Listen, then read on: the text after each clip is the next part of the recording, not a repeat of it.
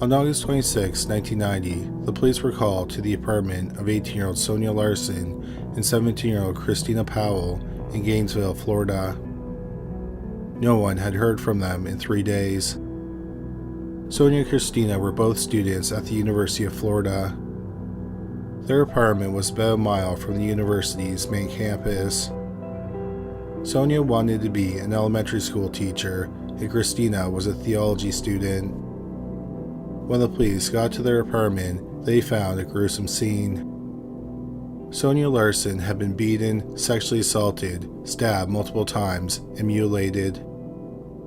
Christina Powell had also been sexually assaulted and stabbed 5 times in the chest and the back. Her body was posed in a sexually suggestive manner. Both women had been bound with tape. The killer had removed the tape and taken it with him. The killer also tried to destroy physical evidence by washing the victims with dish soap. Nothing had been stolen, and there were no signs of a break-in or forced entry.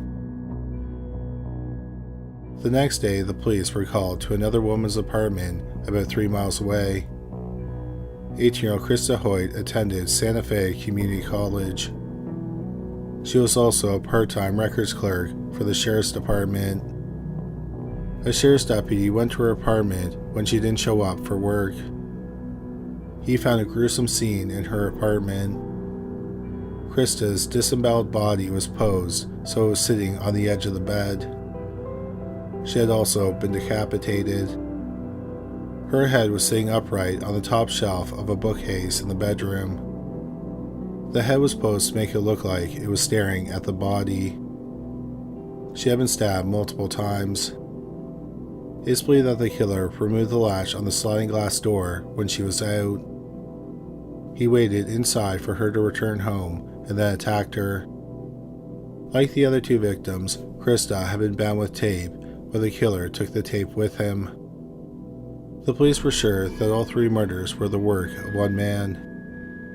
Unfortunately, they had no idea who he was.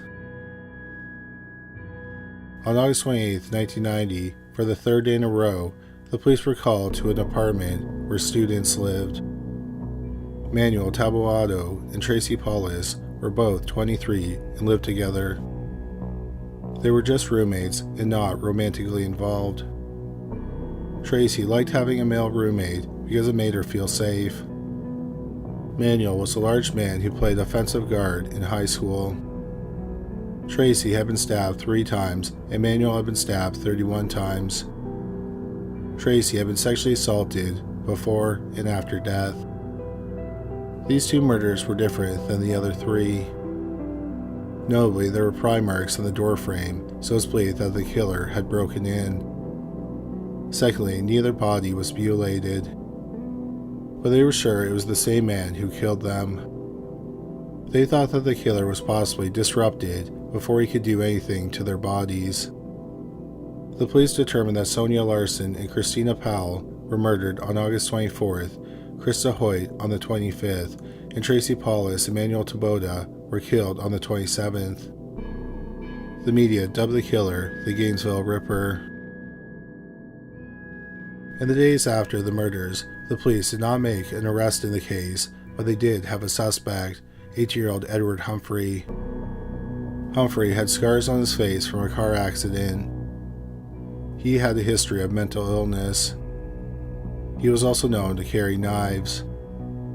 Humphrey had lived in the same apartment building as the last murder victims, Manuel Taboada and Tracy Paulus. He supposedly had a crush on Tracy. On August 30th, 1990, 2 days after Tracy and Manuel's bodies were found, Humphrey was arrested for assaulting his grandmother. However, the police found no physical evidence, like fingerprints, that placed Humphrey at any of the crime scenes. DNA had been found at all 3 crime scenes, and it belonged to the same man. In October 1990, the police learned it was not Humphrey's DNA, so he was cleared as a suspect.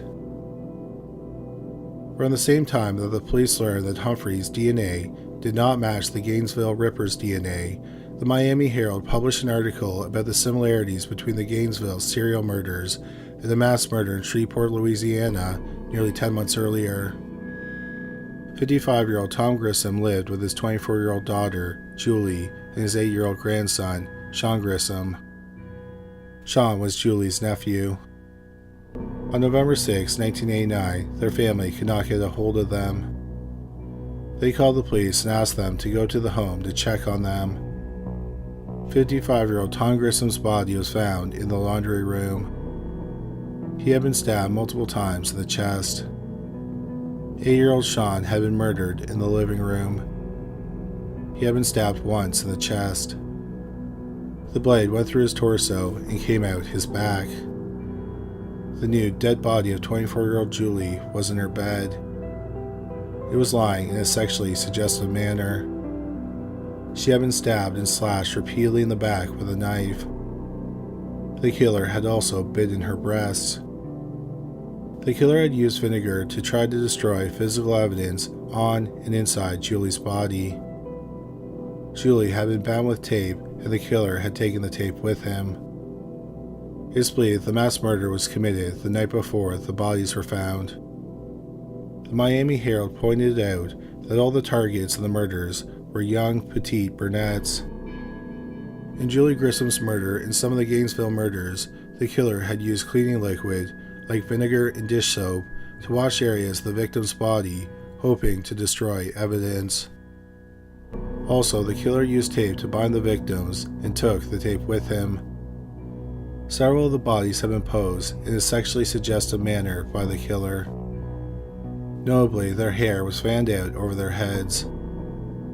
The Gainesville police had been talking to the police in Shreveport for months before the article was published. Initially, they did not believe it was committed by the same man. But after Edward Humphrey was eliminated as a suspect, they thought that there was a good chance the mass murder in Shreveport and the serial murders in Gainesville were connected.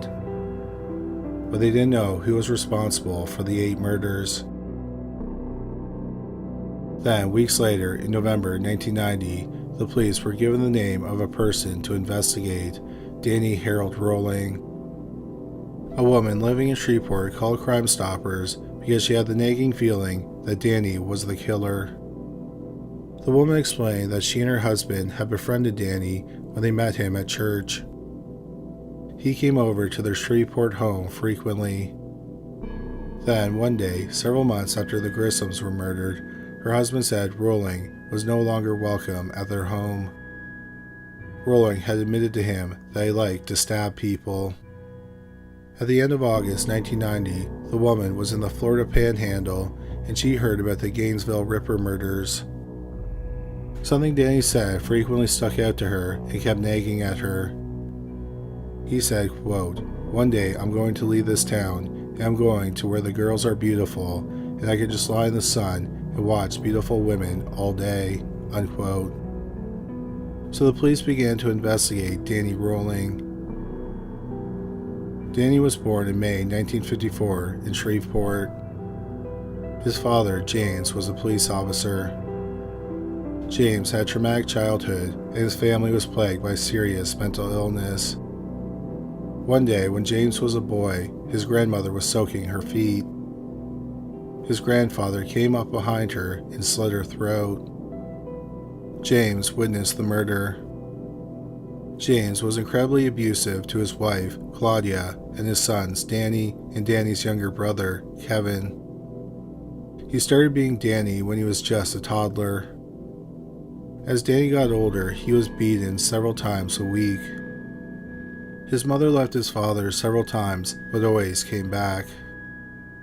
Danny was held back in school several times because he missed class so often because of the abuse. When Danny was 11, he started drinking. He then started using drugs like marijuana and LSD. In July 1979, 25-year-old Danny was sentenced to 6 years in prison for robbing 3 grocery stores. He tried to escape several times. He was released in June 1984. In March 1986, 31-year-old Danny was convicted again of robbing a grocery store and he was sentenced to 4 years in prison. He was paroled in July 1988. A year and a half later, the Grissoms were killed. About 6 months after the mass murder, on May 18, 1990, 35-year-old Danny got into an argument with his father. It turned into a gunfight between the two men. Danny was unharmed, but his father was shot in the stomach and the forehead. His father survived, but he lost an eye and an ear. Believing he had killed his father, Danny fled town. In November 1990, when the police began to investigate Danny Rolling, he wasn't difficult to find. He was serving a life sentence in Florida. On September 7, 1990, less than 2 weeks after the Gainesville murders, Danny robbed a grocery store in Ocala, Florida. He led the police on a high-speed chase as he tried to escape, and he crashed his car. He was unharmed and taken into custody. On September 17, 1990, Danny pleaded guilty to robbery. He was sentenced to life in prison because he was a repeat offender. Knowing Danny's background gave the police new insight into the investigation. Hours before Krista Hoyt was killed, there was a bank robbery about half a mile from her home. Since Rolling had a history of committing armed robberies, the police thought it was possible he robbed the bank. During the robbery, a teller put a dye pack in the bag with the money she gave to the robber. Hours after the bank robbery, a police officer saw two men acting suspiciously near the edge of the woods close to the bank. The officer followed them back to their campsite in the woods. When he ordered them to stop, one man ran away. The officer arrested the other man. He said he knew nothing about the other man. He had nothing to do with the bank robbery. The officer searched the campsite and found several things, including dye-stained money, a brown ski mask, a 9mm handgun, and a cassette player with a tape in it. At the time, the police had no reason to suspect that any of the items were connected to the murders.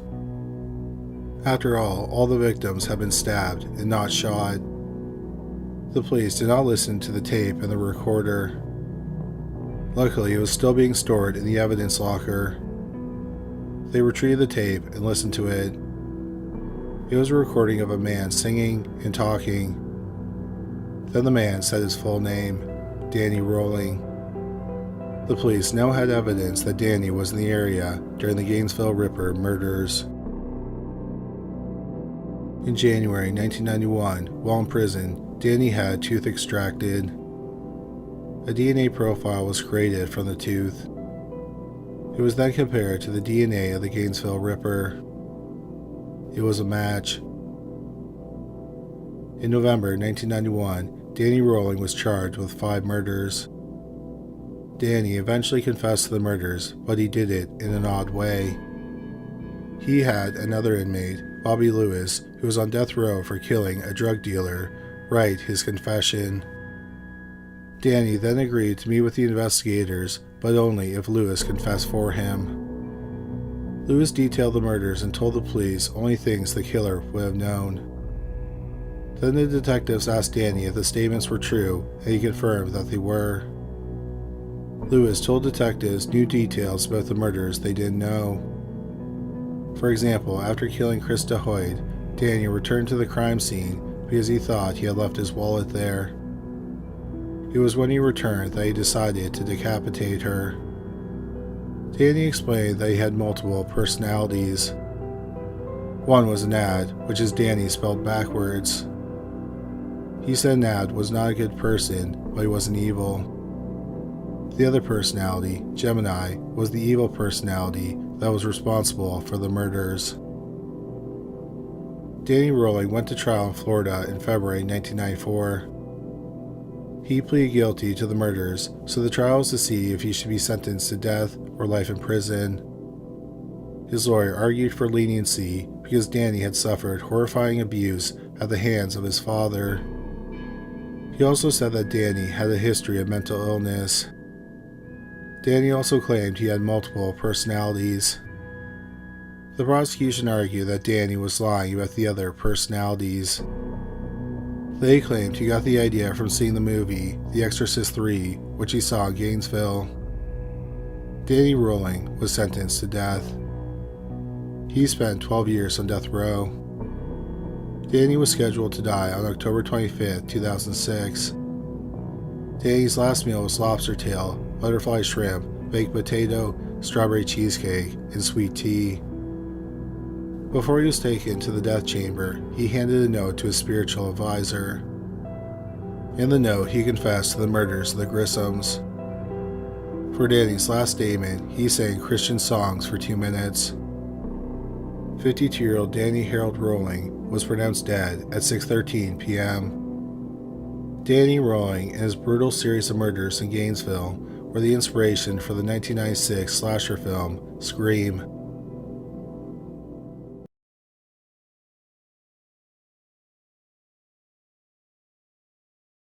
In their September 2018 video, 3 killers who escaped from custody and were never recaptured features one of the most fascinating cases we've ever come across, the case of Sharon Kinne. Sharon Hall was born in November 1939 in Independence, Missouri. In the summer of 1956, when Sharon was 16 years old, she met 22-year-old James Kinne at a Mormon church function. They dated for the rest of the summer, and then James returned to school at Brigham Young University in Provo, Utah. Sharon wrote to him and said she was pregnant. In October 1956, James left school on what was expected to be a temporary hiatus, and he married Sharon in Independence. After they were married, Sharon claimed she had miscarried, but within months she became pregnant. In the autumn of 1957, she gave birth to a daughter, Dana. The Kinne's family life was far from ideal. James, who didn't return to school, worked the night shift at a factory in Independence. He didn't make much money, and what little he did make, Sharon would spend it. Also, Sharon wasn't a faithful spouse. She was having affairs with multiple men. Sometime in the spring of 1960, after about 3.5 years of marriage, James learned that Sharon was cheating on him. On March 18, 1960, James told his parents that he and Sharon were getting divorced. The next day, at around 5:30 p.m., Sharon called the police. The police and the paramedics arrived at the house. James was alive, but barely. He had been shot in the back of the head while lying in bed. 25-year-old James died before he reached the hospital. Sharon had an unusual story. She claimed that her 2.5-year-old daughter, Dana, had shot James. Sharon explained that James was sleeping in the bedroom and she was somewhere else in the house. She heard the gunshot and rushed to the bedroom. She found Dana in the bedroom holding the gun. The police talked to friends and neighbors. Several people said that James had let Dana play with unloaded handguns. The police did tests and discovered that Dana was physically capable of pulling the trigger. So the death of 25-year-old James Kinne was labeled an accident. Sharon collected $29,000 from a life insurance policy that James had on his life. Counting for inflation in 2025, that is over $316,000. Then, 2 months later, on May 23, 1960, Sharon called the police. She said she had found a dead body. She directed them to the outskirts of Independence. When the police arrived in the area, they found Sharon with her boyfriend, John Boldis, and the dead body of a woman. The victim was identified as 23-year-old Patricia Jones. Patricia had been shot 4 times. She had gone missing from her home in Independence the day before. Once again, Sharon had a bizarre story for the police. Sharon said that they heard that Patricia was missing, and she suggested to her boyfriend, John Boldis, that they should look for her. Boldis was the one who suggested the area because he knew it was isolated. He and Sharon went on dates there, including when she was married to James. The police investigated the murder and learned that the last person to see Patricia Jones alive was Sharon Kinne. Sharon told the police that she met with Patricia because she had important information to share with her. Sharon said that her sister was having an affair with Patricia's husband, Walter Jones. She thought that Patricia should know about the affair. Sharon said that after telling Patricia about the affair, she dropped Patricia off outside her home. As she drove away, she saw Patricia talking to a man outside her home. The police talked to Patricia's husband, Walter. He admitted he was having an affair. But he was having an affair with Sharon, not her sister. After Sharon got the insurance payout, she purchased a car from the dealership where he worked. This initial meeting led to them having an affair. The day before Patricia went missing, Sharon told Walter that she was pregnant. Walter ended the affair, and Sharon was upset. The police learned that the gun that killed Patricia was a .22 caliber, which is the same caliber that was used to kill James Kinne, but the police still had that gun in evidence. The police talked to friends of Sharon.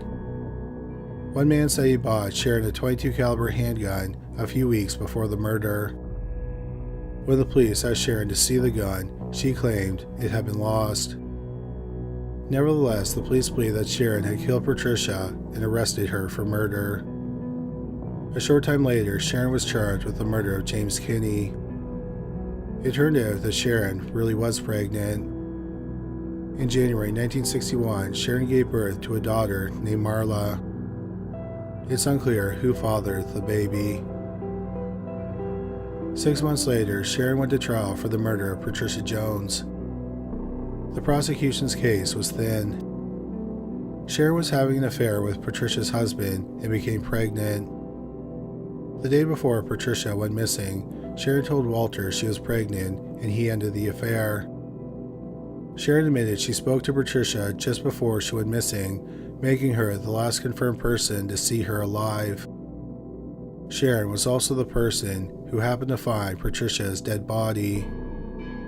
Sharon's defense pointed out that no physical evidence connected her to the shooting. Notably, the murder weapon was never found. The all-male jury deliberated for an hour and a half, and Sharon was found not guilty. People in the courtroom cheered for her. One juror asked Sharon for her autograph. In January 1962, 6 months after the trial for the murder of Patricia Jones, Sharon went to trial for the murder of her husband, James. This time, she was found guilty. She was then sentenced to life in prison. Her lawyer appealed her conviction. The Missouri Supreme Court concluded that there was a problem during the jury selection process. So in March 1963, Sharon's conviction was overturned and she was granted a new trial. Sharon went to trial for a second time for the murder of James Kinne in March 1964. However, midway, mistrial was declared because of a problem with a juror. 3 months later, Sharon went to trial for a third time. The all-male jury couldn't reach a unanimous decision. They had voted 7-5 to acquit. So a mistrial was declared. The district attorney had decided that she would face trial for a fourth time. It was scheduled for October 1964. While Sharon awaited trial, she was out on bond. Part of the condition of her release was that she couldn't leave the country. But in 1964, Sharon and her boyfriend, Francis Samuel Pugliese, traveled to Mexico City, Mexico. Sharon got into the country by pretending she was married to Pugliese, and she used his last name. On September 18, 1964, Sharon and Pugliese got into an argument, and Sharon left the hotel room. She went to a bar and met 45-year-old Francisco Paredes Ordóñez. Ordóñez was born in Mexico, but he was a naturalized American citizen, and he worked as a radio announcer in Chicago, Illinois. They went back to Ordóñez's hotel room. Sharon would later tell the police that he started making sexual advances on her, and she told him to stop. She said she felt threatened, so she shot Ordóñez twice in the chest. The gunshots drew the attention of a hotel employee who went to the room. When he looked in the room, Sharon shot him in the shoulder. The employee managed to lock her in the room and called the police. Sharon was arrested. The hotel staff members survived the shooting, but Adornez did not. Sharon was arrested and charged with murder. The police searched Sharon's hotel room and found 2 more guns. One of the guns was the weapon used to kill Patricia, which Sharon said she lost before the murder. However, since Sharon had already been acquitted of Patricia's murder, she could never be retried for that murder.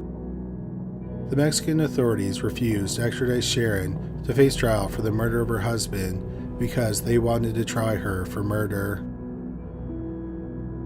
In October 1965, Sharon went to trial for the murder of Francisco Paredes Ordóñez in Mexico City. She was found guilty and she was sentenced to 10 years in prison. She appealed her sentence and a panel of 3 judges agreed that it wasn't suitable. But they believed it was too lenient and extended her sentence by 3 years. Sharon became fluent in Spanish during her time in prison. By December 1969, Sharon had been in prison for 5 years. On December 7th, there was a blackout in the prison. When correctional officers did a roll call at 5:30 p.m., Sharon wasn't there. However, no action was taken by the guards. Hours later, there was a second roll call that Sharon wasn't present for. It was only after that second roll call that the prison alerted the police that Sharon had escaped from prison. The FBI was also notified. There was a 12-day search, but Sharon Kinne, who turned 30 a week earlier, was nowhere to be found. There were several theories about what happened to Sharon Kinne. The leading theory was that she crossed the border into Guatemala and was living in South America. The FBI doubted that she would come back to the United States. If she did and she was discovered, she would have to face trial for the murder of her husband. Another theory was that Sharon escaped with the help of her victim's family, the Ordóñez family.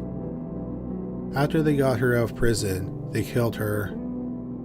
But this was all just speculation, and the authorities had no idea what happened to Sharon Kinne. Her whereabouts remained a mystery for 54 years. Then, in December 2023, the authorities in Missouri received an anonymous tip regarding Sharon Kinne's whereabouts. They claimed that for decades she had been living in Tabor, a small town in southern Alberta, Canada. In 2023, just over 8,800 people lived in the town. Tabor is known as the corn capital of Canada because of how much corn is grown in the area. The tip included an obituary for a woman named Deidre Grace Glabus L. Deidre, who went by Dee, had died nearly a year earlier on January 21, 2022, at the age of 82. The police investigated the lead. The funeral home where Dee's funeral was held had her fingerprints on record. They were compared to the fingerprints of Sharon Kinne. The fingerprints were a match. The police did their best to piece together what happened after Sharon Kinne escaped from prison in Mexico. However, a lot is still unknown. But what is known is at some point, possibly within days of her escape, contrary to the FBI's expectations, she returned to the United States. Sharon escaped from prison in December 1969, and in 1970, she married a man named James Glabus in Los Angeles, California. In 1973, they moved to Tabor. They ran a motel and eventually became realtors. In August 1979, James died at age 39.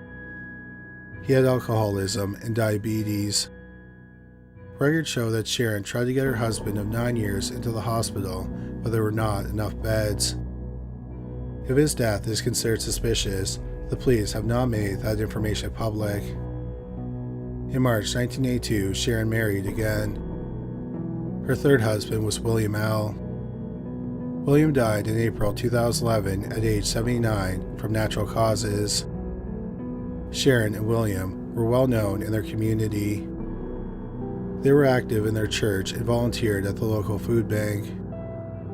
Sharon was known to make banana bread for the food bank. Sharon was the chair of Tabor's Daycare Center Steering Committee. She was also known for her talented needlework, and she made quilts. She also played bridge regularly with a group of friends.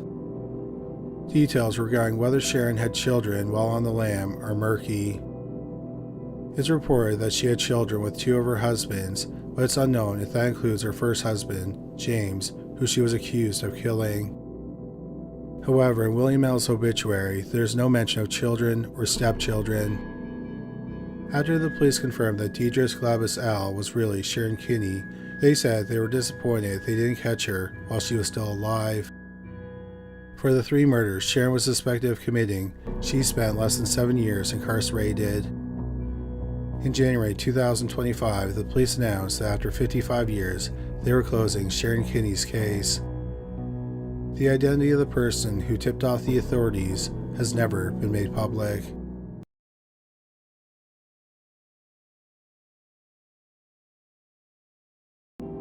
On April 8, 1986, an 8-year-old girl named Sarah was leaving her family's apartment in Paris, France. In the elevator of her building, she was confronted by a man who said he was a police officer.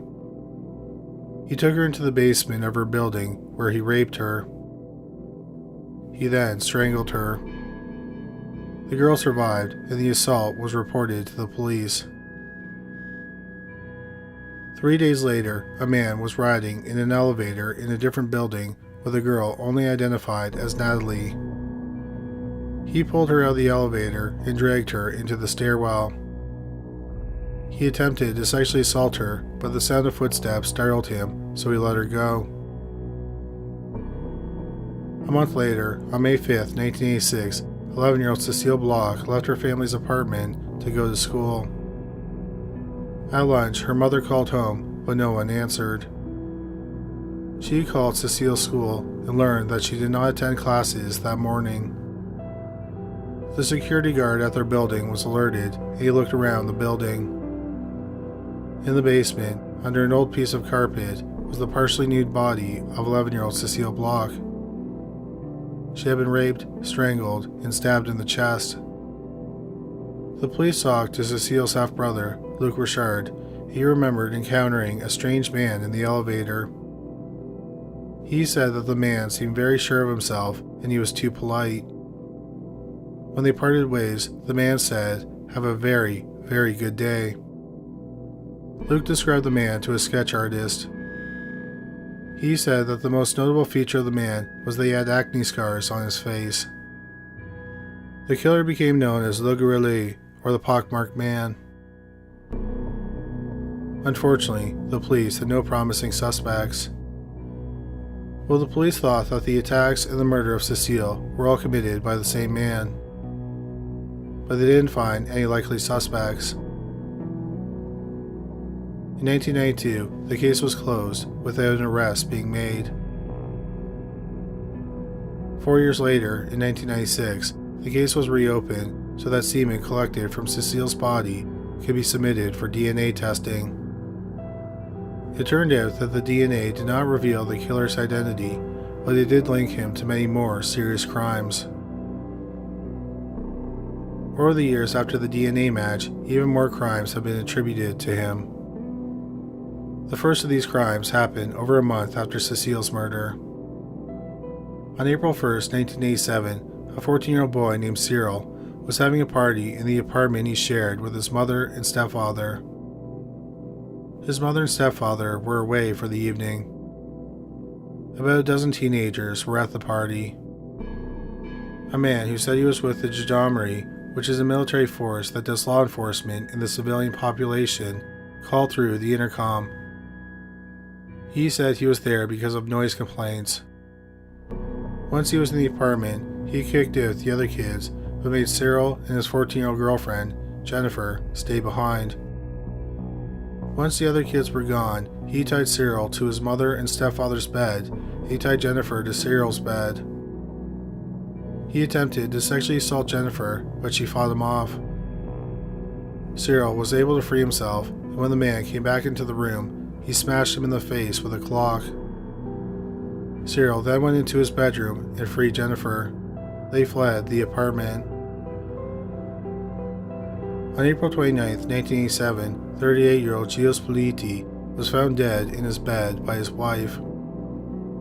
Politi worked as an overnight mechanic for Air France. When he was found, he was naked and he had been tied to the bed. He had been tortured by being burned with lit cigarettes. Finally, he was strangled to death with a garrote. In another bedroom was the dead body of the family's German au pair, 21-year-old Irmgard Müller. She had also been tied to the bed and tortured with a lit cigarette. In addition to that, she had been sexually assaulted. Finally, her throat had been slit. Less than 2 weeks later, a man knocked on the door of a 26-year-old woman identified as Andrea S. The man said he was a police officer and he was investigating a report of strange noises. Andrea didn't doubt that the man was a police officer. He had a walkie-talkie and a gun. Suddenly, he pushed her into her apartment. He pulled out the gun and tied her up. He then sexually assaulted her. When he was done, he left the apartment. Andrea was able to free herself and she called the police. 4 months later, on September 2, 1987, a 34-year-old school teacher named Sylvia was selling a cabinet. A man came to her apartment saying he wanted to look at the cabinet. When he was in her apartment, he pulled out a gun equipped with a silencer. He forced her into the bedroom where he tied her up and then raped her. He left her alive. A month and a half later, on October 20th, 1987, a man identifying himself as a police officer knocked on the door of a 29-year-old editor for a fashion magazine named Lori. At the time, Lori had a friend over, and her friend had her 18-month-old baby with her. He tied up both women.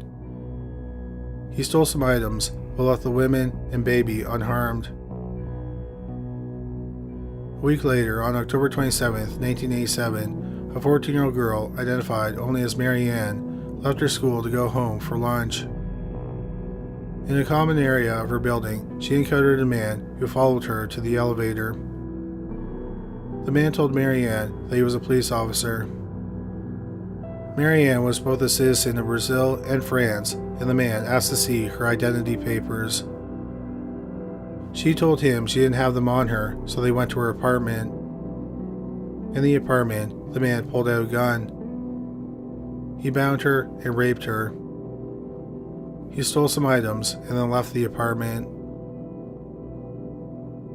On November 26, 1987, 4 women living in the same area said that they were harassed by a young man who claimed he was a police officer. He tried to get into their apartments, but all 4 women were able to get in and keep the man away from them. On November 30th, 1987, the same man tried to kidnap a 25-year-old woman. He thought he was following her into her apartment, but the woman actually entered a photo lab that had several people in it. When he saw the other people, he left.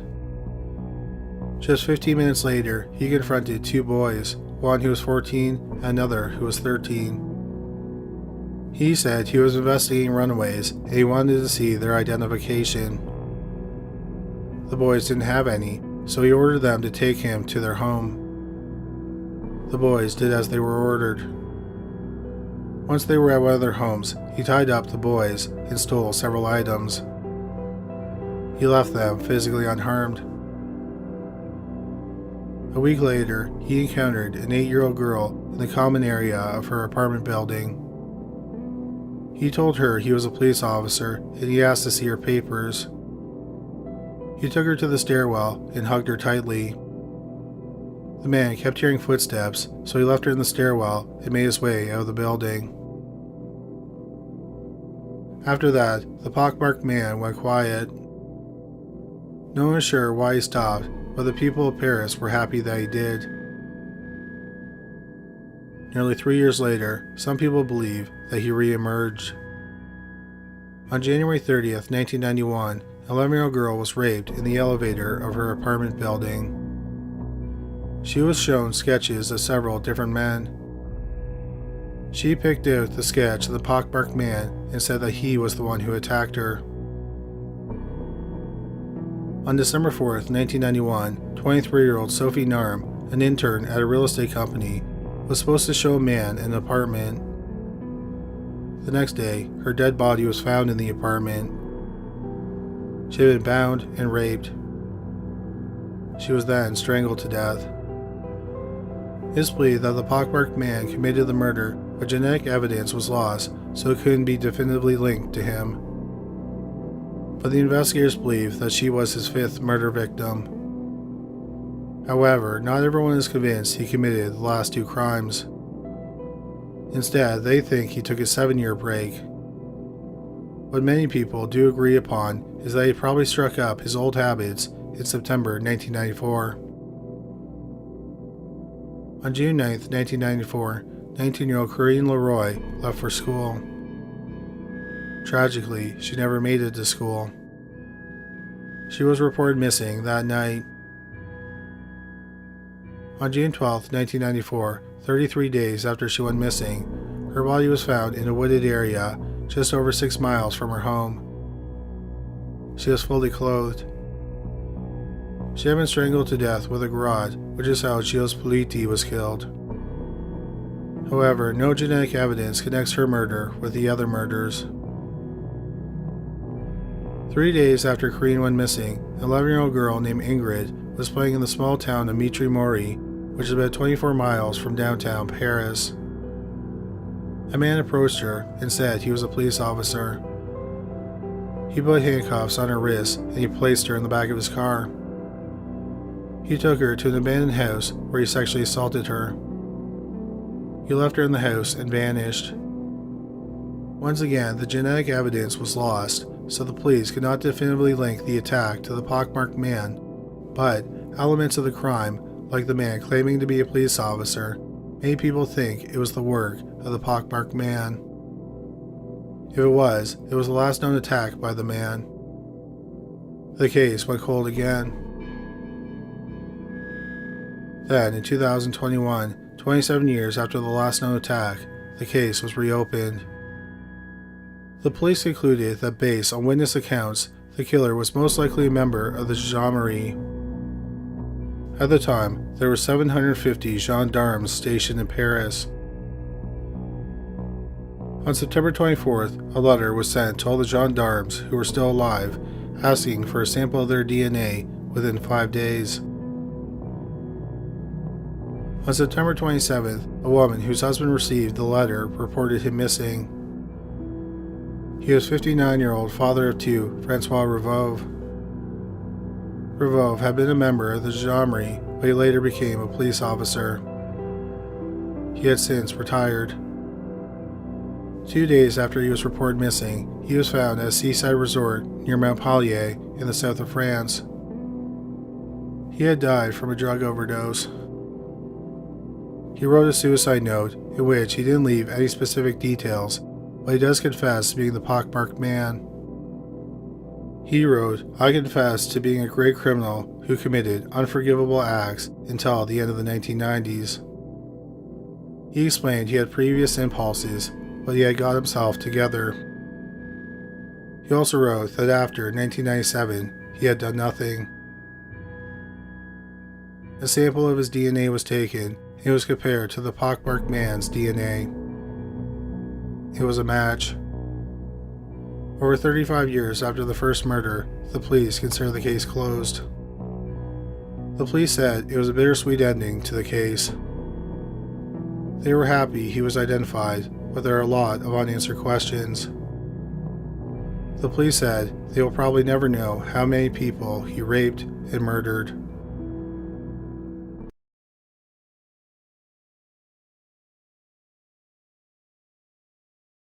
On May 15, 1981, 31-year-old Donna Payant went to her job as a correctional officer at Greenhaven Correctional Facility in Stormville, New York. She had been working there for about a month after being transferred from another prison. Donna came from a family of correctional officers. Her father and husband were both correctional officers at different prisons. Donna and her husband, Leo, had 3 children. On May 15, 1981, Donna clocked in for her shift at 12:09 p.m. at the maximum security, all-male prison. At 12:45, she was at roll call. After roll call, she and 2 co-workers started walking towards the yard where Donna was to stand guard. As they were walking in a corridor, a phone on the wall rang, and one of the correctional officers answered it. The caller asked for Donna, and Donna took the phone. There are several different reports about Donna and the phone conversation. Some sources say that Donna was struggling to hear the caller because of how many people were in the corridor. Another source said she was trying to keep the conversation private. Donna ended the call, gave her gear to her co-worker, and walked away. Once again, there are differing accounts of what she said when she left her co-workers. One source said that she was leaving because something was wrong with her scheduling. Another source said that Donna told her co-workers that she was going to put an end to it, but she didn't explain what it was. A third source said that Donna simply said she would be back soon. What is known is that Donna walked down the corridor towards the chaplain's office. About 5 hours later, at 6 p.m., there was another roll call for the correctional officers.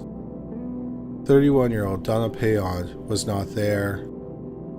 Her co-workers realized she hadn't been to any of her assignments that day. A search of the prison was conducted, and Donna wasn't found. 2 hours later, a lockdown was initiated. Around midnight, a team of 200 people was brought in to assist in the search. They also had trained dogs. But no trace of Donna or clues as to what happened to her were found. In the early morning, about 12 hours after Donna went missing, a garbage truck came to the prison. Prison staff watched the garbage get loaded into the back of the truck. They saw nothing unusual, so the trash was compacted. The garbage was then driven to a dump in Amnia, New York, which is about 25 miles away. 2 correctional officers went with the truck to the dump site. After the contents were dumped at the landfill, a bulldozer spread out the trash. Amongst the trash, they found the dead body of 31-year-old Donna Payon. The bulldozer had run over her body. Donna's body was wrapped in 3 garbage bags. Masking tape had sealed the garbage bags shut. Her hands were bound with cord from Venetian blinds. The same kind of Venetian cord was wrapped around her neck. She had also been sexually mutilated. Her nipples had been amputated. An autopsy was difficult because of the condition of the body.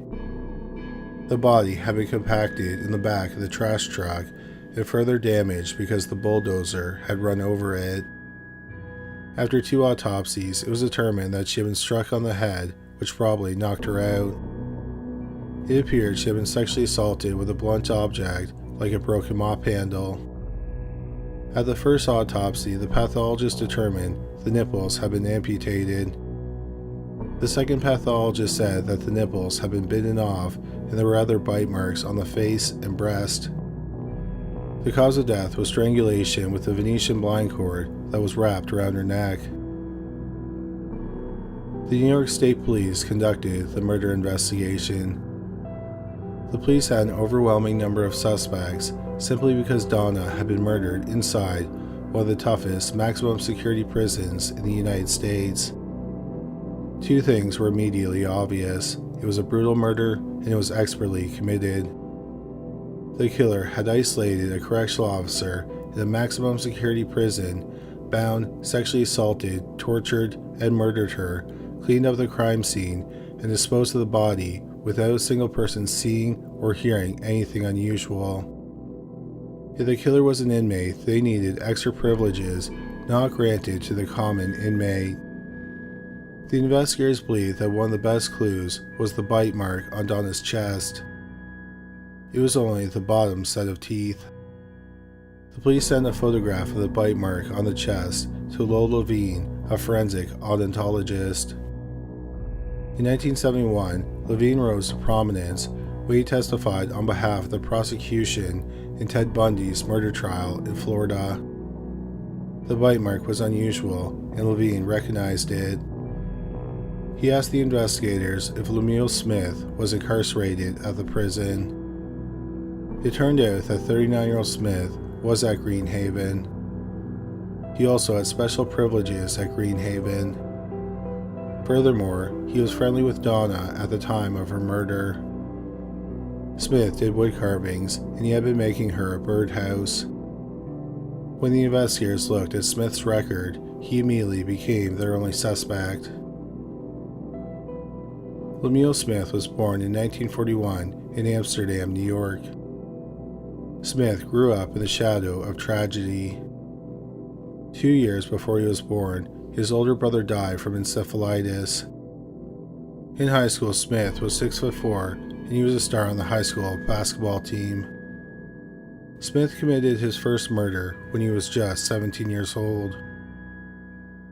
On January 21, 1958, he attacked 46-year-old Dorothy Water Street as she was walking alone in a parking lot in Amsterdam. He stabbed her 5 times in the face with a nice pick-like object and beat her. He stole $30 and some jewelry. Later, the jewelry was found in a locker in the change room of Smith's high school gym. Smith, who was on the basketball team, had access to the locker.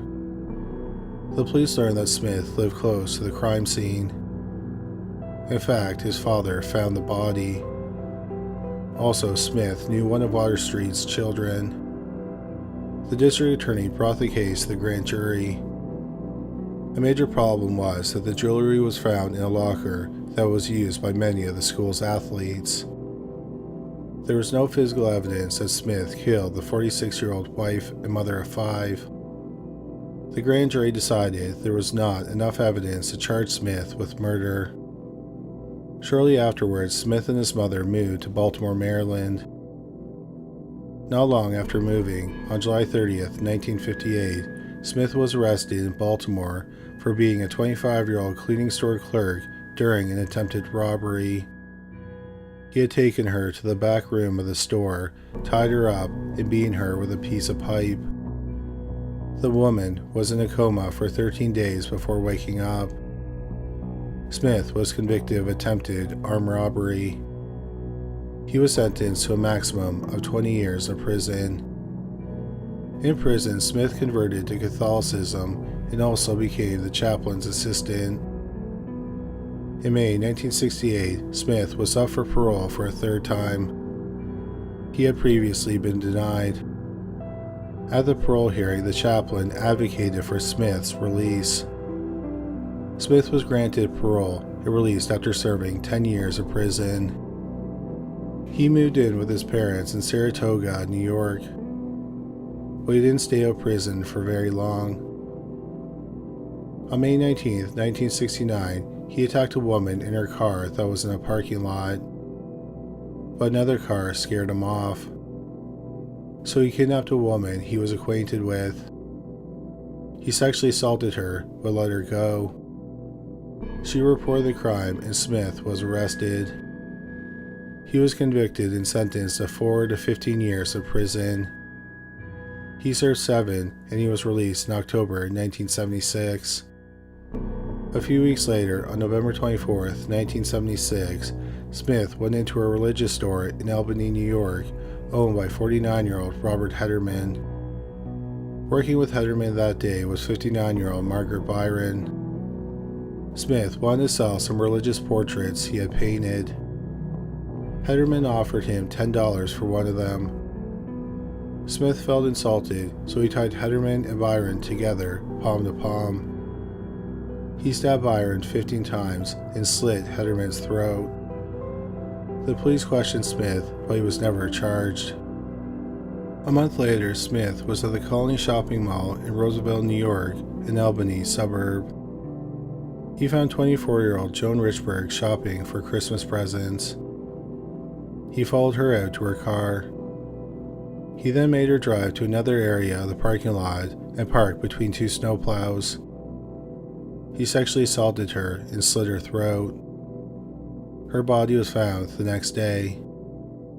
On July 21, 1977, he kidnapped 30-year-old Mary Wilson, a legal secretary, after she left her workplace in Schenectady, New York. He bit her on the face and breast. She died from massive chest injuries. Smith had stomped her to death. Also, wooden stakes were driven through her body. On August 19, 1977, Smith kidnapped an 18-year-old legal secretary.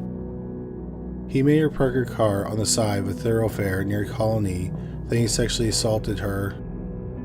A trucker spotted the car and called the police on a CB radio. The police arrived and saved the woman. Smith was taken into custody. The police thought that Smith was responsible for the 4 murders that were committed in the 10 months since he was paroled. However, they were having problems finding evidence that connected him to any of the murders. Then, one of the detectives thought they could compare Wilson's teeth to bite marks on Mary Wilson's body. Experts at the time said that bite marks are unique, like fingerprints. In September 1977, the police had Mary Lee's body exhumed. Dr. Lowell Levine had a cast of Smith's teeth made and compared it to the bite marks. According to Levine, it was a match. So Smith was charged with Wilson's murder. In the lead up to Smith's trial for kidnapping and sexually assaulting the legal secretary, he met with psychiatrist Dr. Zvi Kaplat. When talking to the doctor, Smith confessed to the 5 murders, including Dorothy Waterstreet's murder, which happened 20 years earlier. Smith claimed that he wasn't in control of his body at the time of the murders. Instead, it was his alter ego who was the spirit of his dead brother. Lemuel Smith went to trial in July 1978 for kidnapping and sexually assaulting the legal secretary. He chose to be tried by a judge and not jury. He pleaded not guilty by reason of insanity. Although he wasn't on trial for murder, Dr. Kaplat testified about Smith's belief that his alter ego was responsible for the murders. He also diagnosed Smith with borderline personality disorder and schizophrenia. After the 4-day trial, Smith was found guilty. He was given 2 concurrent sentences of 25 years to life. Since Smith wouldn't be eligible for parole until the age of 86, the district attorney decided not to try him for any of the 5 murders. He was then sent to Greenhaven Prison. In the 3 years since his conviction, Smith was a model inmate and he was made assistant to the Catholic chaplain. When Donna Payon was murdered, she was seen heading in the direction of the chaplain's office. That day, the chaplain was not at the prison. Dr. Lowell Levine compared the cast of Smith's teeth that were made during the investigation into Mary Lee Wilson's murder to the bite mark on Donna's chest. He determined it was an exact match. On June 1, 1981, a few weeks after the murder, Smith was charged with Donna's murder. Lemuel Smith went to trial in January 1983. The district attorney alleged that Smith called Donna on the phone to tell her the birdhouse was finished and he told her to come to the chaplain's office. Donna was embarrassed about the phone call. She was a rookie and an inmate should not be phoning her. The prosecution said she went to the chaplain's office and she planned to put Smith in his place. The prosecution said that they may have argued. Smith snapped and attacked Donna. Then, using garbage bags and masking tape, he wrapped up the body and placed it in the trash can, where it was later taken out with the trash and then ended up at the landfill. In the chaplain's office, there was the same material used in the murder: cord, garbage bags, and masking tape. The chaplain's office had been searched. In the closet, they found hairs that were microscopically similar to Donna's hair. The floor in the chaplain's office had also been recently mopped with semi-clean water. 2 people placed Smith at the chaplain's office on the afternoon of the murder. One was another inmate. He said a few weeks before the murder, he saw Smith paying a metal 55-gallon drum and left it close to the chapel door so it could be used as a trash bin. The inmate had seen Smith empty the garbage can several times in the weeks leading up to the murder. On the afternoon of the murder, the inmate said he saw Smith and Donna enter the chaplain's office together. The inmate said that later that afternoon, he went to throw something out in the drum and he discovered it was no longer there. The second person who saw Smith in the office that day was a correctional officer. Donna went missing just before 1 p.m. The correctional officer said that at around 1:30 p.m., just over 30 minutes after Donna got the phone call, he was in the chaplain's office with another inmate who was making a phone call. He had locked the door behind them. When Smith tried to enter the office and discovered the door was locked, he banged on the door and yelled, quote, "What are you doing here?" unquote. The correctional officer opened the door and saw that Smith was holding garbage bags. The correctional officer said that Smith calmed down and he let him into the office. Smith went into the back room of the office, which was out of sight of the guard. He came out of the back room carrying a 55-gallon drum. He left the drum outside the office and walked away. Dr. Zeev Kaplat also testified.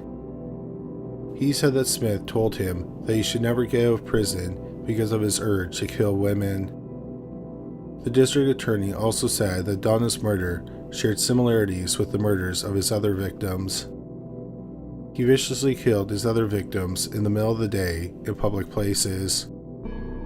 Notably, he had sexually assaulted and killed Joan Richburg in her car in the parking lot of a busy mall at Christmas time. Also, his level of violence was growing to the point where he was biting his victims. He viciously bit his last victim, Marlee Wilson, on the face and the breasts.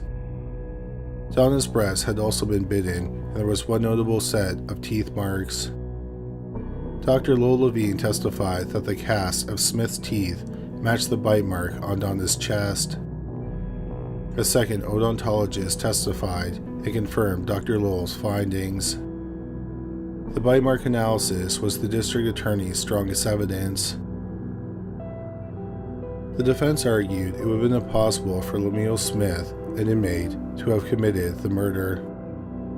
Instead, the defense argued that the killer was a correctional officer or a group of correctional officers conspired together to commit the murder. According to official reports, at the time of the murder, Greenhaven was rife with corruption. Correctional officers ran the drug trade, prostitution rings, and bookmaking in the prison. Inmates could also pay for extra types of freedom. The defense argued that Donna didn't want to be involved in illegal activity. When she was at the academy training to be a correctional officer, she filed a sexual harassment lawsuit against one of her instructors after he came into her room uninvited late at night. She later withdrew her lawsuit. Because of the lawsuit, it's believed that correctional officers thought she may have been a whistleblower. If she told anyone about the corruption, people wouldn't just lose their jobs, they would end up in prison. 3 days before the murder, Donna had argued with a fellow correctional officer. Investigators later determined he was selling cocaine in the prison. Smith's lawyer argued that Donna was murdered to keep her quiet and Smith was framed. The defense also had a second theory about why Donna was killed. Donna's family lived over 250 miles away in Dannemora, New York. She lived in Stormville, close to the prison on weekdays, and went home on the weekends to Dannemora. She was hoping to get transferred to a prison closer to her family's home. Since moving to Stormville, Donna had been involved in 2 extramarital affairs. The defense argued that she may have been killed because of the affairs. The defense argued it would have been impossible for an inmate to have killed Donna, but elements of the crime indicate that a correctional officer, or a group of them, killed her. The defense pointed out that it was odd that no one noticed that Donna was missing for almost 5 hours. Prison officials argued that the complex is like a small city and it's impossible to keep track of everyone at all times. The defense countered that it's hard to believe that no one asked about her whereabouts all afternoon. There were also major problems with the 2 witnesses who placed Smith in the chaplain's office that afternoon. The first was the inmate who saw Donna and Smith going into the chaplain's office. He only agreed to testify after he made a deal with the prosecution. In exchange for testifying, he was promised a recommendation for clemency. The other was the correctional officer who saw Smith with the garbage bags. He was one of the corrupt correctional officers, and in exchange for testifying, he was given immunity from drug charges. The correctional officer's story also didn't make sense. When Smith came into the chaplain's office, he was carrying garbage bags. This is important because Donna's body was wrapped in garbage bags. Smith went into the back room and came back out carrying the 55-gallon drum, which he left outside the office. That means while the correctional officer was in the next room, Smith wrapped Donna's dead body in garbage bags and masking tape. Then, by himself, he lifted the dead body and put it in the drum. Would Smith have been able to do this without the correctional officer noticing anything unusual? He then supposedly carried the drum with the dead body outside the office. Would he have been able to carry the drum with the dead body in it without looking suspicious? Another problem is that other correctional officers said they saw Donna later in the afternoon. But after Smith was arrested, they changed their timeline. Another problem is that the correctional officers didn't see Donna in the office where it's alleged the murder happened. But there was no physical evidence that the crime was committed in the office. The floor had been recently washed, but was washed with water that was described as cleanish. Water doesn't clean up blood entirely, especially against luminol. However, absolutely no traces of blood were found in the chaplain's office. Hairs were found in the closet in the office, and they were microscopically similar to Donna's hair. But these hairs were only similar, and there's no confirmation that it was Donna's hair. Even if it was Donna's hair, that didn't prove she was murdered in the office. There are many other innocent explanations as to how her hair ended up in the office. The defense's biggest question was, how did Smith commit a brutal sex murder of a correctional officer in the middle of a maximum security prison without anyone noticing? Donna's sister pointed out that a murder like Donna's has not been committed before and since then. Smith also managed to leave no forensic evidence behind. His fingerprints were not found on any of the evidence. None of Donna's blood was found anywhere in the prison. No one saw Smith with blood on him or found bloody clothes. The biggest problem for the defense was if Smith didn't kill her, then how did this bite mark end up on her chest? The defense had 3 theories. The first is that it wasn't a bite mark at all. The injury was caused when the trash was compacted or by the bulldozer, and it's just a coincidence that the injury looks like Smith's bite mark. The second was that someone noticed the injury and altered it to make it look like the bite. The third was that the bite mark was purposely put there by pressing a cast onto the body. This would explain why only the bottom bite mark was found. A week before the murder, Smith had gone to see the dentist. The defense argued that the killer, or killers, could have got his dental records from that visit. The trial lasted 3 months, and then it was sent to the jury. The jury deliberated for 4 days. They found Lemuel Smith guilty. At the time, New York had a law regarding the sentencing of people who were already serving a life sentence. If they were convicted of murder, they were to receive an automatic death sentence. So in June 1983, Smith was formally sentenced to death. He became the only person on New York's death row. Smith's lawyer appealed his sentence. A year later, his sentence was overturned. He was sentenced to 50 years to life. 15 of those years were to be served in administrative segregation. Everyone, including Lemuel Smith, agrees that he is a serial killer and not a good man. However, some people do not believe he killed Donna Payan. This includes Donna's family.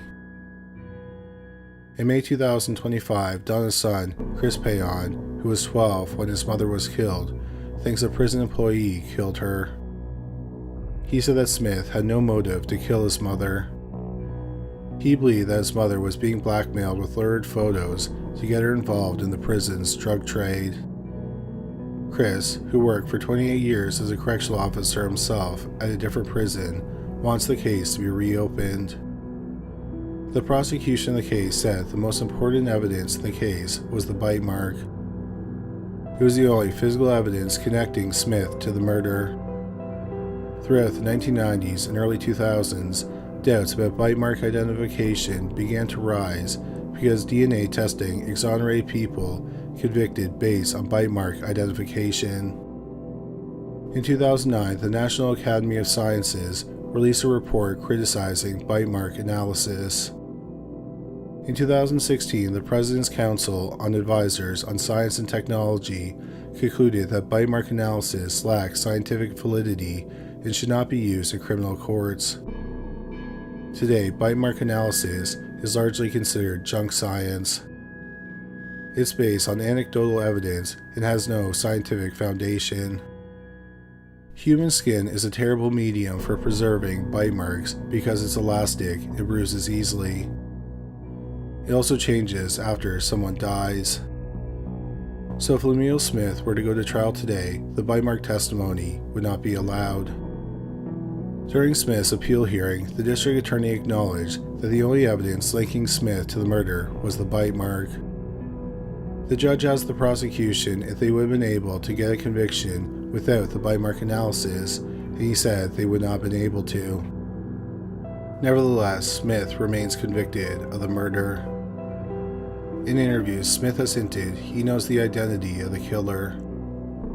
The authorities say of course he does, because he's the killer. At the time of this video, 84-year-old Lemuel Smith is incarcerated at the Bundy Correctional Facility in Alden, New York. Donna Payan was the first female correctional officer killed in the line of duty in the history of the United States.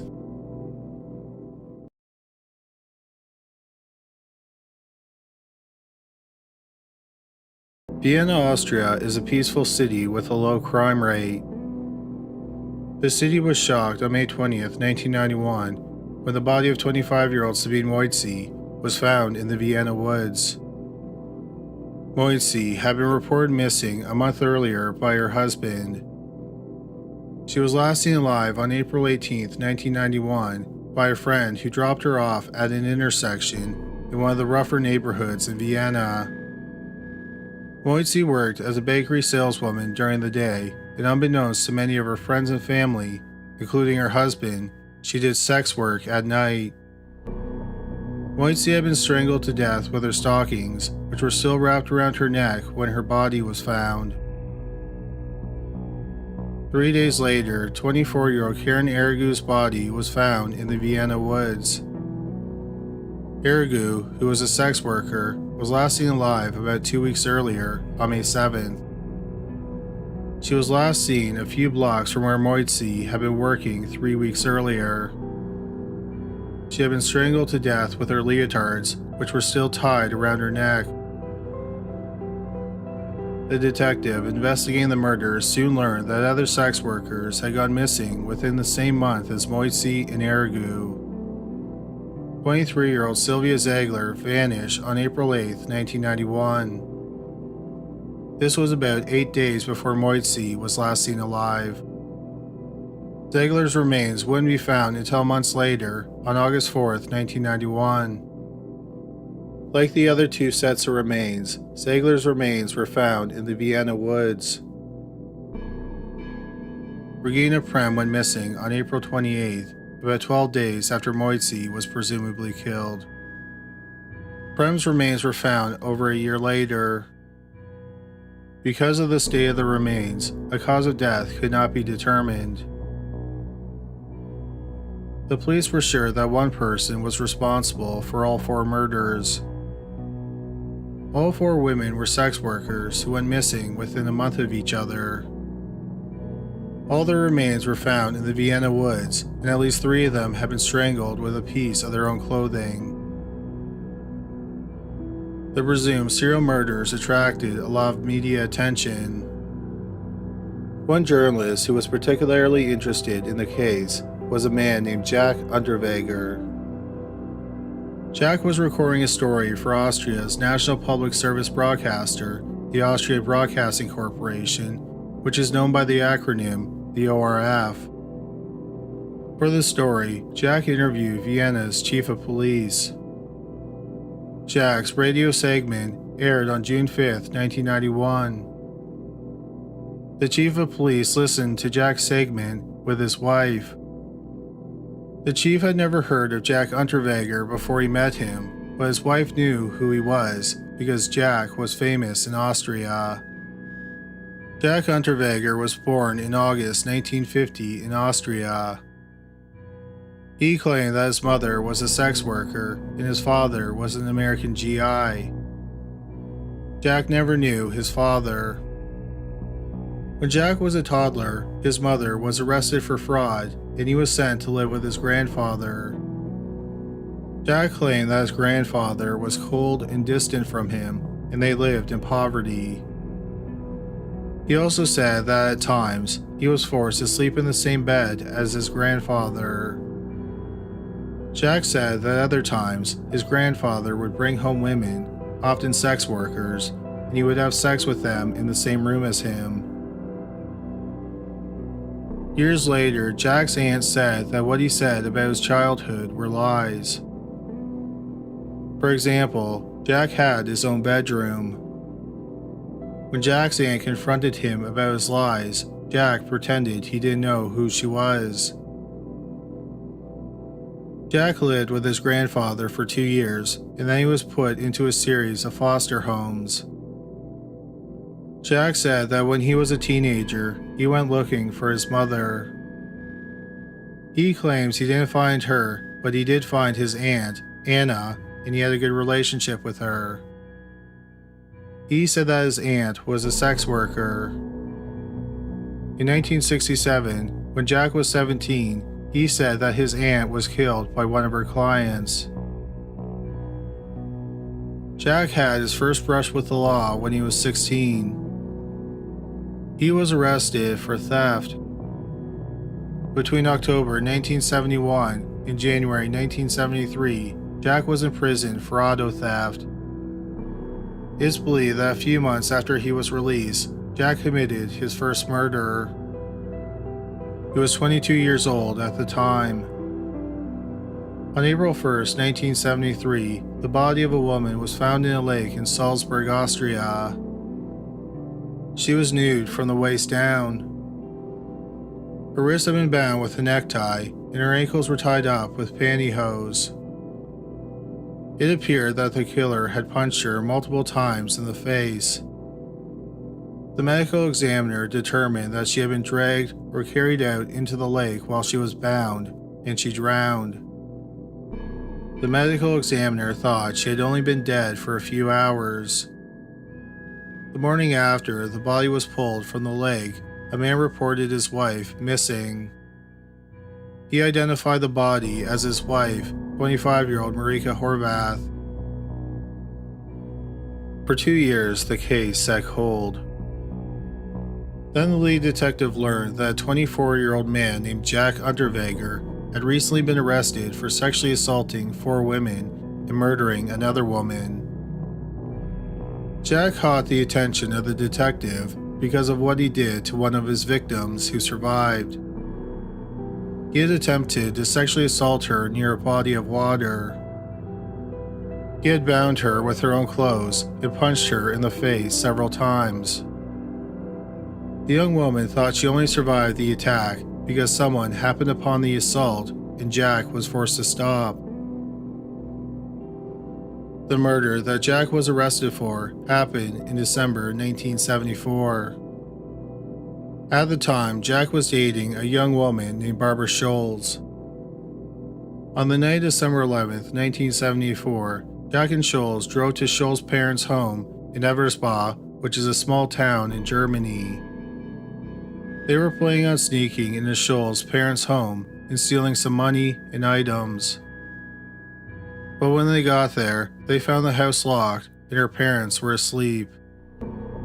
Jack decided they should rob another house. Then they saw 18-year-old Margaret Schaefer walking home. Growing up, Schaefer and Scholes had been neighbors and they had gone to school together. Schaefer had spent the night bowling with friends. Scholes invited Schaefer to come for a drive with them. She accepted, and she got into the car.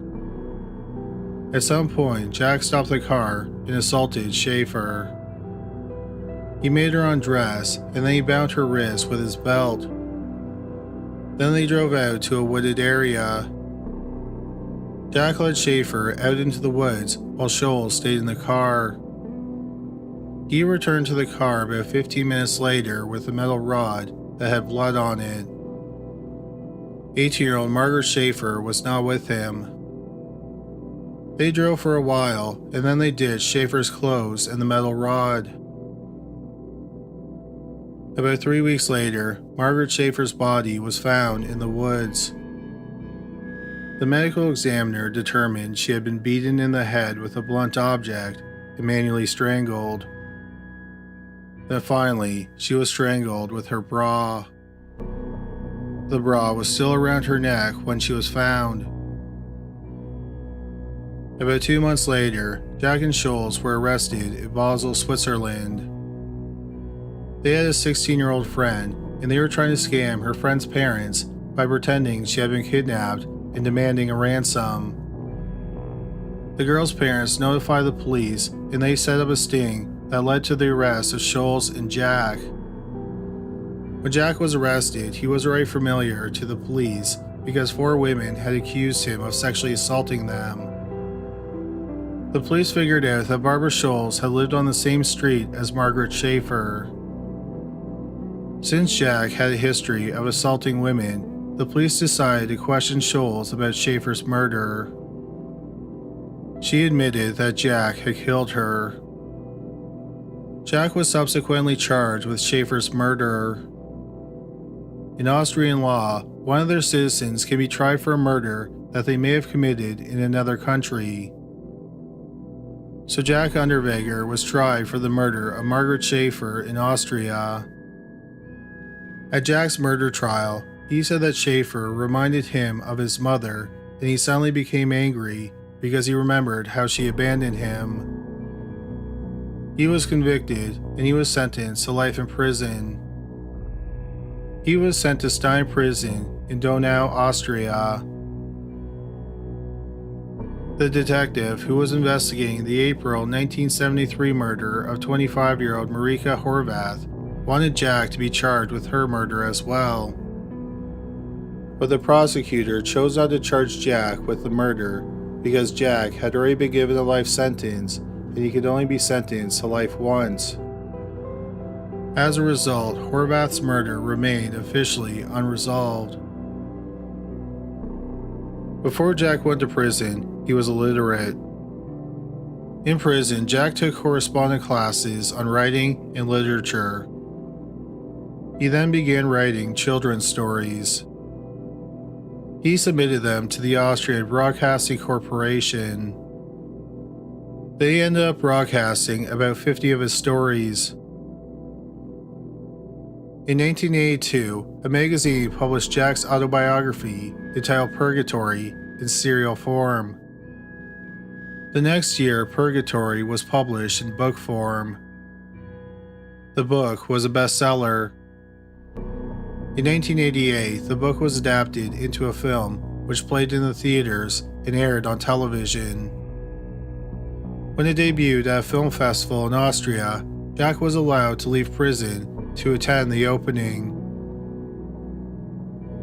While Jack was in prison, he published 6 more books. Jack also wrote a play, and once again, he was allowed to leave the prison to attend the premiere. When Jack got to the theater, he was greeted by fans and paparazzi.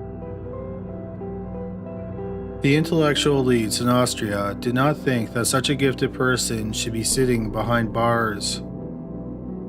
Starting in 1985, several influential people wrote letters to the Austrian government encouraging them to parole Jack. It appeared that the letters paid off. Jack Unterweger was paroled from prison on May 23, 1990. He had spent about 15 years and 4 months in prison. It was the minimal amount of time he could have served on a life sentence. When Jack got out of prison, he was a full-fledged celebrity in Austria. Over the next several months, he was on the cover of many of the national magazines, and he also appeared on talk shows. He went on dates with prominent Austrian actresses and models. He went on tour with a play he wrote, directed, and starred in called Dungeon.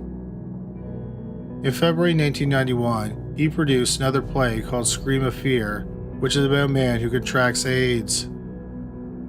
Using a government grant, he went on a 7-city tour. On June 11, 1991, Jack traveled to Los Angeles, California.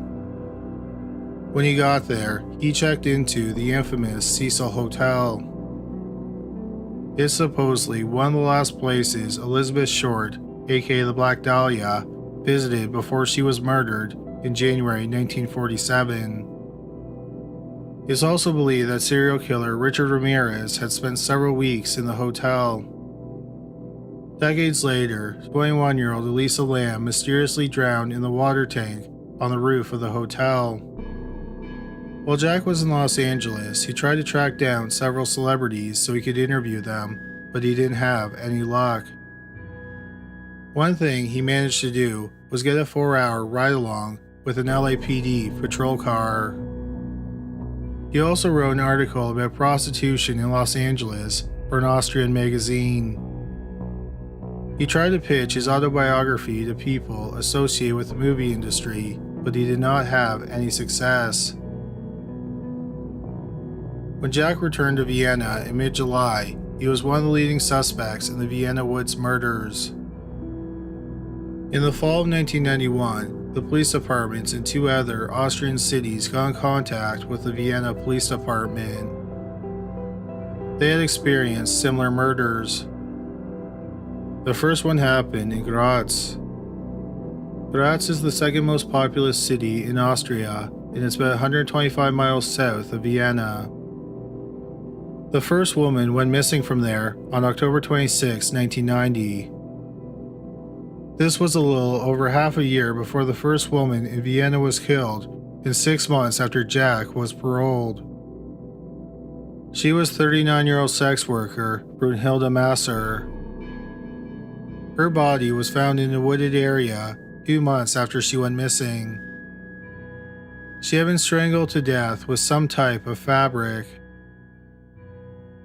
4 months later, on the night of March 7, 1991, 35-year-old sex worker Elfriede Strimp went missing. Her skeletal remains were found 7 months later in a wooded area just outside the city. Most of her clothes were missing. Because of the state of the remains, the medical examiner could not say with any certainty what the cause of death was. However, the skeleton had no signs of trauma, so he thought she had been strangled to death. The other murder happened in the city of Bregenz on December 5, 1990. This is in between the 2 murders in Graz. On that night, 31-year-old Heidi Marie Hammerer had been working her usual street corner. Her body was found about 3 weeks later in a marsh. It appeared she had been strangled to death with a pair of tights. In November 1991, 41-year-old Jack Unterweger started dating an 18-year-old woman. By Christmas, they were engaged to be married. Around the same time, the police in Vienna and Graz were desperate to arrest Jack, but they didn't have any physical evidence that would be considered the smoking gun. Jack was interviewed by detectives in both cities. He provided alibis for the nights of the murders, but none of them checked out.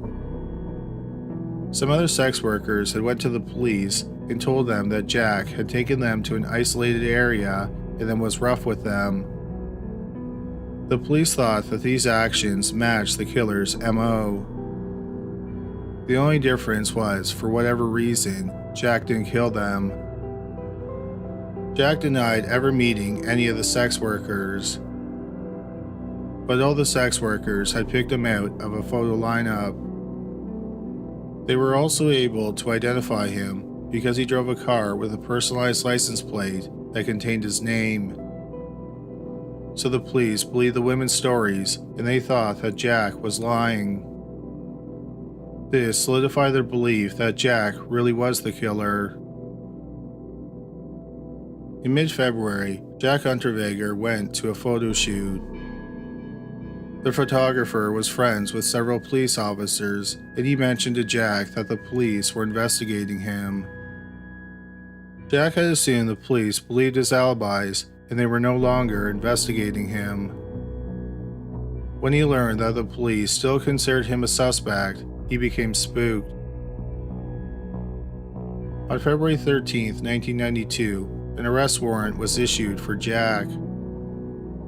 But when officers went to arrest Jack, he was nowhere to be found. It turned out that he had took off with his 18-year-old fiancée. But where they went was a mystery. While Jack was on the run, he called in to the Austrian Broadcasting Corporation and he proclaimed his innocence. Many people believed him and they thought he was a victim of a witch hunt. On February 26, 1992, less than 2 weeks after the arrest warrant was issued, the police in Vienna received a tip that Jack and his fiancée were in Miami, Florida. The next day, Jack was arrested by U.S. Marshals. Jack decided not to fight extradition and he volunteered to return to Austria. This surprised a lot of people. Then, just over a week after Jack was arrested, the reason why he wasn't fighting extradition became clear. The United States Justice Department got in contact with the Los Angeles Police Department. They told them that between June 11th and July 16th, 1991, Jack Unterweger was in Los Angeles. The representative from the Justice Department suggested that they should look at their unsolved cases to see if they had any sex workers who had been strangled to death while Jack was in Los Angeles. They also said that the victim was most likely strangled with a piece of their own clothing. It turned out that the LAPD did have several murders that could have been committed by Jack Unterweger. On the morning of June 20th, 1991, the body of a dead, mostly nude woman was found in a vacant lot. She had been strangled with her own bra, which was still wrapped around her neck. The woman's fingerprints were entered into the system and a match was found. The body was 20-year-old Shannon Exley. Exley had been a sex worker who was addicted to crack cocaine, and she had been arrested several times. Just over a week later, the body of another woman was found in an industrial area of Los Angeles. Like Exley, she had been strangled with her own bra. She was identified as 33-year-old Irene Rodriguez. Also like Exley, she was a sex worker. Days later, on July 10th, 26-year-old sex worker Peggy Jean Booth, who also went by the name Sherry Ann Long, was strangled to death. Her body was found in a canyon 8 days later. She had been strangled with her bra, which remained tied around her neck. Then the murders suddenly stopped. Detectives in Vienna met with detectives with the LAPD. They compared the murders committed in their respective cities and concluded that one killer was responsible for all of them. So it's believed that Jack did not fight extradition because he did not want to be prosecuted in California. The first reason he didn't want to go to trial in California is that they had the death penalty. The second reason was that he wasn't a celebrity in California. But it turned out that the authorities in Los Angeles were not going to charge him because they did not have any physical evidence to connect him to the murders of the three women. On May 28, 1992, Jack Unterweger arrived back in Vienna. Around the same time, one of the Viennese investigators on the case was at a conference in Prague, Czech Republic. Prague is about 180 miles from Vienna. The investigator learned that the police in Prague were investigating a murder that was remarkably similar to the ones committed in Austria and Los Angeles. On September 15, 1990, 30-year-old Blanka Bakova was walking home in Prague. Her mostly nude body was found the next day in a wooded area just outside of Prague. The killer had strangled her with his hands in what appeared to be a piece of clothing. Unlike many of the other murdered women, Bakova was not a sex worker. It's suspected that the killer offered Bakova a ride home and instead took her to the woods where he killed her. The police found evidence that Jack was at Prague around the time of the murder. In May 1992, the investigators made a shocking discovery. Jack had always claimed that his aunt, Anna Unterweger, was a sex worker who was murdered in 1967. The investigators found out that a sex worker named Anna Unterweger was killed in 1967, but she was not Jack's aunt. Anna and Jack were not related, they just shared the same last name. It's believed that Jack just read about the murder in the newspaper. Also, there was no evidence that Jack's mother was a sex worker. The investigators suspected that Jack said his mother and aunt were sex workers who add to the mythology of his life. Jack Unterweger's trial started on April 20th, 1994 in Vienna. Since Jack could be tried for murders that he was suspected of committing in different countries, he was facing 11 counts of murder. This includes the murder that happened in September 1990 in Prague, the 7 murders that happened in Austria between October 1990 and April 1991, and the 3 homicides that occurred in Los Angeles in June and July 1991. One murder he was not charged with was the 1974 murder of Marika Horvath. Jack's trial was billed as the trial of the century for several reasons. The first was that Jack was a celebrity. Also, the Austrian government had given him grants so he could produce plays and write books. While Jack was touring with his plays and being funded by the government, it is suspected that he killed 3 women. Jack had also been the poster boy for prison reform. The Austrian government was deeply embarrassed over the situation. And finally, Jack's trial was considered the trial of the century because serial killers are rare in Austria. No one in modern Austria had ever faced 11 charges of murder. The prosecution had a lot of evidence, but much of it was circumstantial. Their main argument was that all 11 murders shared a lot of similarities. This suggested that one person committed all of them. The prosecution argued that if they could connect Jack to one of the murders, then the jury should logically be able to find him guilty of all 11 murders. So the prosecution spent a lot of time explaining the similarities between the murders. They noted that many of the victims were sex workers. The victims were driven out to the woods where they were sexually assaulted and strangled with their own clothing, usually a piece of undergarment.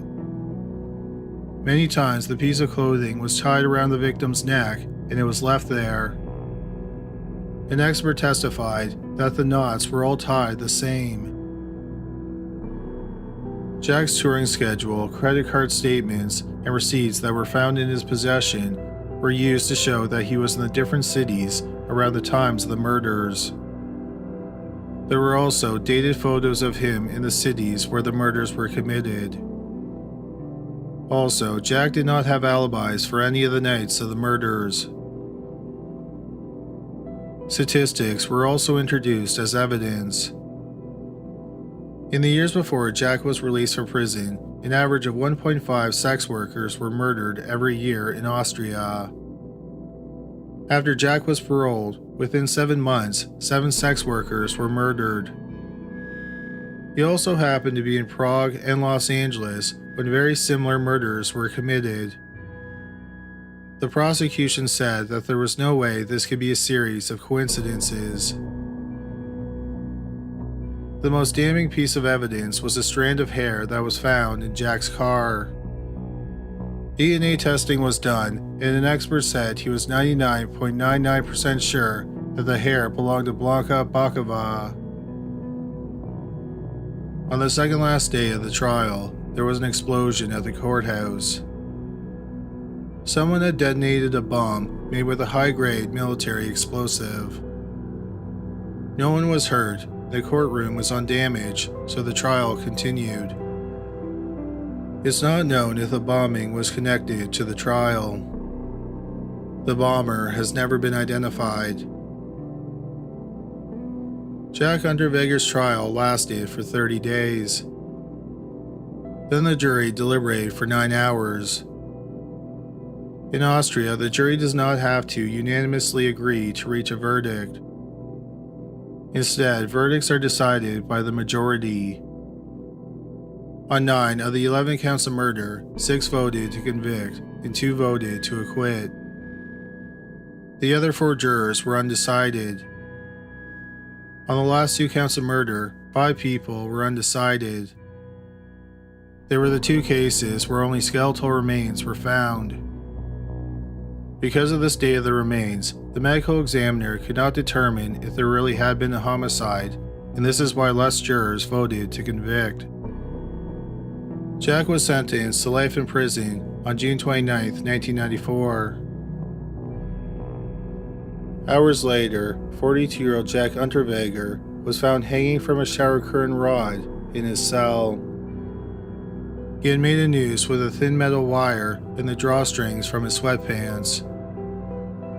Jack Unterweger, the suspected killer of at least 13 women, was pronounced dead in his jail cell.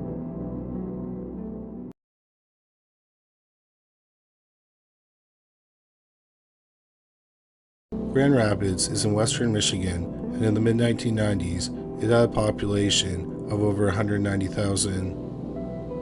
In the summer of 1993, 29-year-old Linda McHugh lived in Grand Rapids. She was a single mother of a baby girl. Unfortunately, in her early teens, she started abusing alcohol. In the summer of 1993, like all the victims in the century, McHugh was addicted to drugs. Specifically, McHugh abused crack cocaine. Also, like most of the victims in the century, she was in the sex trade. On the night of December 12, 1993, McHugh went out with some friends. She called her boyfriend from a payphone between 3 a.m. and 3:30 a.m. She asked if he could pick her up at a party store in Grand Rapids. Wyoming is about 5 miles from Grand Rapids. He drove to the store, but she wasn't there. 29-year-old Lori McHugh has never been seen or heard from again. 3 weeks later, on January 2, 1994, 23-year-old Lisa Otberg was working on Division Avenue in Grand Rapids. An area in Grand Rapids, Division Avenue, was a popular place for sex workers to look for clients. Otberg was last seen alive getting into a car that stopped on Division Avenue. Lisa Otberg's new dead body was found 3 months later in a bush in Muskegon, Michigan. Muskegon is about 40 miles northwest of Grand Rapids. She had been strangled to death. 8 months later, on November 6, 1994, hunters found some human remains in a ditch west of Grand Rapids. The pathologist believes she was killed months earlier, in the spring or summer of 1994. Because of the state of the remains, the pathologist could not determine the cause of death. The police were unable to identify the body. The Jane Doe got the nickname Matilda. For almost 28 years, Matilda remained unidentified. Then, in 2022, thanks to genetic genealogy, she was identified. She was Shelley Ray Christian from Minnesota. Her family last saw her a year before her body was found. She was 29 years old at the time. When Christian was a teenager, she underwent multiple knee surgeries. She then became addicted to painkillers and later turned to heroin. Her family does not know why she was in the Grand Rapids area. They think it's possible she was doing sex work. Found near her body were blue high-heeled shoes. Her family said she only wore high heels when she went out because she wasn't steady on them. So they think she might have worn them while doing sex work. About 2 months after Shelley Christian's remains were found, on January 18, 1995, at 3 a.m., 37-year-old Robin Sue Scott left her Grand Rapids home. She was last seen working on Division Avenue. Robin Scott, the mother of a teenage son, never returned home, and she has not been seen since. 33-year-old Pamela Lynn Verrill was the mother of 3. On June 2, 1995, her body was found on the banks of the Grand River in Walker, Michigan, which is about 6.5 miles northwest of Grand Rapids. She had been beaten with a blunt object. She was last seen a few hours earlier at a convenience store on Division Avenue. On June 15, 1995, less than 2 weeks after Verrill's murder, 26-year-old Fonda Lockridge vanished. She was the mother of 2. She was last seen walking to a party store in Grand Rapids. It was a different party store than the one the first victim, Lori McHugh, went missing from. Lockridge was never seen or heard from again. On July 10, 1995, 28-year-old Kathleen Dennis and her sister went to a nightclub in Grand Rapids. The sisters were from Omaha, Nebraska.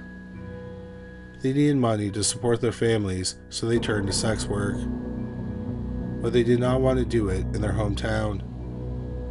So they traveled over 600 miles to Grand Rapids, where they got hotel rooms. They had only been in Grand Rapids for a few days. After the nightclub, the sisters went to Division Avenue and worked on opposite sides of the road. Dennis was last seen getting into an old white Chevy. The model was possibly 1965 to 1968. 28-year-old Kathleen Dennis was never seen again. 3 months went by.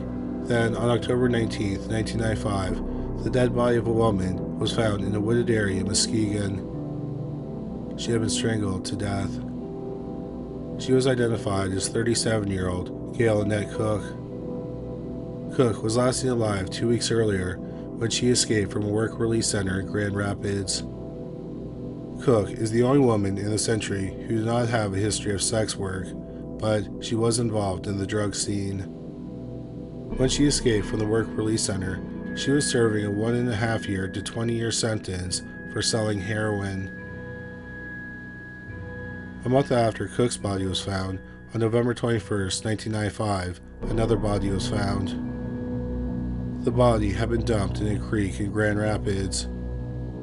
She was identified as 25-year-old Dawn Marie Shaver. She had been strangled and beaten to death with a blunt object. She had trauma injuries on her neck, chest, and abdomen. It's unknown when and where Shaver was last seen alive. 26-year-old Dawn Charlene Phillips was a married mother of 2. On January 19, 1996, she was working on Devenzin Avenue. Her body was found 10 months later in a wooded area in Grand Rapids. The cause of death could not be determined. On April 27, 1996, 36-year-old Michelle Bittaker was working on Devenzin Avenue. Months later, on August 9, 1996, her body was found in a wooded area. The pathologist could not determine how she was killed. August 1, 1996 was the last confirmed sighting of 29-year-old Victoria Moore. A month later, on September 11, 1996, her family reported her missing. Her body was found in a rural area in Grand Rapids on October 27, 1996. If the pathologist was able to determine the cause of death, they never made it public. On August 9, 1996, Sherry Stewart Brown celebrated her 33rd birthday. Brown was the mother of 2 sons. Because of her lifestyle, the boys lived with her parents. Brown's parents brought her sons in a peach cobbler to her apartment for her birthday. Sometime after that, Brown went missing. In 2002, it was announced that Brown's remains had been found 4 years earlier, and they just had been identified. Her skeletal remains were found in a rural area in Walker in July 1998, 2 years after she went missing. There were no pieces of identification with her remains, so she was identified by DNA. Because of the state of the remains, the pathologist couldn't nail down a cause of death. Cheryl Lynn Mason was a 39-year-old mother of 6. She didn't have custody of her children because of her lifestyle. Her parents had custody of 2 of her children. On October 22, 1996, Mason's mother reported her missing after she missed one of her daughter's birthdays. Her mother told the police she had not seen her in about 2 months. It turned out that 9 days before Mason's mother reported her missing, her body was found in some brush behind a Grand Rapids business. Before the call, the police had been unable to identify her. The cause of death was not determined. On September 21, 1996, 27-year-old Sonia Marie Campos vanished. She was last seen getting into a van on Devenzin Avenue. Her body was found 2.5 weeks later in Grand Rapids by someone looking for mushrooms. The cause of death could not be determined. On October 3, 1996, 29-year-old mother of 2, Sharon Hammock, was reported missing. Hammock was pregnant. Later that day, her body was found in Caledonia, Michigan, which is about 20 miles southeast of Grand Rapids. It was wrapped in a blanket and tied with electrical cords. She had been hogtied and sexually assaulted. She had been stabbed twice in the head and strangled. On July 31, 1997, some skeletal remains of a woman were found in some brush in a park about 5 miles east of Grand Rapids. The cause of death could not be determined, but it's believed she had been killed a year earlier. She was not identified for 2.5 decades. In 2022, with the help of genetic genealogy, she was identified as Stephanie Renee Judson, a mother of 2. She was about 30 years old when she was killed. Judson was originally from Benton Harbor, Michigan, which is about 80 miles southwest of Grand Rapids. Her family said she got mixed up with the wrong crowd and started doing drugs and sex work. There was growing concern about the women who were murdered or went missing. Between December 1993 and October 1996, 17 women were murdered or disappeared in the Grand Rapids area. 13 bodies were found and 4 women remain missing. All the women were involved in the sex trade except one, Gail Annette Cook, who was killed after escaping a prison work release program. However, all of them used drugs. Many of the women were last seen on Devenzin Avenue in Grand Rapids. Some people believe that the police weren't doing enough to investigate because the victims were drug-addicted sex workers. This bothered the friends and family of the victims. In 2023, Sarah Brockmiller, Pamela Lynn Varel's daughter, said, quote, "I don't want her to be another number. To me, she wasn't just some prostitute or drug addict. Those were her life choices, but that didn't make her who she was. It didn't define her as a person. She was still a very good person. People loved her. People either wanted to be her or know her or be with her," unquote. In October 1996, a month when 4 bodies were found, a task force was started to investigate the murders. The FBI aided in the investigation. The FBI did not believe that one killer was responsible for all the murders. They thought one person may have committed some of the murders, or several people committed several murders, but not all the murders were committed by one person. They said there were just too many differences in the murders. Not even the family members, the victims, believe all the murders were connected. The daughter of Pamela Lynn Varel does not believe her mother's murder was connected to the other murders. She thinks her mother was killed because she was a drug informant. She was killed on the day she planned to quit being an informant. The task force was disbanded in the spring of 1997 without making any arrests in the cases. Over the years, different task forces were started, but the cases remained unsolved. In 2004, the case of 29-year-old Sharon Hammock, who was raped, strangled, and stabbed to death in October 1993, was reopened. It's believed she was the last of the 17 women to be killed.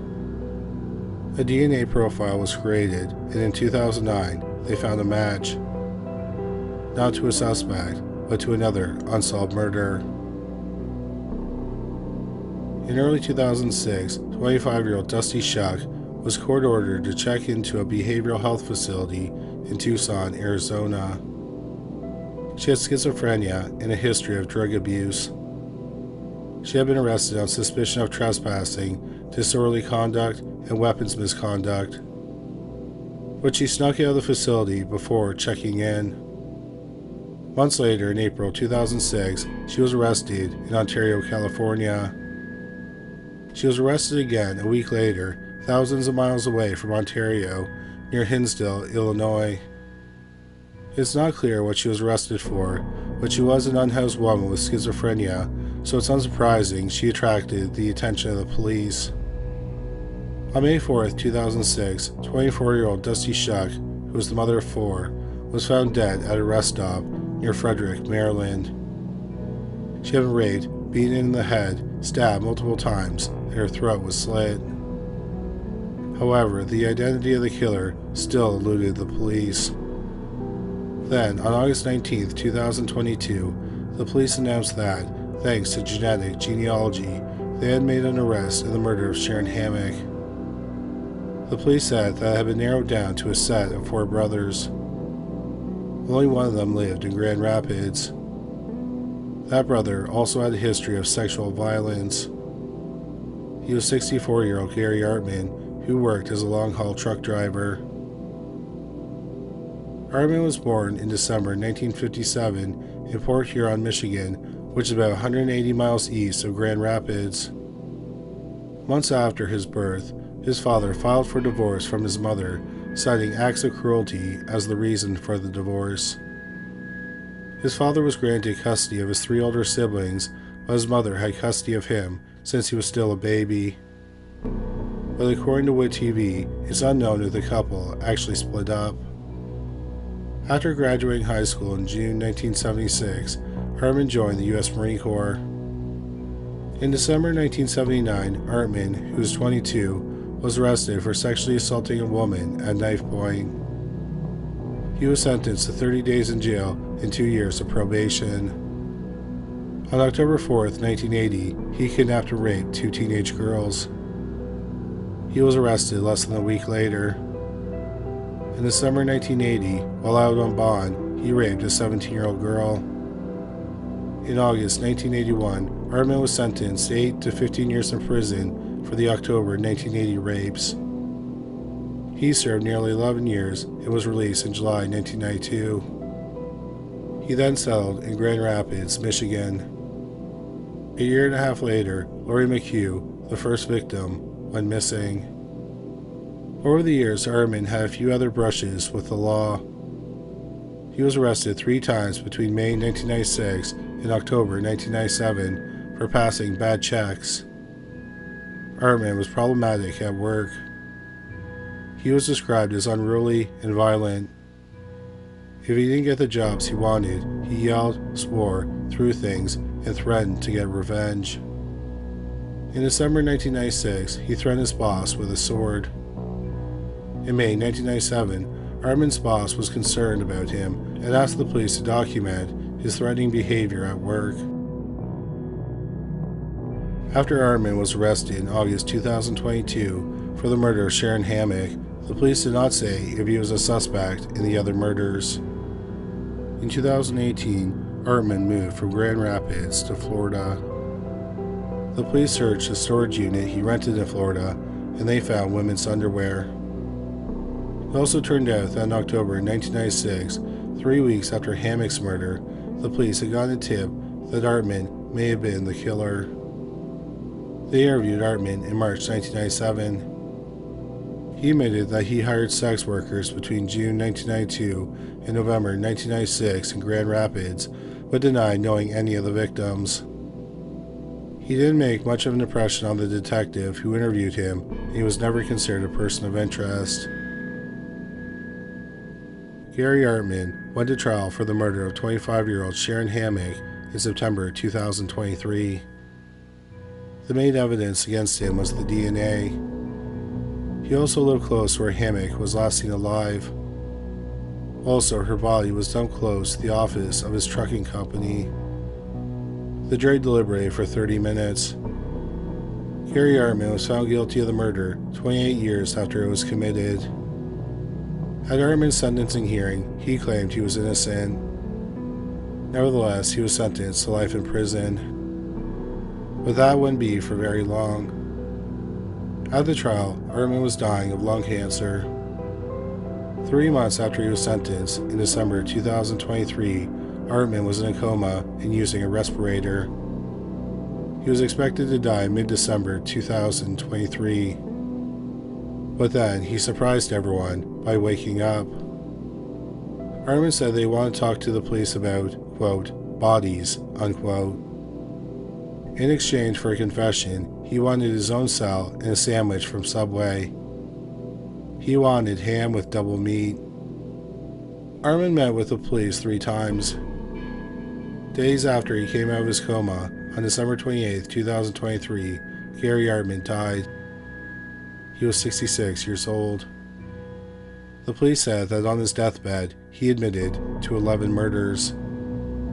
This included the homicide he was convicted of, 29-year-old Sharon Hammock's murder. He also confessed to killing 24-year-old Dusty Shuck in Maryland. His DNA was found on the victim. The police did not release much information about the other 9 murders he confessed to, but the women were killed in the Grand Rapids area. However, they did identify one probable victim of Artman. That was the 7th victim, 28-year-old Kathleen Dennis. She and her sister had come from Omaha to Grand Rapids to work in the sex trade. Dennis's remains have never been found. It's been nearly a year since Garry Artman confessed on his deathbed, and the police have not publicly revealed if they have officially connected him to any other murders. The police do have suspects in some of the other cases. One of them is a man named Jamal Lacey. He was a violent pimp who knew at least 6 of the women, but he claimed he didn't kill them. In December 1996, he was arrested for raping and choking 2 women. They both survived. In 1997, after Lacey was convicted of the attacks, he was sentenced to life in prison without the chance of parole. The police noted that after he was arrested, the murders stopped. In the mid-1990s, Jamal Lacey was considered lead suspect in some of the murders. Another suspect was discovered in 2004 when detectives were investigating Sharon Hammock's murder. he was a human trafficker and pimp named Gregory Kelly, who was described as violent and dangerous. In 2005, Kelly was sentenced to 15 to 40 years of prison for human trafficking. Kelly died in prison in 2020 of complications from COVID-19. He was 58 years old. Kelly knew several of the victims. Notably, he was the man who got Stephanie Judson to move from Benton Harbor to Grand Rapids. Judson was identified 2 years after Kelly's death, so Gregory Kelly is considered a suspect in her case. The police have also eliminated Garry Artman in one of the cases. That is the murder of 33-year-old Pamela Lynn Varel, who was beaten to death in June 1995. Varel's daughter believes she was killed because she was a drug informant. DNA evidence was found at the crime scene, and it did not belong to Garry Artman. The police told Varel's daughter that they would send the DNA for genetic genealogy. At the time of this writing, Varel's murder is still unsolved.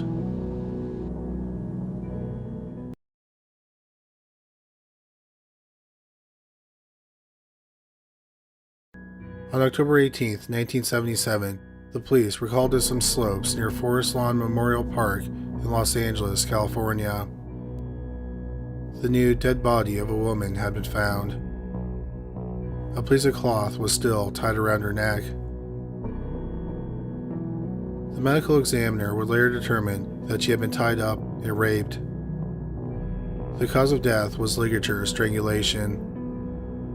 She had probably been dead less than 24 hours before her body was found. She was identified as 20-year-old Yolanda Washington. Washington was a part-time waitress, and she also did sex work. No arrests were made in the wake of her murder. Less than 2 weeks later, on November 1, 1977, another woman's body was discovered in some bushes on a hillside in a residential area of Los Angeles. She was identified as 15-year-old Judith Lynn Miller.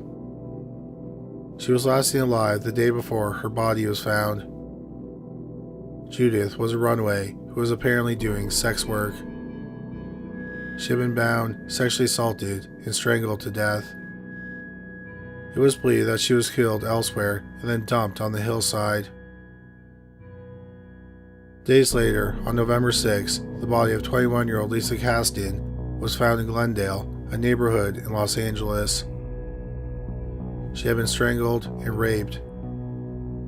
Caston worked as a waitress, but she told her mother that she was considering doing sex work because she wasn't making enough money. Caston was last seen alive the night before her body was found. She was seen leaving the restaurant where she had worked. 3 days later, on November 9, 1977, 28-year-old Jane King was in Hollywood. King was an aspiring actress and model. That evening, she went missing. 2 days after that, on November 11th, another nude body was found. This time, the body had been dumped in West Los Angeles. The body had been there less than 24 hours. The victim had been raped, beaten, and strangled. She was identified as 18-year-old Jill Barcombe. Barcombe had moved to Los Angeles shortly before she was murdered. Nearly a year earlier, she pleaded guilty to prostitution in Syracuse, New York. At this point, the police started to think that the murders were connected. One problem was that Los Angeles had a high murder rate at the time, so other women had been raped and strangled to death during the murder spree. Also, the police didn't have any physical evidence, like fingerprints, to say definitively that the 4 murders were connected. It was also possible that the killer had claimed more than 4 victims. On November 13, 1977, 14-year-old Sonia Johnson and 12-year-old Dolores Cepeda went shopping in Eagle Rock, a Los Angeles neighborhood. Afterward, they took the bus. After they got off the bus, witnesses saw them walk up to a 2-tone sedan. They were talking to two men inside the car. After that, they went missing. On November 17, 1977, the dead body of 17-year-old Kathleen Robinson was found in some brush in the Wilshire area of Los Angeles. She had been strangled to death, but she was fully clothed and she had not been sexually assaulted. Also, unlike the other victims who had been found, Kathleen was not a sex worker, nor was she considering doing sex work. But she did frequently hitchhike. Kathleen was last seen alive the day before her body was found. She told her mother that she was going to church. Initially, the police weren't sure if Kathleen was a victim of the same killer, but eventually they included Kathleen in the list of victims. On November 20th, 1977, 20-year-old Christina Weckler's new dead body was found in the hills in Highland Park. She had been bound and sexually assaulted. Like the other victims, she had been strangled to death with a ligature. Weckler was a college student who kept to herself. She was last seen about 24 hours before her body was found. The same day that Weckler's body was found, the bodies of 14-year-old Sonia Johnson and 12-year-old Dolores Cepeda were found in a ravine north of downtown Los Angeles. They both had been raped and strangled. On November 23, 1977, the nude body of 28-year-old Jane King was found near Griffith Park. The aspiring actress and model was last seen 14 days earlier in Hollywood. She had been raped and strangled to death with a ligature. 18-year-old Lauren Wagner lived with her parents in the San Fernando Valley. On November 28, 1977, Wagner parked her car across the road from her parents' home at about 10:10 p.m. A neighbor saw two men escort her into another car. The next morning, Wagner's parents realized that she hadn't come into the house. They saw her car parked across the road, and they noticed the driver's door was ajar. Later that day, Wagner's dead body was found in the Mount Washington neighborhood of Los Angeles. She had been bound, raped, and strangled. She also had electrical burns on her hands, so it appeared that she had been tortured before she was killed. At this point, the police thought that the 10 murders were committed by one man whom they called the Hillside Strangler. A few weeks went by, and there were no more murders linked to the Hillside Strangler. Then, on December 17, 1977, 17-year-old Kimberly Martin was called to an apartment in Hollywood. Martin was a sex worker. The apartment she was called to turned out to be vacant. Residents of the building heard her scream, but no one ended up calling 911. Martin's body was found the next day in the Silver Lake neighborhood of Los Angeles. She had been raped and strangled to death. Then, on December 24, 1977, the body of 18-year-old Paula Gwen Ward was found near the Rose Bowl in Pasadena, California. She had been strangled to death. It turned out that she was last seen with 21-year-old Carolyn Williams the day before her body was found. Williams and Ward were in a motel room together. Williams' dead body was found about 3.5 hours after Ward's body was found. Her body was in a parking lot in Wilshire. She also had been strangled to death. Ward had a criminal record for minor crimes, while Williams had a history of sex work. In 1975, she was arrested 3 times for prostitution. The police immediately suspected that was the work of the Hillside Strangler. They went to the motel where the 2 women were staying just before they were murdered. They talked to the clerk, and he said he saw something odd. He said he saw 2 men carrying a woman wrapped in a blanket from their room out to a car. So he wrote down their license plate. Using the license plate, they learned that the car belonged to 40-year-old Stephen Dorsey Devenzin. They learned he had been hanging out with his friend Thomas Davies. 2 days after the bodies were found, Devenzin and Davies were arrested for the murders. They were questioned to see if one of them or both were the Hillside Strangler, but the police confirmed that they weren't serial killers. Devenzin had committed the murders and Davies helped him move the bodies. Devenzin had tried to imitate the Hillside murders to throw suspicion off himself. However, the police had not released many details about the Hillside murders, so he didn't get certain details right. After Devenzin was arrested, the police continued to look for the Hillside Strangler. There were no more murders in 1977 or in January 1978. 20-year-old Cindy Lee Hudspeth was studying psychology and dance. She was incredibly passionate about dance and would have loved to become a professional dancer. She lived directly across the road from Christina Weckler, the 9th victim, who was killed in November 1977.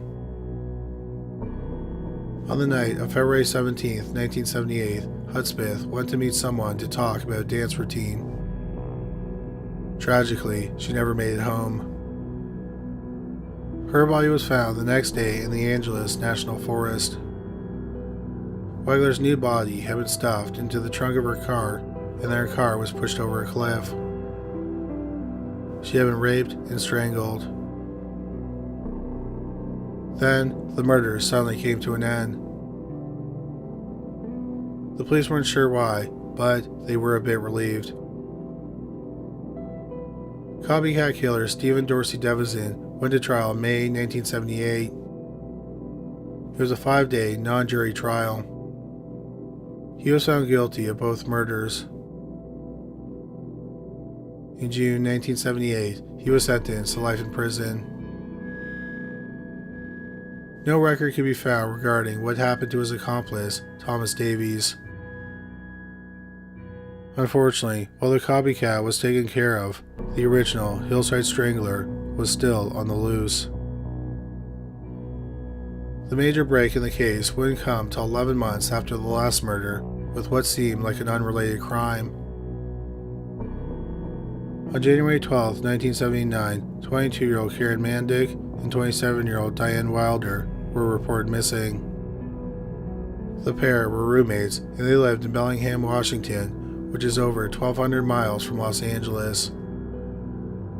Mandick worked part-time at a grocery store, and she told her boss that a security guard who occasionally worked at the store offered her money to house sit.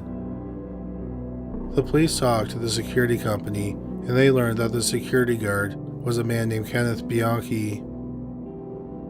Bianchi told the security company that he was at a Sheriff's Reserves meeting on the night the young women went missing. The police checked, and there was no record of him being at the meeting. Bianchi told the police that he ended up skipping the meeting because it was about first aid, and he said he didn't need any more first aid training. Later that day, Mandick's car was found abandoned on the outskirts of a wooded area. The police were called, and in the back seat were the dead bodies of 22-year-old Karen Mandick and 27-year-old Diane Wilder. The police immediately had a suspect, and that was Kenneth Bianchi. Bianchi was 27 years old. He lived with his girlfriend and infant son. The police learned they had moved to Bellingham from Los Angeles several months earlier. The police searched his house, and they found stuff he had stolen while he was a security guard. So he was arrested and held in jail. The chief of police was aware of the Hillside Strangler case.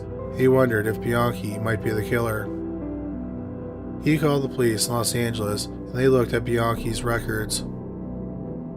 It turned out they lived close to where 3 of the victims were last seen alive. So the lead detective on the case went to Bellingham. In Bianchi's home, they found jewelry that matched the description of jewelry that 2 of the victims were last seen wearing. Bianchi was confronted, and he confessed to the 2 murders in Bellingham and 3 of the Hillside Strangler murders. But he said he didn't work alone in the Los Angeles murders. there were actually 2 hillside stranglers. His partner was his 45-year-old cousin, Angelo Bono. The police then began to look into the background of the cousins. Kenneth Bianchi was born in May 1951 in Rochester, New York.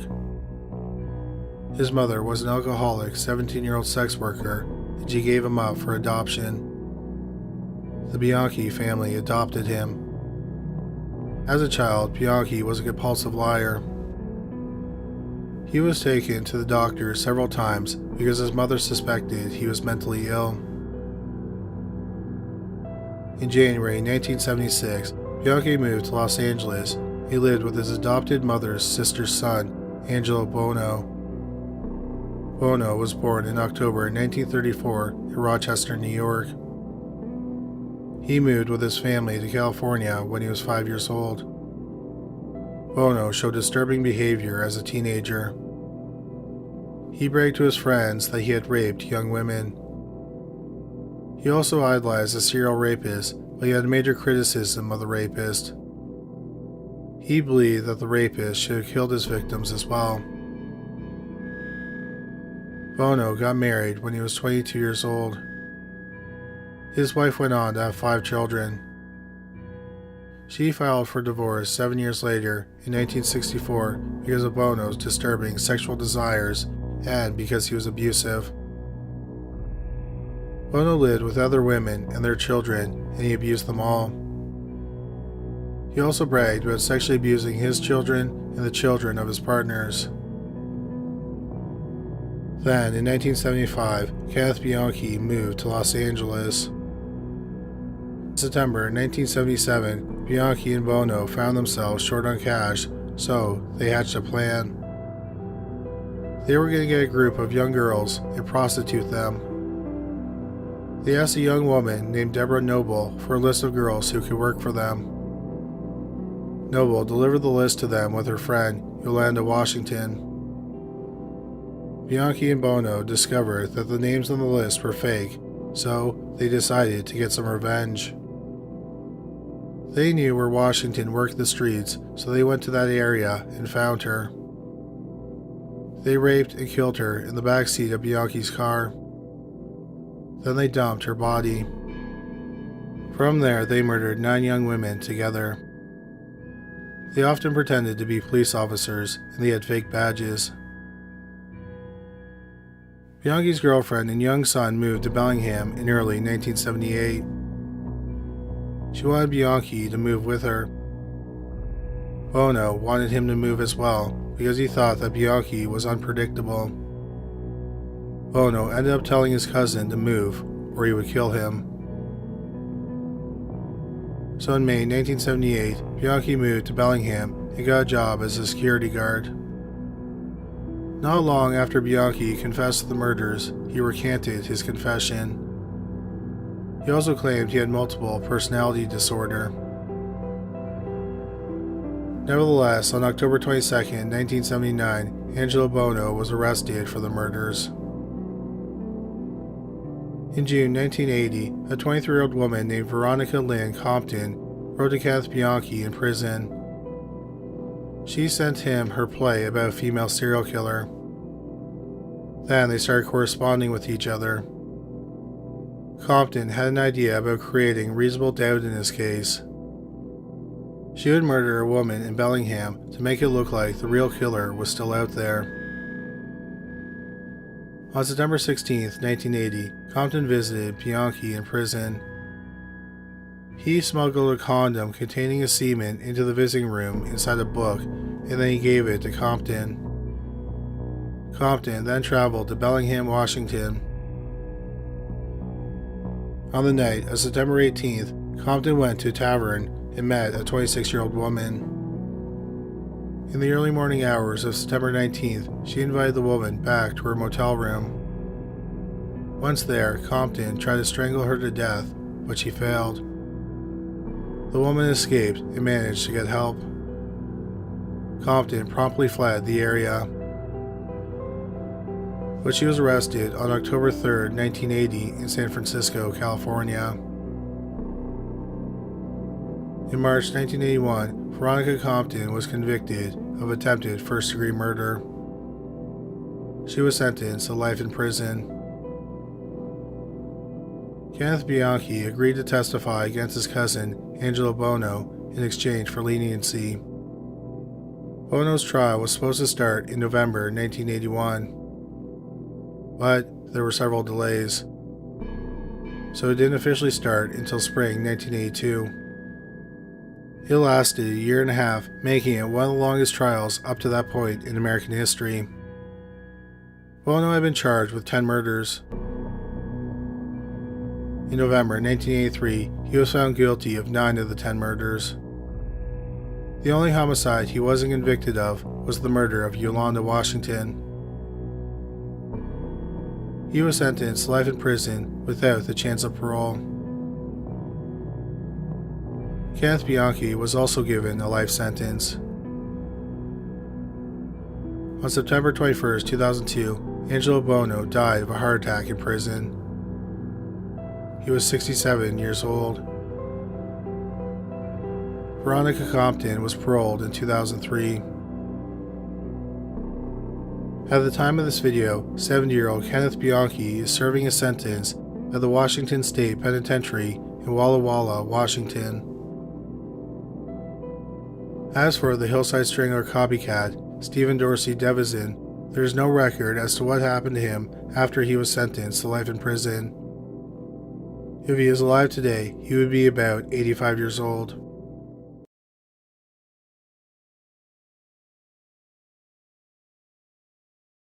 On the morning after Halloween in 1979, a jogger in Sun Valley, California, made a horrifying discovery.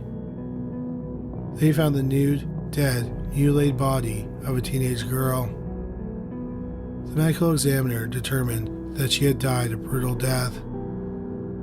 She had been bound and gagged with construction tape. One of her elbows had been shattered from repeated blows with a blunt object, and her skin had been torn.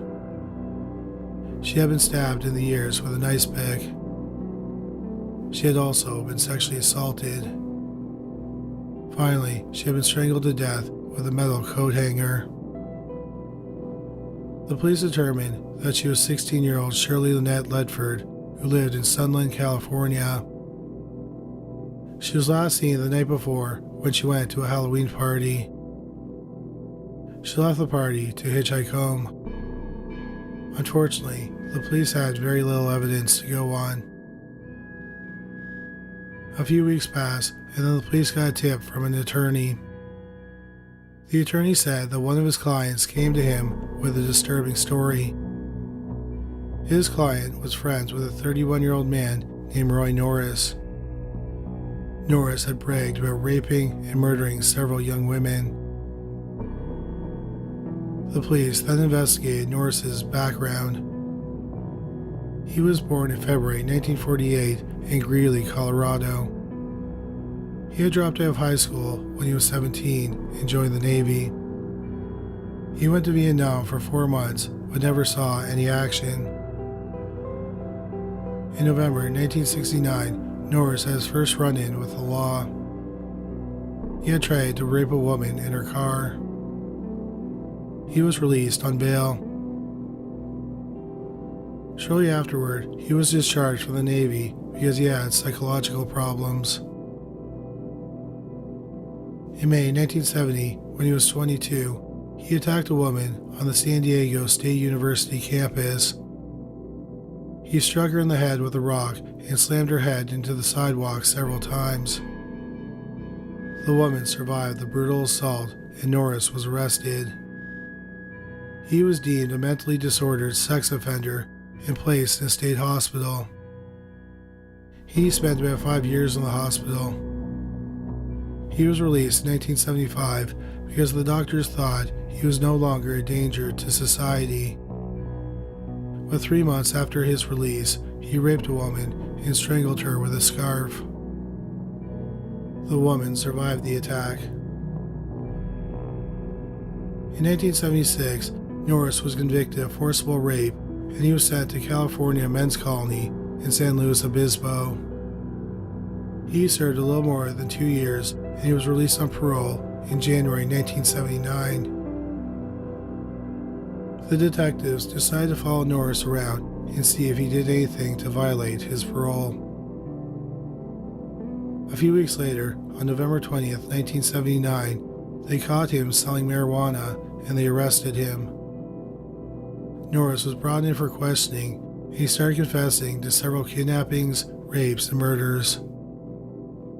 But he told the police he wasn't alone when he committed these crimes. He had a partner, 39-year-old Lawrence Bittaker. Bittaker was born in Pittsburgh, Pennsylvania in September 1940. He was adopted as an infant. When he was a child, his family moved around a lot. Like Norris, Bittaker dropped out of high school when he was 17. Bittaker was first arrested that same year in Long Beach, California for auto theft, hit and run, and evading arrest. He spent less than 2 years in California's Youth Authority. Shortly afterward, he was convicted of transporting a stolen car over state lines. He was sentenced to 18 months in prison.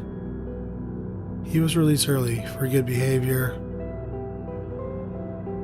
In December 1960, he was arrested in Los Angeles, California after robbing a bank. The following spring, he was sentenced to 1 to 15 years of prison. He was released in 1963 after serving 2 years. The following year, he violated his parole and he was sent back to prison. He was paroled again 2 years later in 1966 when he was 26.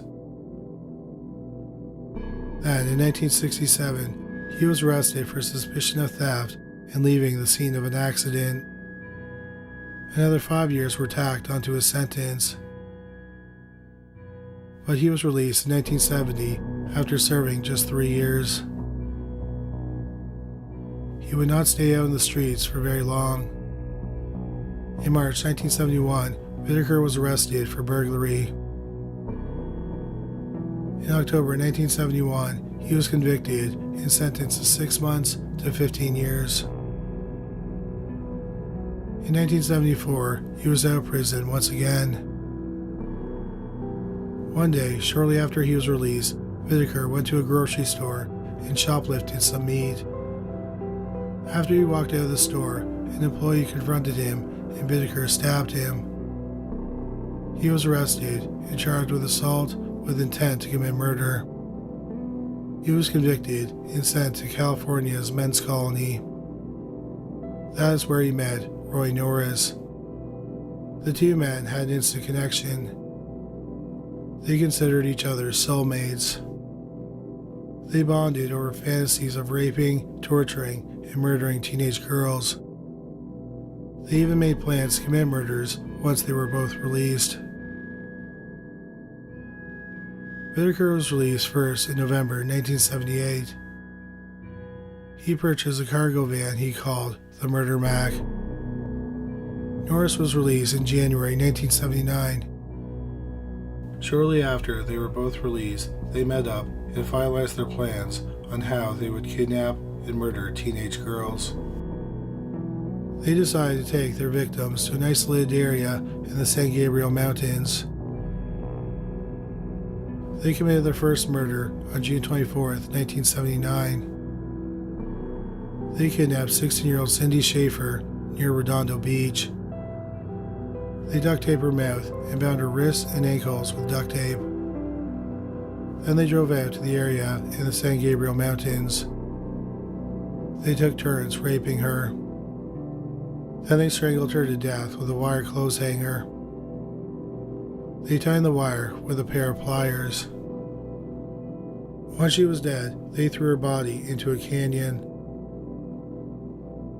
A few weeks later, on July 8th, they picked up 17-year-old Andrea Hall, who was hitchhiking on the Pacific Coast Highway. She was bound and gagged with tape. Like Cindy Schaefer, she was taken to an isolated area in the mountains. Once there, the two men raped her several times. Norris said they left to go get beers. When he came back, Bittaker was alone and looking at Polaroids he had taken of Hall.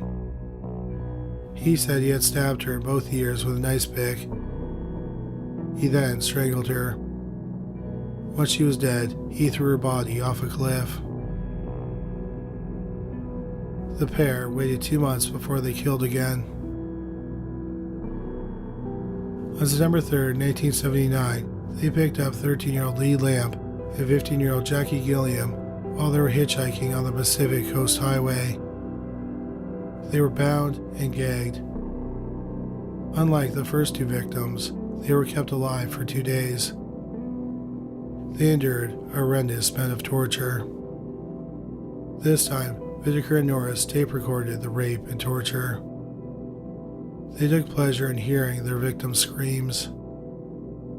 Finally, Norris hit Lee several times on the head with a baseball bat. Bittaker then strangled her while Norris hit her in the head with a sledgehammer. Bittaker stabbed Jackie in both ears with an ice pick and then strangled her with a coat hanger.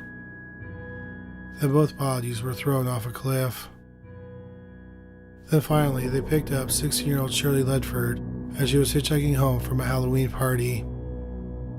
Norris raped her while Bittaker struck her on the elbow 25 times with a sledgehammer. Norris also tortured her with a pair of pliers. Then finally, they strangled her with a coat hanger. Instead of hiding her body, they decided to leave it somewhere it could be easily found because they wanted to see how the media would react. After Norris confessed, Louis Bittaker was arrested. In February 1980, Norris took the police to the area where they had dumped the 4 bodies. They only found some bones belonging to Jackie Gilliam and Lee Lamp. There was an ice pick embedded in Jackie's skull. In March 1980, the district attorney made a plea deal with Roy Norris. If he testified against Bittaker, they would not seek the death penalty or life without parole. Instead, he would be given 45 years with a chance of parole after 30 years. Norris took the deal. Lawrence Bittaker went to trial in January 1981 for the murders of the 5 young women. The trial lasted 3 weeks and the jury deliberated for 3 hours.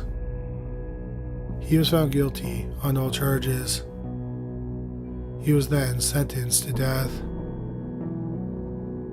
Roy Norris was eligible for parole in 2009, but he didn't attend the hearing, so his parole was denied. He was allowed to apply again in 2019. Lawrence Bittaker was never executed. He died in prison of natural causes on December 13, 2019, at the age of 79. Norris was denied parole again in 2019. Like his partner, Norris died of natural causes in prison. He died on February 24, 2020, at the age of 72. Norris and Bittaker were nicknamed the Toolbox Killers. The remains of their first 2 victims, Cindy Schaefer and Andrea Hall, have never been found.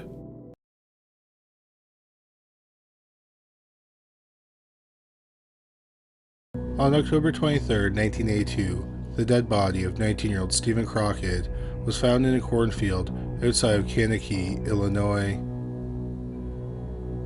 He had been stabbed 32 times, including 4 times in the face. He lived in the Chicago, Illinois neighborhood of Uptown, about 60 miles south of where his body was found. He was murdered a short time before his body was discovered. Months later, on Christmas Day 1982, the remains of 25-year-old John Johnson were found a short distance away in Lowell, Indiana. Johnson had been stabbed 15 times. Johnson went missing from Uptown around the same time Crockett's body was found. 3 days later, on December 28, 1982, 2 more dead bodies were found. The body of 23-year-old Stephen Egan was found in a wooded area next to the highway near Newport, Indiana. His throat had been slashed, and his chest and abdomen had been cut open. Egan lived in Terre Haute, Indiana, where he worked at his father's car wash. He was last seen alive on December 19th, 9 days before his body was found. The second body found that day was found beside a highway in Putnam County, Illinois. He was identified as 21-year-old John Roach, who lived in Indianapolis, Indiana. He had been stabbed to death 6 days earlier. 2 months later, on March 5, 1983, the remains of 26-year-old Edgar Underculfer were found in a field near Danville, Illinois. Underculfer was last seen alive months earlier on October 30, 1982. He was an airman who was stationed at the Chanute Air Force Base in Rantoul, Illinois. He was last seen alive when he left the base to go into town for a weekend leave. On April 8, 1983, 28-year-old Gustavo Herrera's dead body was found under some debris in Lake Forest, Illinois, not far from Interstate 94. He had been stabbed multiple times in the abdomen. His intestines were hanging out of his body. His right hand had been cut off and it was found near his body. Herrera lived in uptown Chicago. He was the father of 2. He occasionally went to gay bars. It's believed that Herrera was murdered on the same day his body was found. A week later, on April 15, 1983, the body of a teenage boy was found in a wooded area in Forest Lake, Illinois. His body was also found close to Interstate 94. He was stabbed multiple times in the back and once in the neck. Months later, in October 1983, he was identified as 16-year-old Irvin Gibson, who lived in Uptown. Gibson was a troubled young man. He dropped out of school in the 8th grade, and he had been in a juvenile institution for truancy. He was known to leave home for several days and not contact his family. His family last saw him on January 25, 1983, about 2.5 months before his body was found. On May 9, 1983, the body of 18-year-old Jimmy Roberts, who lived in Chicago, was found in a creek in Cook County, Illinois. He had been stabbed 30 times. He was last seen alive 5 days earlier. That same day, 300 miles away in Henderson County, Indiana, another body was found. He was identified as 21-year-old Daniel Scott McNevey. He lived in Indianapolis and had done sex work. He had been stabbed 11 times in the neck, 5 times in the back, and 11 times in the abdomen. It's believed that McNevey was killed 2 days before his body was found. In 6 months, the bodies of 9 young men have been found, and the police believed a serial killer was on the loose. Besides all being young men, there were several other similarities. They had all been stabbed to death, and their bodies were dumped near major highways. Many of the men were involved in the sex trade. A lot of the victims had their pants pulled down to their ankles. A task force to investigate the murders was started. The serial killer was nicknamed the Highway Killer. In June 1983, the police had a prime suspect, 30-year-old Larry Eyler. Eyler was born in December 1952 in Crawfordsville, Indiana. His parents divorced when he was a teenager, and his stepfather was abusive. In August 1978, Eyler moved to Terre Haute, Indiana, and he still resided there. He worked for the Equal Economic Opportunities Commission, which provided financial aid to needy people. He was considered warm and well-liked. Eyler was openly gay and was well known in the gay scene, especially the leather fetish scene. On June 6, 1983, someone called the task force and suggested Eyler as a suspect. The caller, believed to have been one of Eyler's former lovers, had a dark story about him. In August 1983, Eyler picked up a teenage hitchhiker in Terre Haute. The hitchhiker rejected Eyler's sexual advances, so Eyler pulled out a butcher knife. He then drove down a dark road.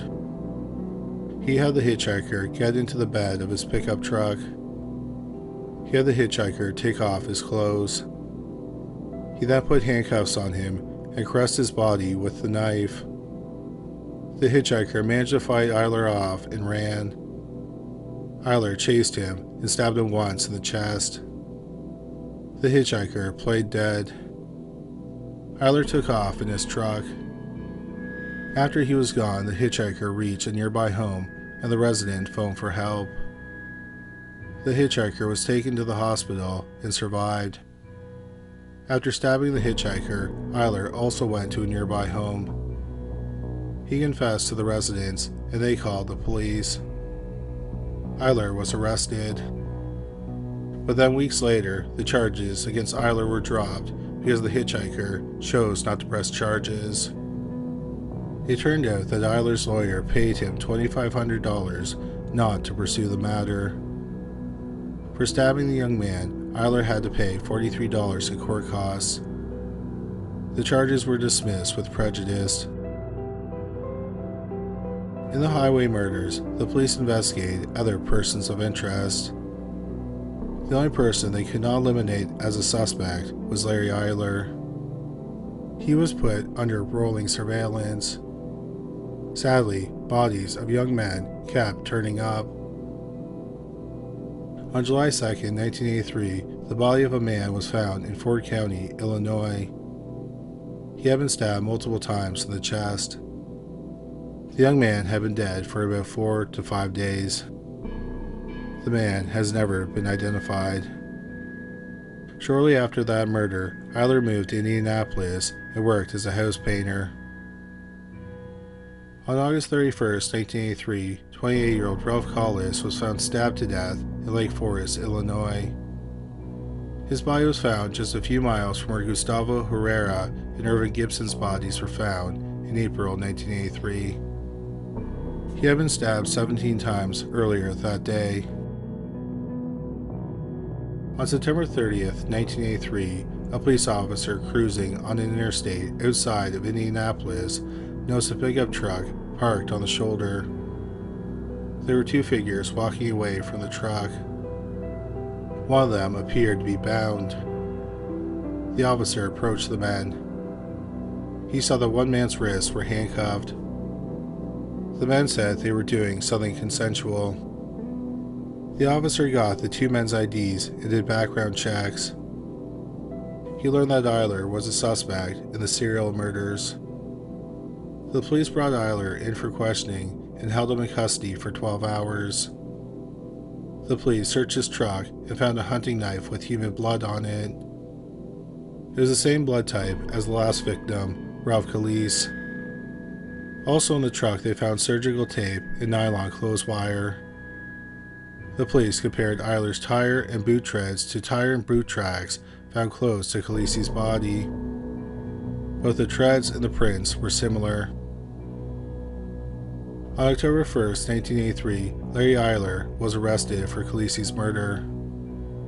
He was held in jail with $1 million bond. 2 weeks later, the skeletal remains of a man were found in a farmer's field in Rensselaer, Illinois. There was evidence he had been stabbed to death. He remained unidentified for 38 years. In 2021, he was identified as 19-year-old William Lewis, who lived in Peru, Indiana. He was last seen alive over a year earlier, in November 1982. 4 days and 15 miles away from where Lewis's body was found, a gruesome discovery was made. At an abandoned farm in Newton County, Indiana, were 4 dead bodies. All had been stabbed multiple times. One of the bodies had been dismembered and his head was missing. At the time, they could only identify 2 of the bodies, 22-year-old Michael Bauer and 19-year-old John Bartlett. In 2019, another one of the bodies was identified. It was the dismembered, headless body. He was 19-year-old John Ingram Bradenberg from Chicago. Then in 2023, the 4th body was identified, 16-year-old Keith Lavelle Bibbs, who also lived in Chicago. All 4 men had been dead for several months. Although their bodies were found in the same area, it's not believed it was a mass murder. Their bodies were dumped there at different times. The police said that their murders were like the other 11 that they knew about. On December 5, 1983, the body of another man was found in Effingham, Illinois. He was identified as 25-year-old Richard Bruce. He had been dead for about a half a year. Bruce had been stabbed multiple times in the chest. 2 days later, 2 more bodies were found outside of Indianapolis. One was identified as 17-year-old Richard Wayne, who went missing from Indianapolis over 6 months earlier in March 1983. The other set of remains were badly decomposed. He was a black man between the ages of 25 and 39. He has never been identified. Due to the level of decomposition, it's believed that his remains were there longer than Wayne's body. On October 26, 1983, the task force tracked down a witness they thought might be helpful. 11 months earlier, on November 21, 1982, 21-year-old Craig Townsend, who lived in Uptown, was found drugged and beaten close to Lowell, Indiana. He was taken to the hospital. But before the police could interview him, he left the hospital. When the task force found him, nearly a year later, he identified Eyler's photo as the man who attacked him. Since his arrest, Eyler had been in jail awaiting trial. A hearing was held in January 1984 because Eyler's lawyer was trying to suppress the evidence in the case. His lawyer argued that the police didn't have a warrant to search Eyler's truck. It was searched after he was found on the side of the highway with a man in handcuffs. The man in the handcuffs said it was consensual, so Eyler wasn't doing anything illegal, so the police had no reason to search his truck. In the truck was the bloody knife, and this led to other search warrants. The judge ruled that the police did not have sufficient evidence to search the truck. So Eyler's boots, handcuffs, and the knife could not be used as evidence. The only evidence the district attorney had was the tire tracks. But this was not strong evidence because the tires were common. Eyler's lawyer then argued that there was insufficient evidence to hold him on $1 million bond. The district attorney argued that Eyler was the suspect in 18 other murders. Eyler's lawyer pointed out he had never been charged in those murders and there was no evidence he committed them. The judge agreed and lowered his bond to $10,000. Eyler posted bond on February 6, 1983 and walked out of jail. He then settled in Chicago. On May 7, 1984, the skeletal remains of 22-year-old David Block were found near Lake Forest. He had been missing since December 1982. Then on August 21, 1984, an apartment building custodian in Chicago found that the building's dumpster was overflowing. There were a lot of gray garbage bags. He started to remove the bags from the dumpster. One of the bags ripped open and he saw a human leg. He called the police. The police talked to a building resident who said that the day before, a man who lived next door to the apartment building had put the garbage bags in the dumpster. He asked the man why he was doing it. The man said he was getting rid of some stuff. The police learned that man was Larry Eyler. The police got a search warrant for Eyler's home. They found bloodstains, a bloody hacksaw, and matching garbage bags. The body was later identified as 16-year-old Danny Bridges, who had been a sex worker. It was later determined that one of Bridges' shirts was found in Eyler's home. Eyler was charged with Bridges' murder. Larry Eyler went to trial for Bridges' murder 2 years later, in July 1986. The trial lasted 8 days, and the jury deliberated for 3 hours.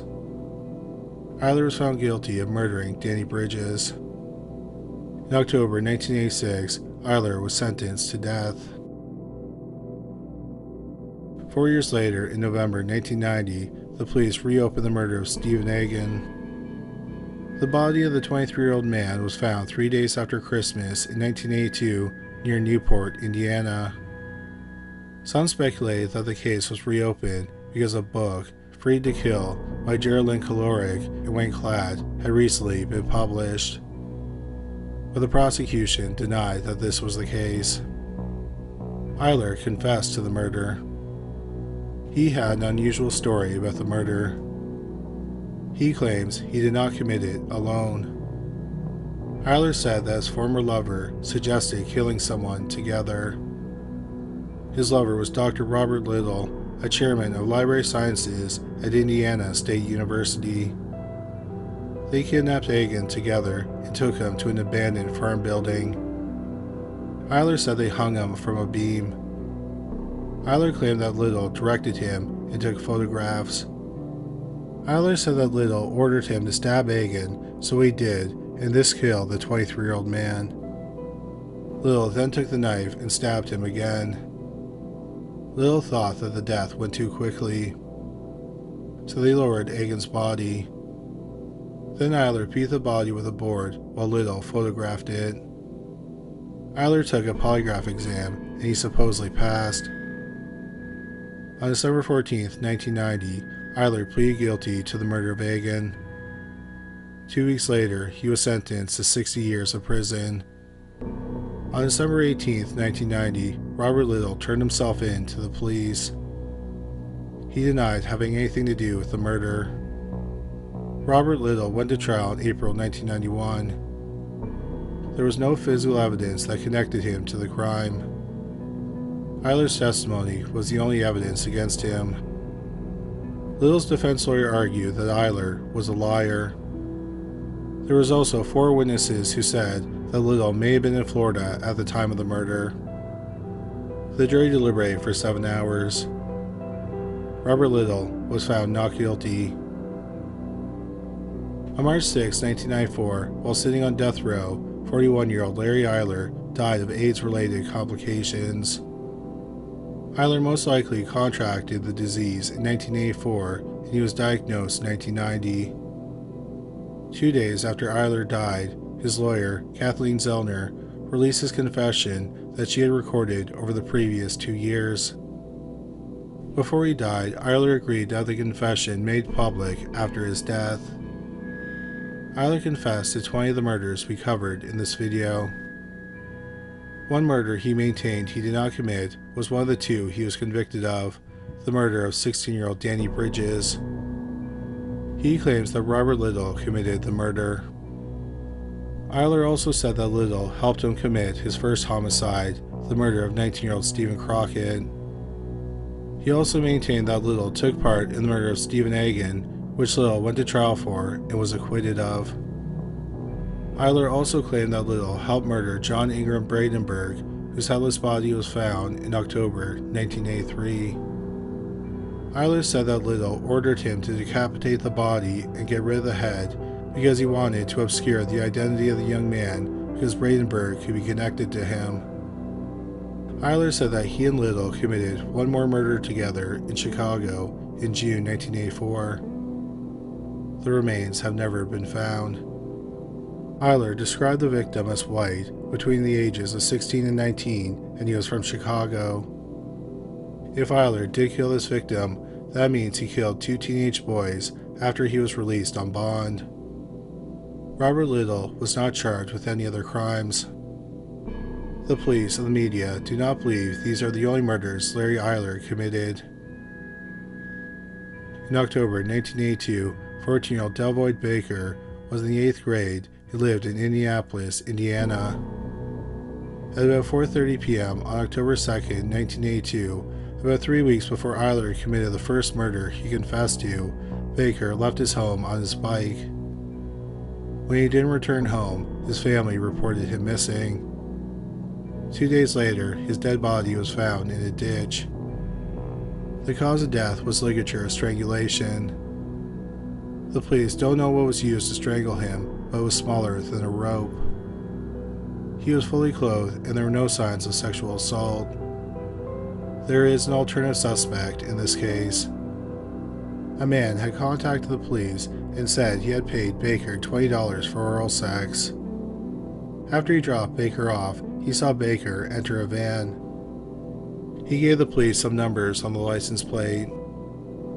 The police tracked down the van and discovered it belonged to a prominent local businessman, August Cato. However, the police never found any physical evidence that connected Cato with the murder. He was summoned to testify under oath in front of the grand jury. He refused and he was held in contempt of court. No one has ever been charged in Delvoye Baker's murder. It remains unsolved. Larry Eyler is the prime suspect in the March 22, 1983 murder of 29-year-old Jay Reynolds. Reynolds was stabbed to death outside Lexington, Kentucky, which is about 260 miles from where Eyler was living at the time. The police said that Reynolds' murder matches the pattern of the other murders. Finally, there's the murder of 18-year-old Eric Hansen. Hansen was a troubled teenager who was last seen alive on September 27, 1983 in Milwaukee, Wisconsin. He told his mother he was going to Indiana. A little more than a week later, a pair of mushroom hunters found his torso in a garbage bag in a park in Kenosha, Wisconsin. Other body parts were found close by. His head and hands were never found. He had been drained of blood and dismembered with a hacksaw. The remains were found about 250 miles north of Eyler's home. The problem with these murders is why would Eyler confess to the other 21 murders but not these 3? Sadly, 3 of Eyler's victims remain unidentified. One is the John Doe, which was found in July 1983 in Ford County, Illinois. He's described as Hispanic, between the ages of 20 and 30, 5'8" to 5'9", and weighed between 105 and 115 pounds. The second is the John Doe found in December 1983 in Hendricks County, Indiana. He was black, ages 25 to 39, he was 5'9", and weighed around 130 pounds. Finally, there's the victim, who was never found. He went missing from Chicago in June 1984. He was described as a white teenage boy between the ages of 16 and 19.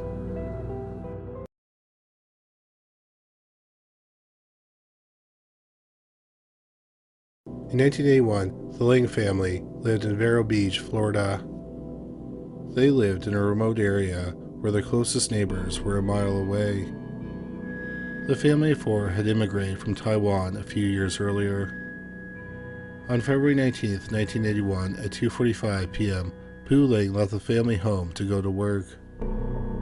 He worked as a state citrus inspector.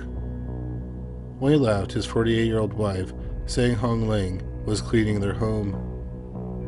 About 15 minutes later, their daughter, 17-year-old Ling Hao Ling, was dropped off by the school bus about half a mile from their home. She usually walked home alone.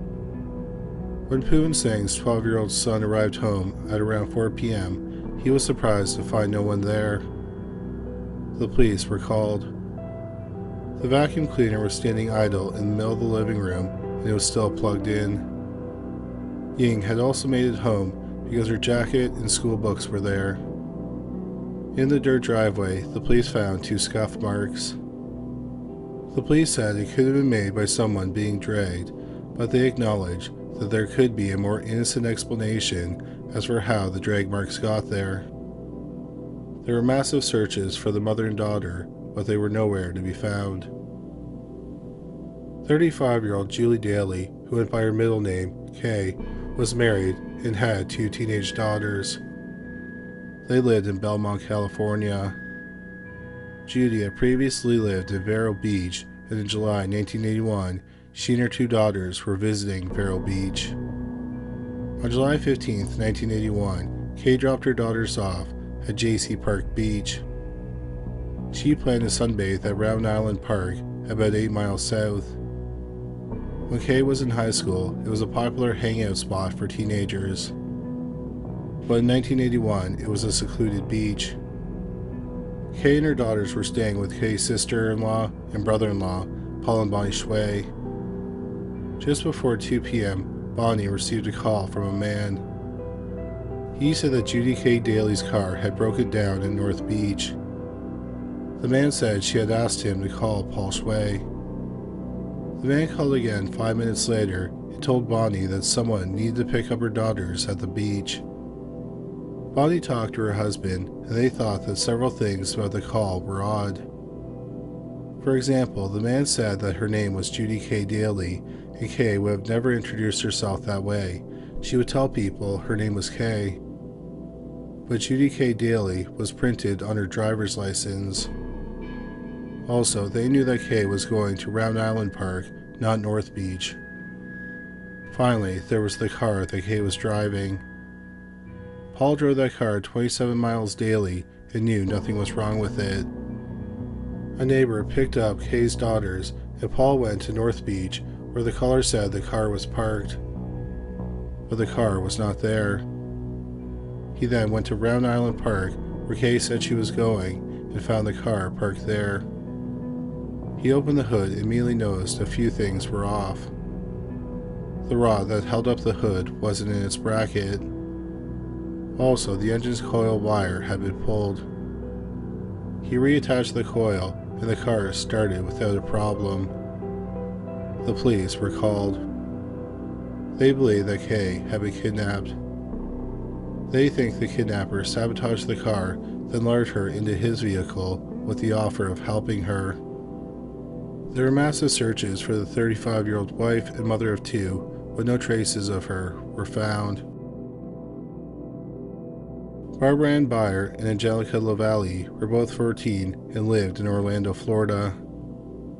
On May 19, 1983, the pair ran away from home. They were reported missing, but since they were runaways, there was no official search for the girls. Then, a few months later, on July 26, 1983, a 16-year-old boy in Vero Beach called the police. He had witnessed something disturbing.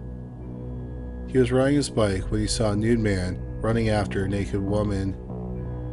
She fell and he tried to drag her back into the house, but she was fighting back. Then the boy heard 2 gunshots. The police arrived at the home and they found a pool of blood under a parked car. They forced the trunk open, and inside they found the nude-bound dead body of a young woman. She was later identified as 17-year-old Lynn Elliott. Then the police realized that someone was in the house. They discovered it was 29-year-old David Allen Gore. Gore refused to come out, and a standoff ensued. 2 of his aunts arrived at the scene, and they told the police that his cousin, Fred Waterfield, might be able to talk him out of the house. Sheriff's deputies retrieved Waterfield from the auto repair garage where he worked as a mechanic. However, by the time Waterfield arrived, the police had entered the house and found Gore hiding in the loft. They were shocked to discover he wasn't alone. With him was a bound, naked teenage girl who was alive. She was 14-year-old Reagan Martin. Gore was arrested. Reagan told the police that she and Lynn had been hitchhiking to Wabasso Beach. Gore and another man picked them up. They gave them beer and then offered them marijuana. Then Gore pulled out a gun and held it to their heads. He then handcuffed them together and ordered them to keep their heads down. They were brought into different rooms when they got into the house, and then the second man left. Gore went back and forth between the rooms, taking turns sexually assaulting the teenage girls. Reagan said she heard Lynn flee, then she heard 2 gunshots. Gore came back inside and forced her into the loft. As Reagan was being led out of the house after she was rescued, she saw Fred Waterfield and identified him as the other man who kidnapped her. 30-year-old Waterfield was arrested. Gore and Waterfield were cousins, but they were as close as brothers. Gore and Waterfield were very different in several ways. Waterfield was a star high school football player. He was considered funny, outgoing, and popular. he had dated many young women. Gore was a quiet loner who had only dated one girl in high school. She later said he never wanted to do anything sexual. Many people considered Waterfield to be the leader and Gore to be the one who followed. Months after the cousins were arrested, in November 1983, Gore confessed to the 6 murders. He said he had been stalking Ying Hu Ling, so he knew what time she got home from school. At the time, Gore was an auxiliary sheriff's deputy. He showed her his badge and told her she needed to come with him. They returned to her home, where her mother, Sang Hu Ling, was cleaning. He kidnapped her as well. He took them to a shack in an orange grove where he worked as a foreman, and he raped both the mother and daughter. He then shot Sang. He called his cousin, Fred Waterfield, and they took turns raping Ying. Waterfield then told him to get rid of her, so he shot her as well. Gore then dismembered them, then put their remains in 30-gallon drum barrels. He then buried the barrels in a different orange grove. About 6 months later, he came across Kay Daly, who went to the beach alone. He sabotaged her car, then, when she couldn't start it, he approached her and told her he was a sheriff's deputy. He offered her a ride. After she was in his truck, he pulled out a gun and handcuffed her. He took her to a trailer at the orange grove where he worked. Waterfield joined him and they took turns raping her. Gore said that he strangled the mother of 2 to death. Afterward, he dismembered her body, put the body parts in garbage bags, and buried the bags in a citrus grove west of the city. 2 weeks later, on July 14th, Gore pulled over an 18-year-old girl in a traffic stop. He told her that there had been a burglary in the area, and her car matched the description of the vehicle used in the robbery. He told her she needed to follow him in her car. He led her to an isolated area. But a man spotted them, so Gore abandoned his plans to rape her. The young woman was so disturbed by the incident, she reported it to the sheriff's department. There was an internal investigation, and 3 days after the incident, on July 17th, he resigned as an auxiliary deputy. Less than 2 weeks later, on July 31st, Gore spotted a 23-year-old woman at a doctor's office. He got into the back of her car and waited for her to come out. She saw him and called the police. A deputy found him in the car shirtless with a jar of vodka, a police scanner, handcuffs, and a .357 Magnum. Gore was arrested. He went to trial in October 1991. He was convicted of armed trespassing. Weeks later, he was sentenced to 5 years of prison. He served 18 months and he was released in March 1983. 2 months later, on May 17, 1983, Gore said that he and Waterfield were driving and they encountered Barbara Ann Byer and Angelica Lavallee, who were both 14, while they were hitchhiking. They raped both girls and then Gore shot them in the back of the head. He dismembered Barbara's body and dumped her remains in a citrus grove. He dumped Angelica's body in a canal. Months later, he and Waterfield were driving in Waterfield's truck. They came across 17-year-old Lynn Elliott and 14-year-old Reagan Martin, who were hitchhiking. They passed Waterfield's sister on the drive to Gore's parents.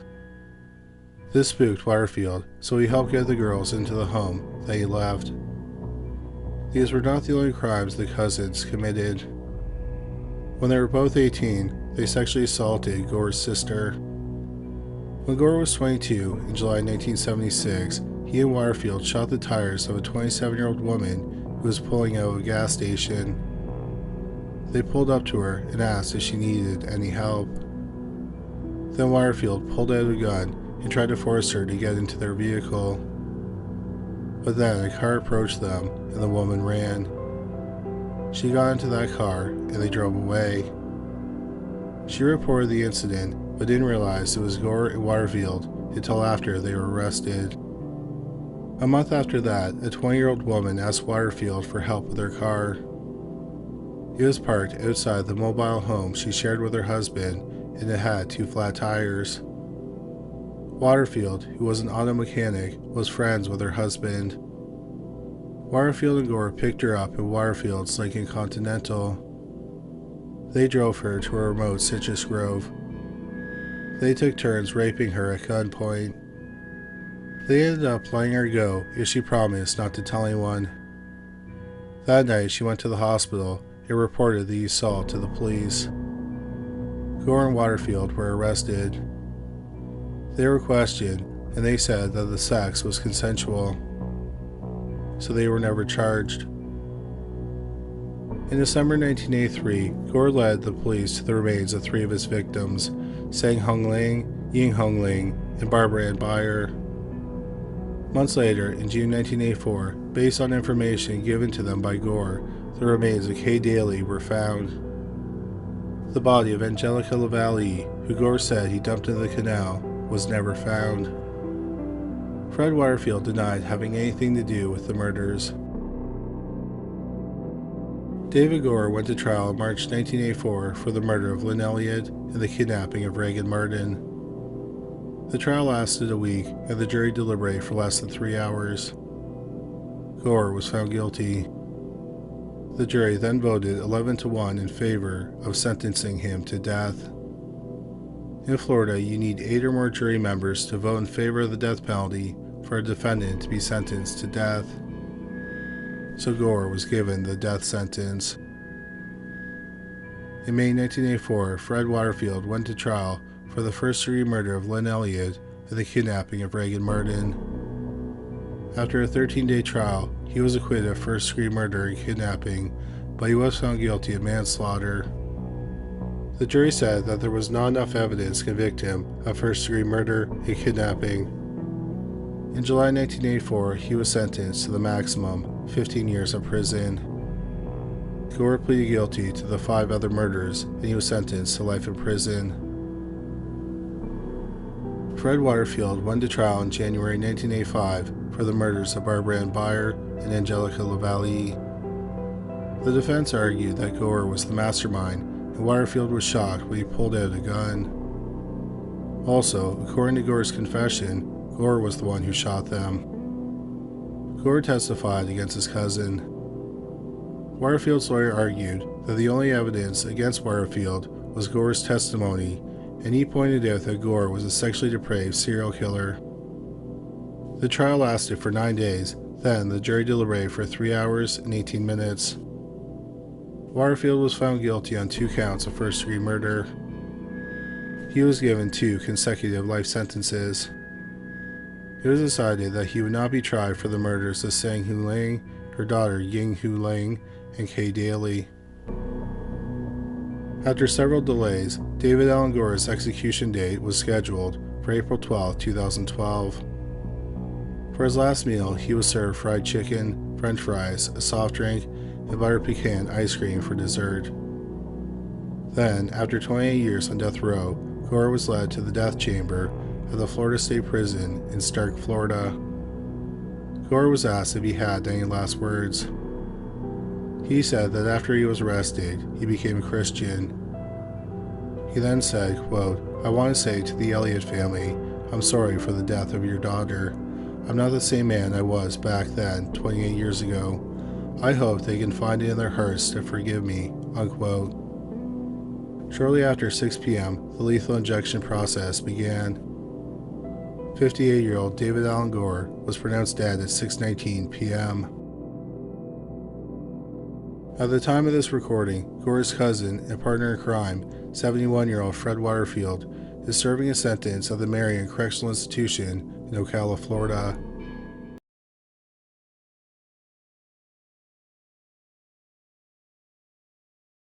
On April 8, 1985, in Prague, Czech Republic, a 23-year-old mother of 2, identified only as Alicia P., went to meet her boyfriend.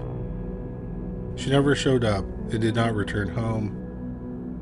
The police were called, and the next day, they searched a cherry orchard near her home. Under some leaves, they found her dead body. Her death had been brutal. She had been raped. She had been strangled, and dirt, leaves, and stones had been shoved into her mouth. Dirt and leaves were also stuffed into her nostrils. She had asphyxiated to death.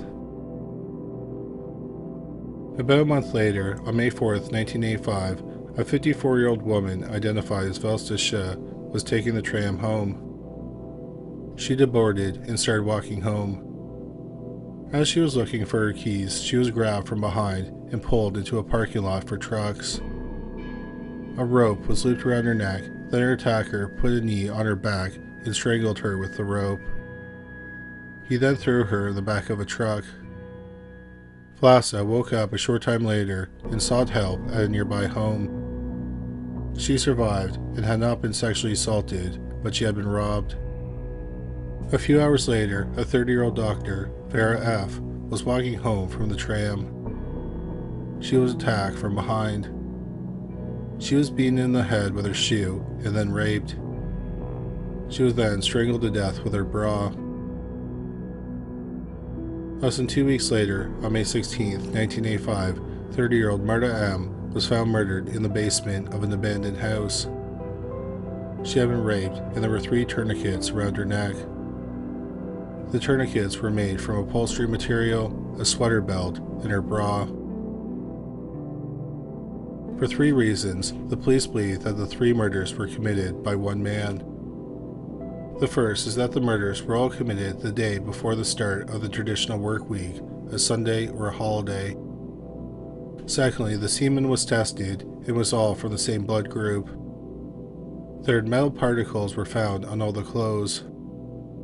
The murderer was called the Spartakiad Killer. The Spartakiads was a mass gymnastics event held in Prague every 5 years. The event was said to be held a few weeks before the last murder. Psychiatrists consulted on the case, and they believed that the killer was between the ages of 18 and 28. They also said that the murders were sex crimes, and a person who commits these types of murders doesn't start off killing their victims right away. They begin by committing less serious crimes, then they escalate. The police decide to look at any unsolved cases of sexual assault against women in the area. They discovered one that happened on February 7th, 2 months before the first murder. 20-year-old Milana H. was attacked from behind, not far from the orchard where the first murder was committed. Milana said that the man strangled her, then she and her attacker fell to the ground together.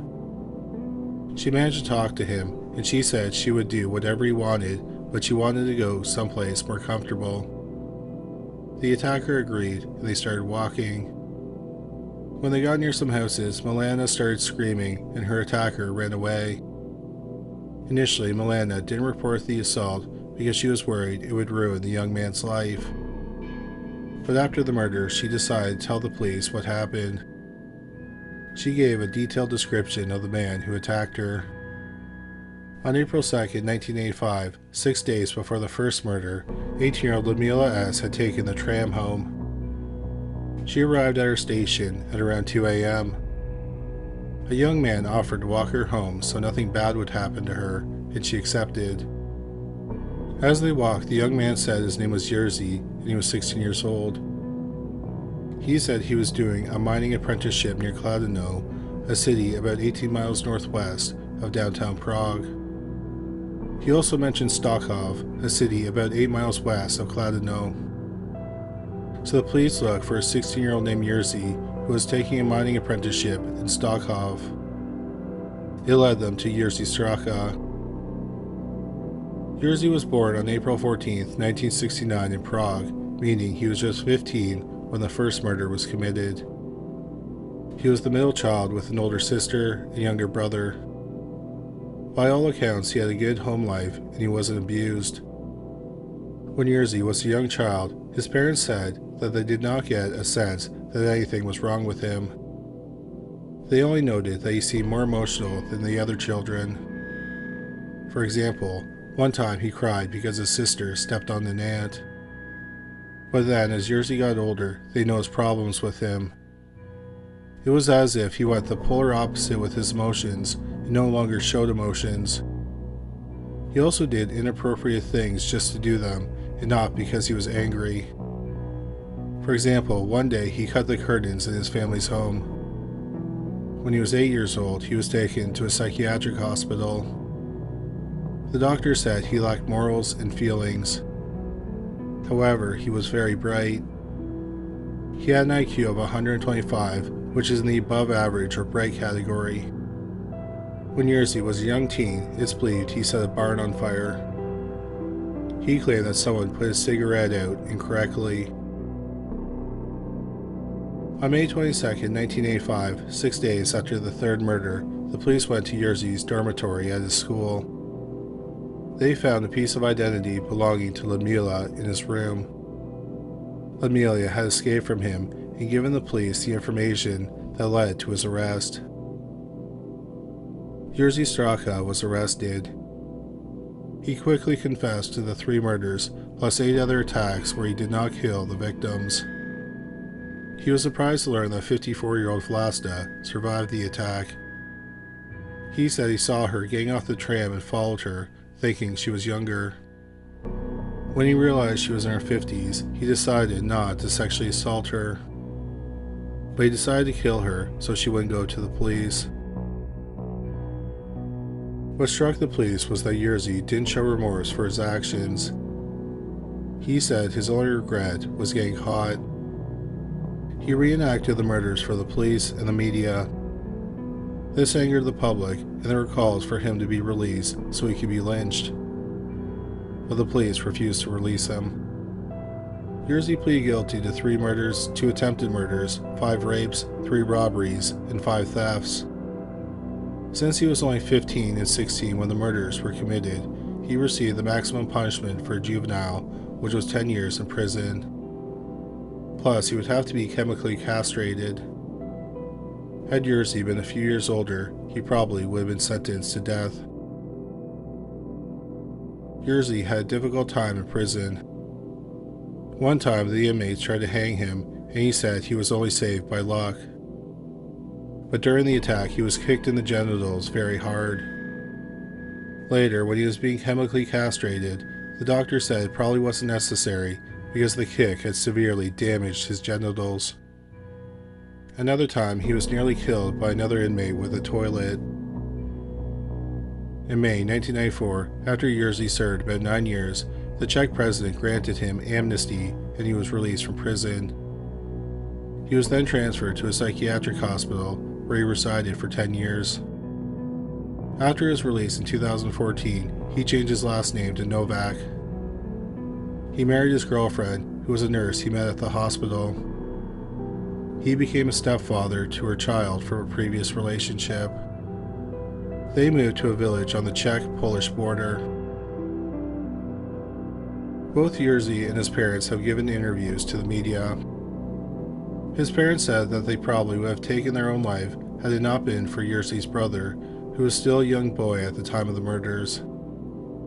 They said they loved Jiří, but they said that it probably would have been better if he had been hanged. Please note that all the following quotes were translated from Czech to English using the Cambridge Dictionary website, so they may not be completely accurate. Jiří's mother said, quote, "The death penalty should have been better for my son, and for us too. I've always said that. Not of hatred. Despite the horrible things he did, he still remains my son. But I knew what awaited him in prison. He survived that prison Valdez only because he played a whore to the stronger," unquote. His father said, quote, "It would have been better if Jiří had been sentenced to death at that time. It would have been a liberation for him and for us too," unquote. Jiří has admitted several times he would have continued killing had he not been caught. But he says he has no plans for committing any further crimes. He said that since he wasn't hanged, he just wants to be left alone to live his life. He said that people have also pressured him to take his own life. He said, quote, "I won't make you happy. If you want to kill me, then kill me," unquote. At the time of this recording, Jiří Novak, formerly Jiří Straka, is 55 years old. He has been free for 14 years and has not had any problems with the law during that time.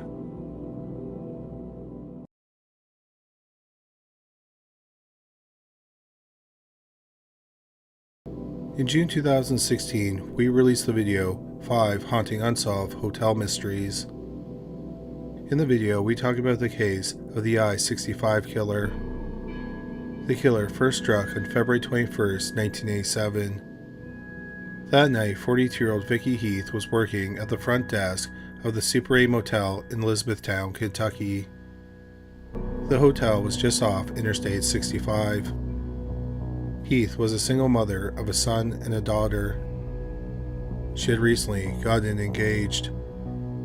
A guest entered the lobby around 6:30 a.m. and found no one there. There were signs that something violent happened in the lobby. For example, the phone had been yanked out of the wall. Shortly after the police arrived, Vicky Heath's dead body was found in a grassy area behind the motel. The 42-year-old mother of two had been raped and shot twice in the head. Some money had been stolen from the lobby.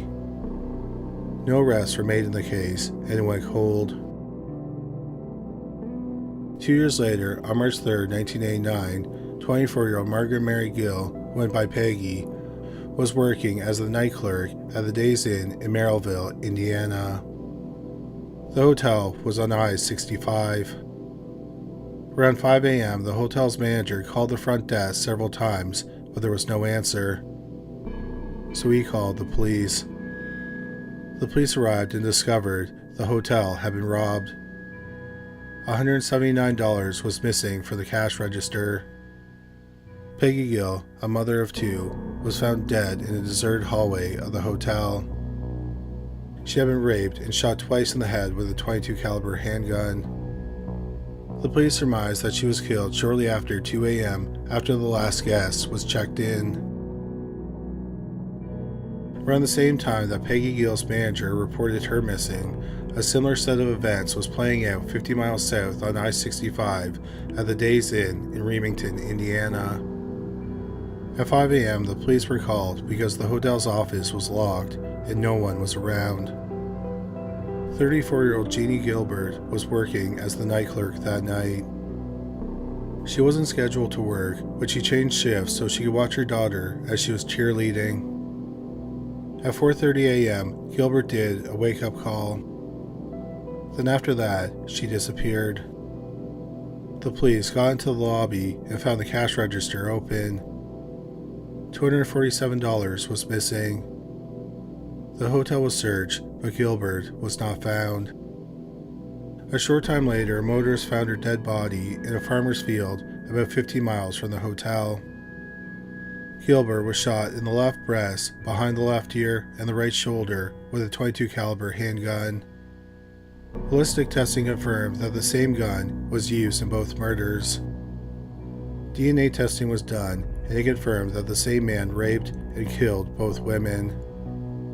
The police determined that Gill was killed first, then the killer drove 50 miles south, and 4 hours after murdering Gill, he killed Gilbert. At the time, the police did not connect Peggy Gill and Jeannie Gilbert's murders to the murder of Vicky Heath. They were murdered hundreds of miles apart in different states. But the similarities between all three were striking. All three were night clerks working at a hotel close to Interstate 65. They were all raped and shot to death. No arrests were made in the murders of Peggy Gill and Jeannie Gilbert. Less than a year later, in January 1990, a 21-year-old woman working as a desk clerk at a Days Inn in Columbus, Indiana, called 911. The hotel was just off I-65. The woman had been raped and stabbed. She ultimately survived the brutal assault. The police immediately suspected it was the work of the killer they called the Days Inn killer. Like Peggy Gill and Jeannie Gilbert, the woman was working alone at a Days Inn hotel near I-65. A major difference between the crimes was that the woman in Columbus was stabbed and Gill and Gilbert were both shot to death. The woman who survived the assault described the attacker to an FBI sketch artist in March 1991. She said he was a white man in his mid-30s to 40s with salt and pepper hair. His most distinctive feature was his eyes. They were green and cat-like. His right eye veered to the right. The sketch was made public. However, it did not lead to any arrests. In 2008, a DNA profile was created from the evidence in Vicky Heath's murder. Then in 2010, the police announced that the DNA was a match to the murders of Peggy Gill and Jeannie Gilbert. Over the years, the police had connected the killer with 5 other rapes and robberies in different states near I-65. The details of only one of those assaults were made public. In early 1991, a hotel clerk in Rochester, Minnesota, was raped and stabbed. She survived the assault. It was the only crime that wasn't close to Interstate 65. Even though the police had the killer's DNA, the cases continued to go unsolved. The investigators believed that the killer was a seasonal worker because all the attacks happened in the first quarter of the year. They also thought he might have been a traveling salesman. But for decades, the cases went unsolved. Then we come to April 2022. The police announced that thanks to genetic genealogy, they had identified the killer. He was Harry Edward Greenwell. Greenwell was born in December 1944 in Louisville, Kentucky. It is believed he was arrested for the first time in January 1963 when he was 18. He had committed an armed robbery. He was sentenced to 2 years in reformatory. In February 1965, Greenwell was arrested for sodomy. He pleaded guilty to a lesser charge and was sentenced to 7 years in prison. He was paroled in October 1969. In April 1978, Greenwell and his 23-year-old wife, Terry Jo, lived in Genoa, Wisconsin. On April 28th, there was a fire in their home and Terry Jo was killed. If there were suspicions that the fire was intentionally started, that has never been made public. It was labeled a kitchen fire. Greenwell remarried in August 1980. He adopted the woman's daughter and fathered a son with her. In June 1982, Greenwell was arrested for stealing 40 batteries from an agriculture store. He couldn't make bond, so he was held in jail until his trial. He escaped twice and was recaptured both times. In August 1982, Greenwell was sentenced to 2 years for the burglary and escape charges. He served 7 months and was paroled. In March 1983, Greenwell was arrested for receiving stolen property. In December 1983, he was released from prison. Greenwell got a job with the Canadian Pacific Railroad. He worked for them for 30 years. As part of his job, he traveled around the American Midwest. In July 1986, his wife filed for divorce. Half a year later, in February 1976, Vicky Heath was raped and murdered. Then March 1989, 2 years after Heath was killed, Peggy Gill and Jeannie Gilbert were murdered. 6 days after Gill and Gilbert were killed, Greenwell was arrested in La Crosse, Wisconsin. It was for a traffic violation. Weeks later, he was arrested for a domestic dispute. There was a restraining order against him, and he had violated it several times. So in April 1989, Greenwell was given 15 months of probation for criminal trespass. In January 1990, he sexually assaulted and stabbed a Days Inn clerk in Indiana. The following year, he attacked a hotel clerk in Rochester, Minnesota. After that, he had several minor brushes with the law. Then, on January 31, 2013, Harry Greenwell died at the age of 68 from cancer. When genetic genealogy led the investigators to Greenwell, they got a DNA sample from one of his close relatives. The probability that it was Greenwell's DNA at the crime scenes was 99.999%. Since Harry Greenwell was dead, he could not be charged with the murders. But the police consider the case of the I-65 killer closed.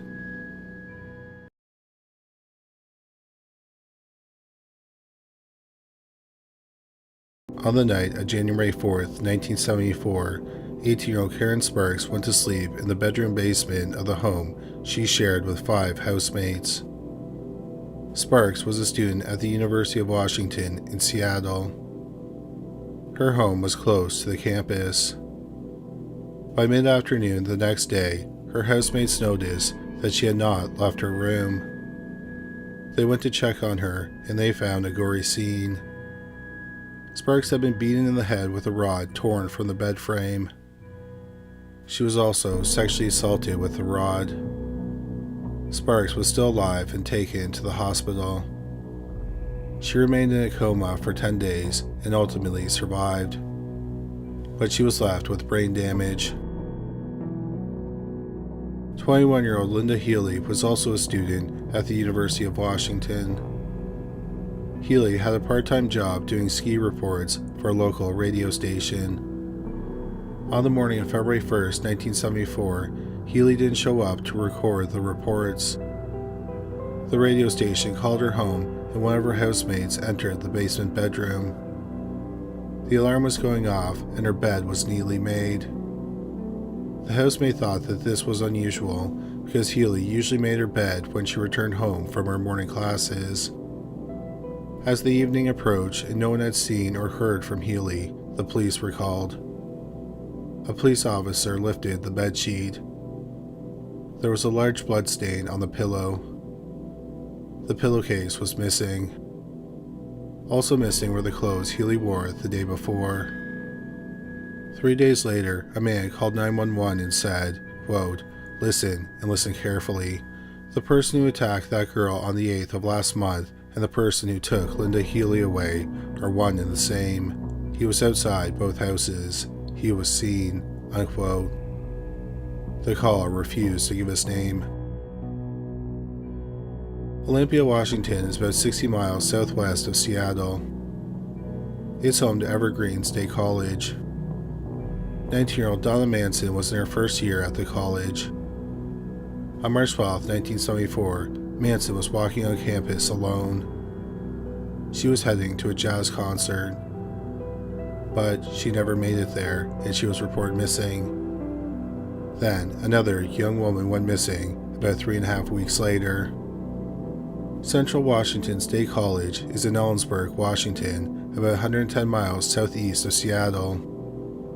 18-year-old Susan Rancourt was a student enrolled at the school. On April 17, 1974, she vanished while walking on campus. After her disappearance became public knowledge, several people contacted the police. They said that while they were on campus, a tall, attractive man in his 20s approached them. He had an arm in a sling and a metal brace on one of his fingers.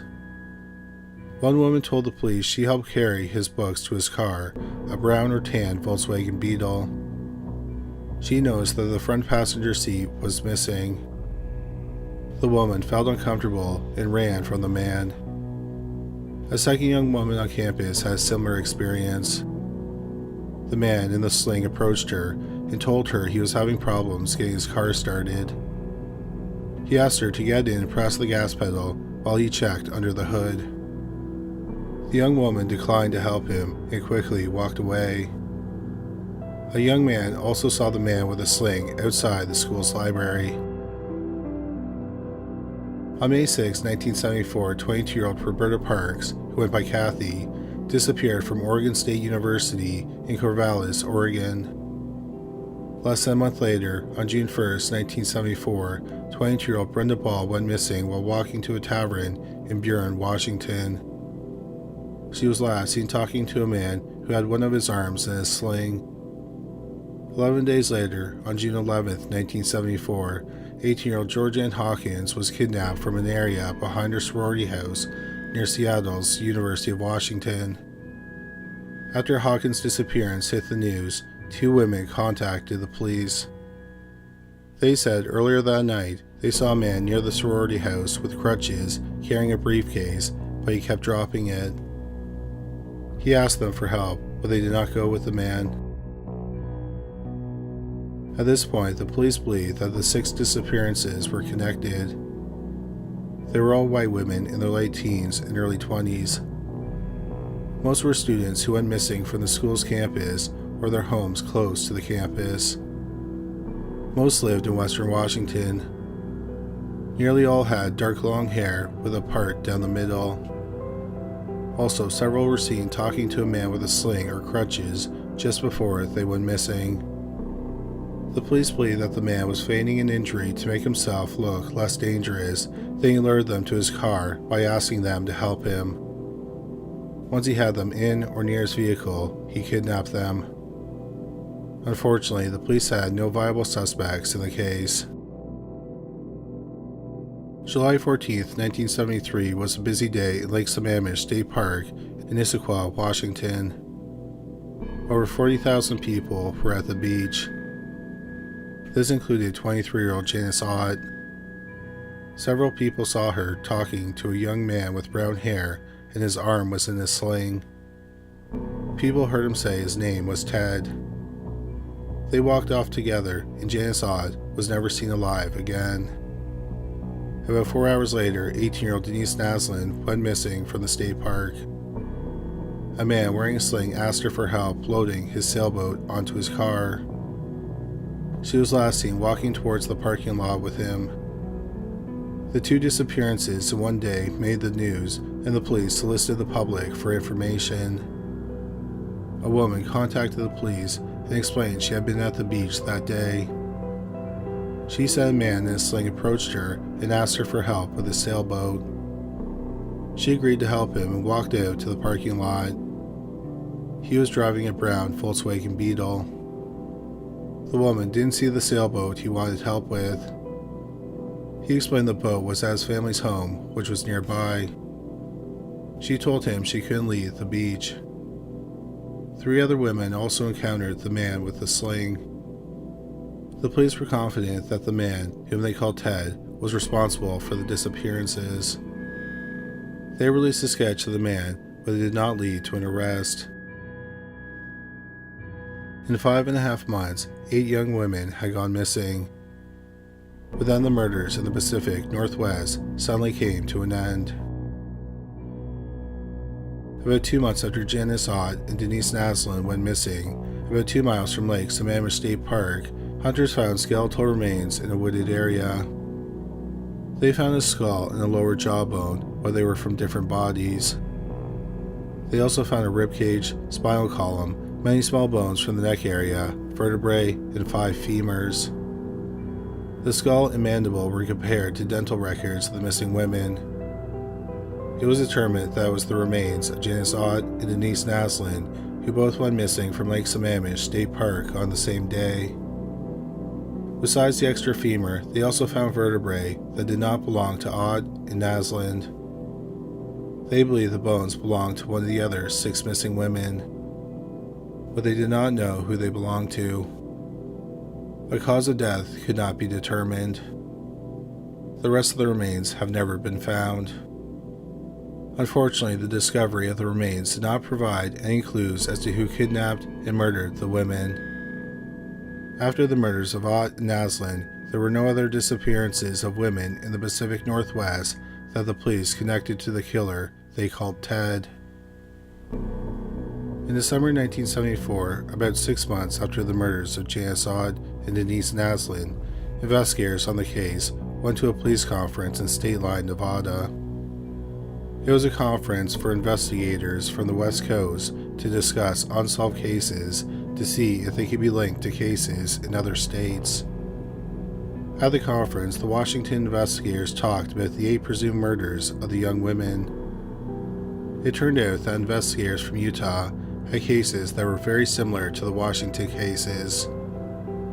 The murders in Utah started about 3 months after the last murder in Washington.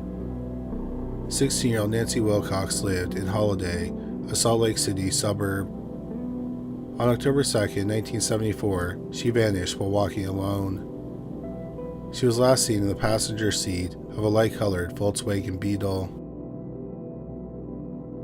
On October 18, 1974, 17-year-old Melissa Smith vanished from Midvale, Utah. She was walking home after meeting friends at a local pizzeria.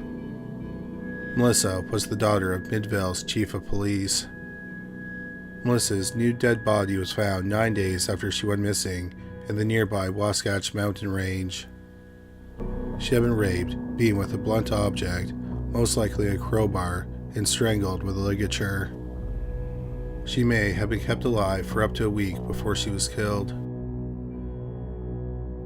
13 days after Melissa went missing, on Halloween night 1975, 17-year-old Laura Amy was walking alone in a park in Lehi, Utah.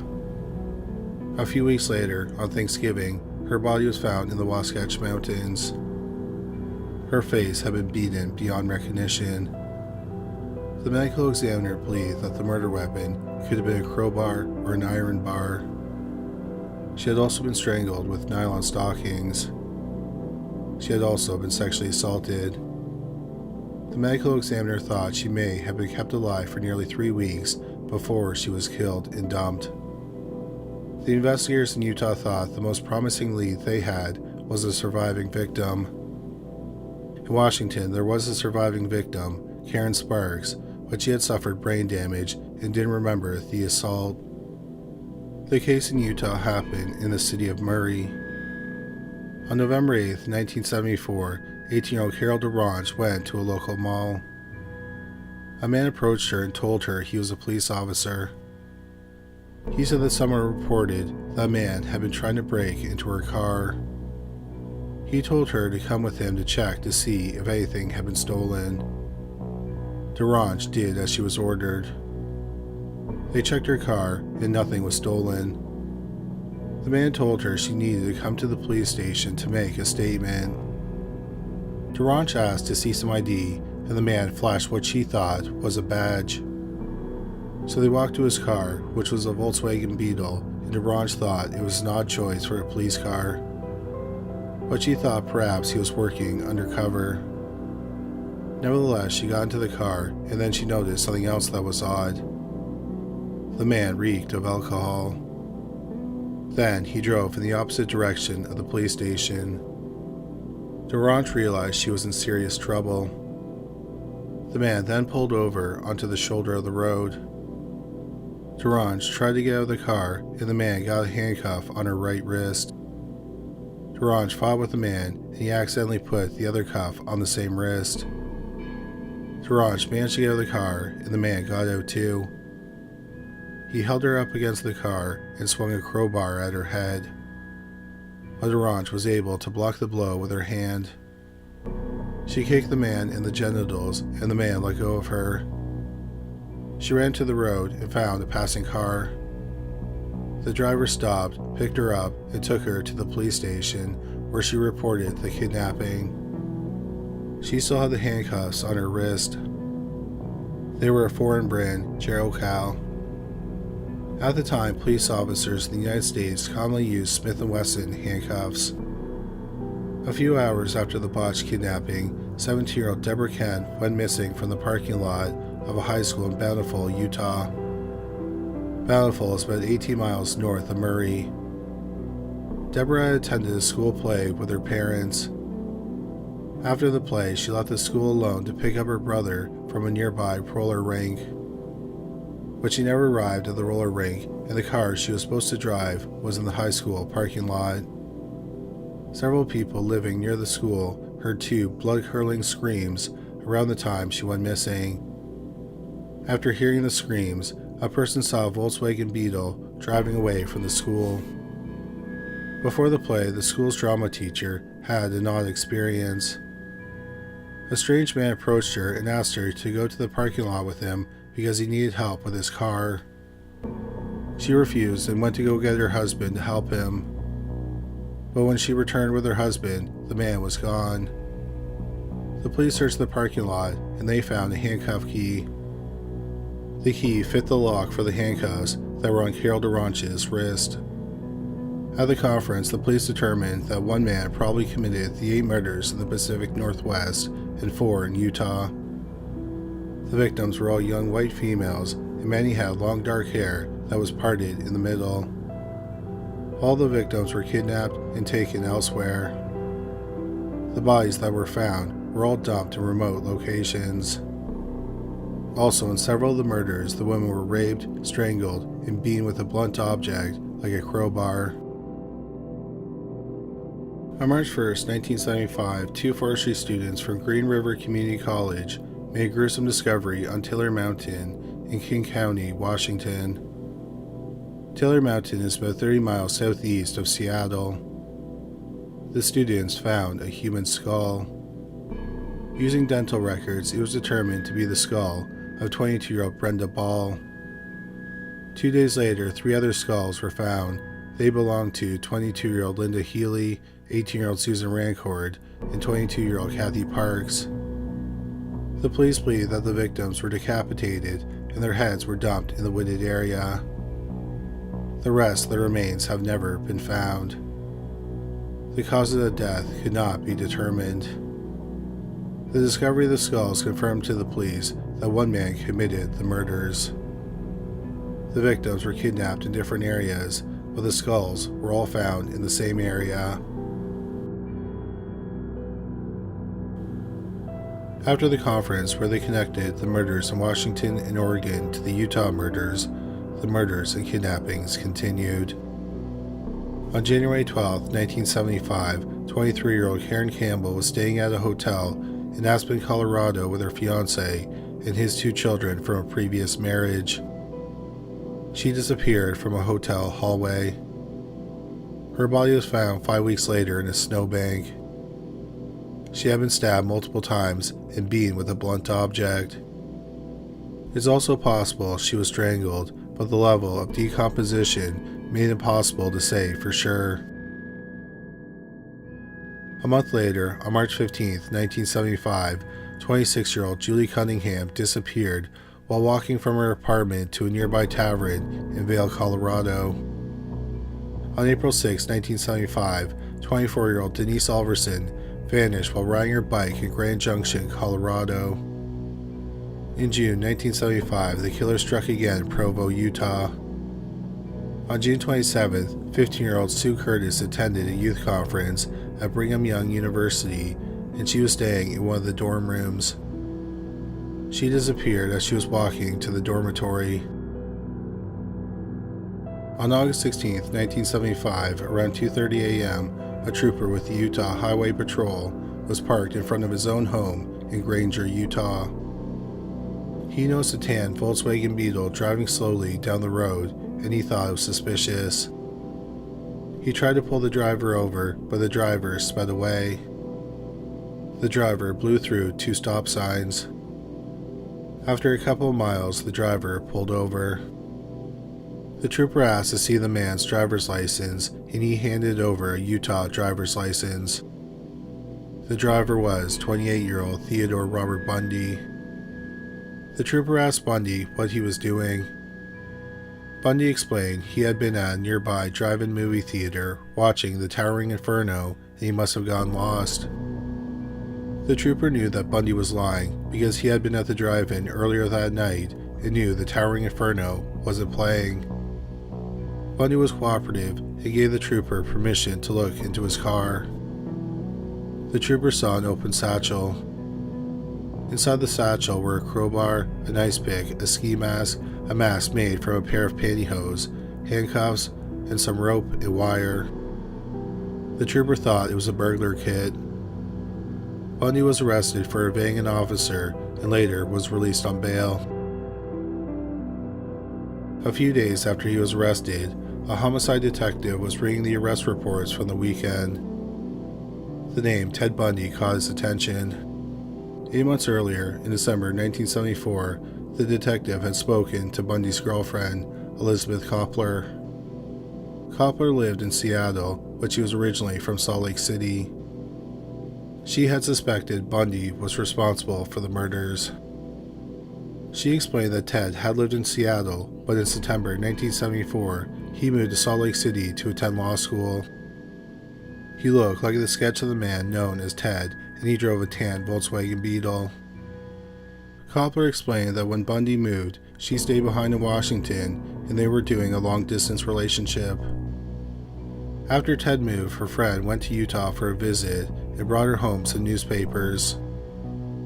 She read that young women had started disappearing and being murdered in Utah shortly after Bundy moved there. Suddenly, Bundy became a solid suspect in the murders. What stood out to the detective was that Bundy had a pair of handcuffs in his car. Bundy was a law student at the University of Utah. Why did he have handcuffs in his car? Bundy agreed to let the police search his apartment, but they found nothing of interest. Afterward, Bundy hired a lawyer who told him to stop cooperating with the police. The police and the FBI began to investigate Ted Bundy. Theodore Robert Cowell was born on November 24, 1946, in Burlington, Vermont, to 22-year-old Eleanor Louise Cowell.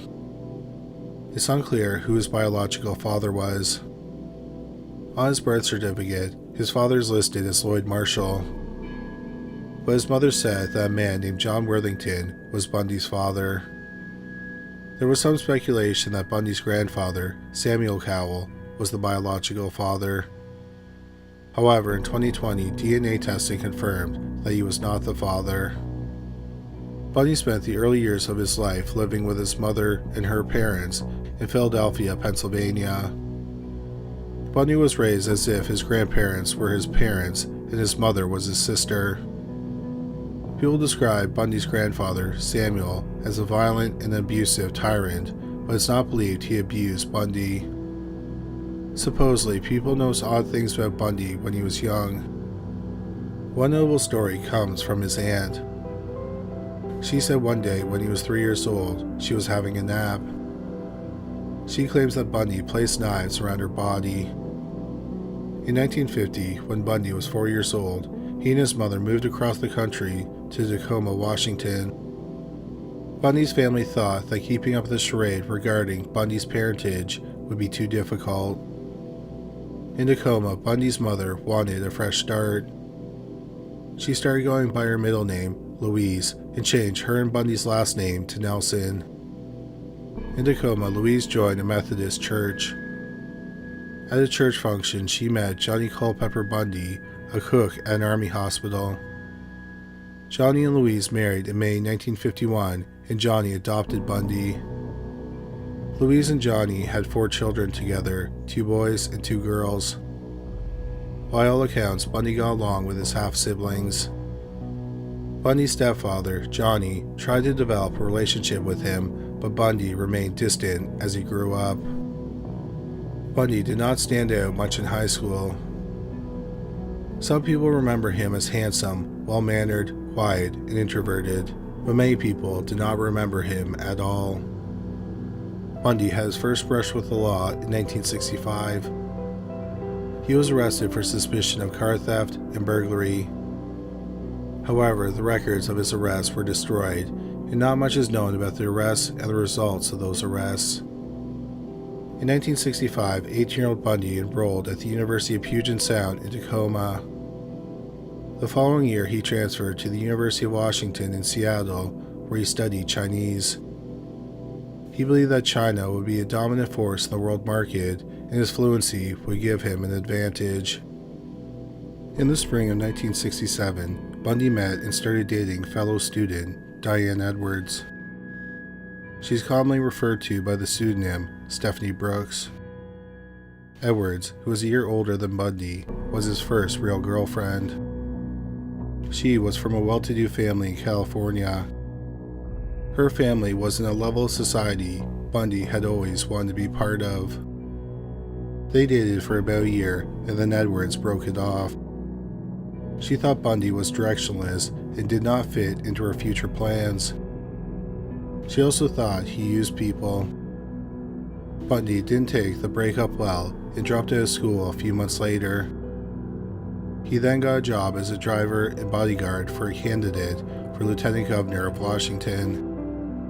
The man did not win the election, and Bundy was out of a job.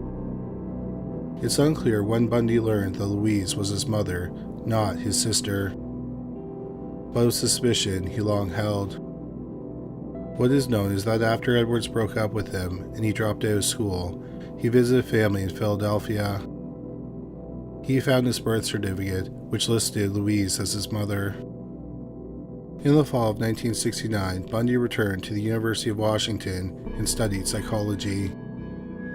He was a solid student and achieved A's with a few B's.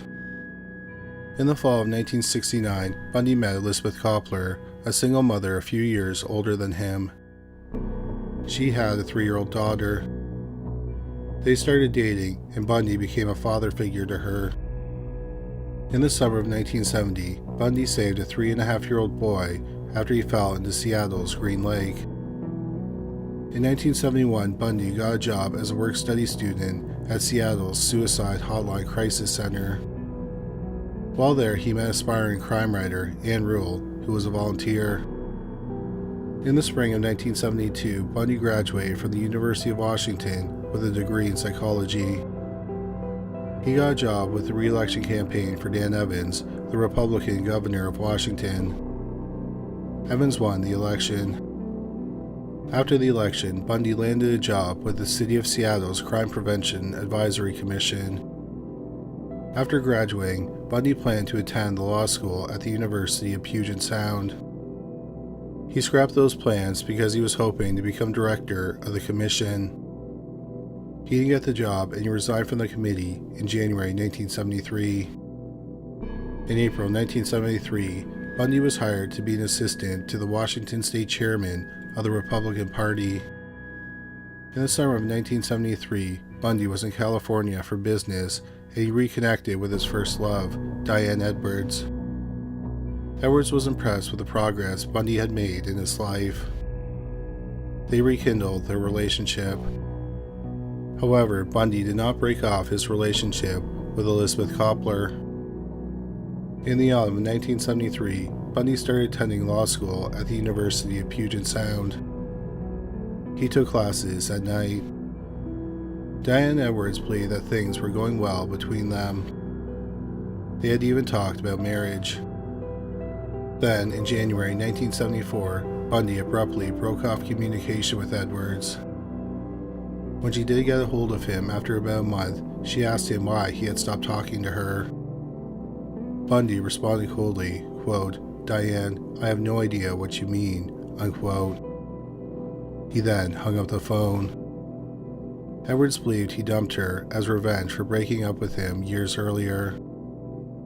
Around the same time Bundy stopped communicating with Edwards, he also started skipping classes. Something else that happened in January 1974 was the first murder in Washington. After Bundy was arrested in Utah, he became the prime suspect in the kidnapping of Carol DaRonch and the kidnapping of Deborah Kinne. DaRonch was given a stack of photos with Bundy's photo in it.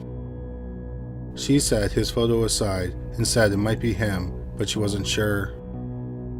The police gave her a second set of photos, and this one contained Bundy's driver's license photo.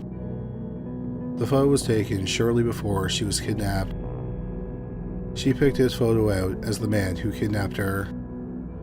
Deborah Kinne was kidnapped outside the high school after a school play. The drama teacher said that before the play, a man had tried to lure her out to the parking lot. She was given a stack of photos, and she identified Bundy as the man who approached her. On October 2nd, 1975, Bundy stood in a lineup. Carol DaRonch, the drama teacher, and a friend of Deborah Kinne all picked Bundy. Bundy was charged with aggravated kidnapping and attempted murder for kidnapping Carol DaRonch. The police of Washington also began to investigate Bundy in connection with the Washington murders. They questioned Ted's girlfriend, Elizabeth Koppler. She told the police that every time one of the young women went missing or was attacked, Ted had not been with her that night. She kept a very detailed journal and compared the dates. She also said that once she found a bag full of women's clothes in Bundy's apartment. In the autumn of 1975, investigators from Colorado also started investigating Bundy. When Bundy was interrogated shortly after he was arrested, he told investigators he had never been to Colorado. But they found credit card slips that showed Bundy had purchased gas within a few miles from where each woman went missing on the day they were kidnapped.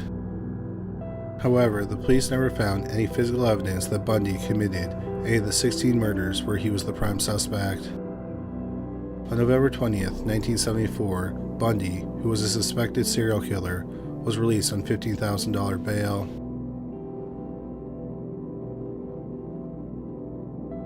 Ted Bundy went to trial for the kidnapping of Carol DeRange in February 1976. Bundy had opted to be tried by a judge instead of a jury. The main evidence against him was that DeRange had identified him as her abductor. The trial lasted 3 days. Ted Bundy was found guilty. Months later, after a psychological review, Bundy was sentenced to 1 to 15 years of prison. He could have been paroled in 18 months. So the police and the other jurisdictions worked to build a case against Bundy for at least one of the murders. Some hairs have been found in Bundy's car. The hairs were sent to the FBI, who compared the hairs to the suspected victims. The FBI found that the hairs were microscopically similar to 3 of the victims, Sharon Kinne, Melissa Smith, and Carol DeRange. Also, the crowbar found in Bundy's car matched the wound on Campbell's skull. Ted Bundy was charged with Sharon Campbell's murder on October 22, 1976. In April 1977, he was transferred to the Garfield County Jail in Glenwood Springs, Colorado. For his murder trial, Bundy was going to serve as his own defense lawyer. To prepare for the trial, he was taken to the law library at the Pitkin County Courthouse in Aspen several times a week. On June 7, 1977, Bundy was in the law library and he was out of the sight of the sheriff's deputy who was guarding him. Bundy climbed out a window, dropped 25 feet to the ground below, and ran off. When it was discovered that Bundy escaped, roadblocks were set up. But by then, Bundy was nowhere to be found. 3 days later, the FBI joined the search. On June 13, 1977, 6 days after Bundy escaped, a police officer in Aspen noticed a motorist driving erratically. He pulled the car over, and it was Ted Bundy.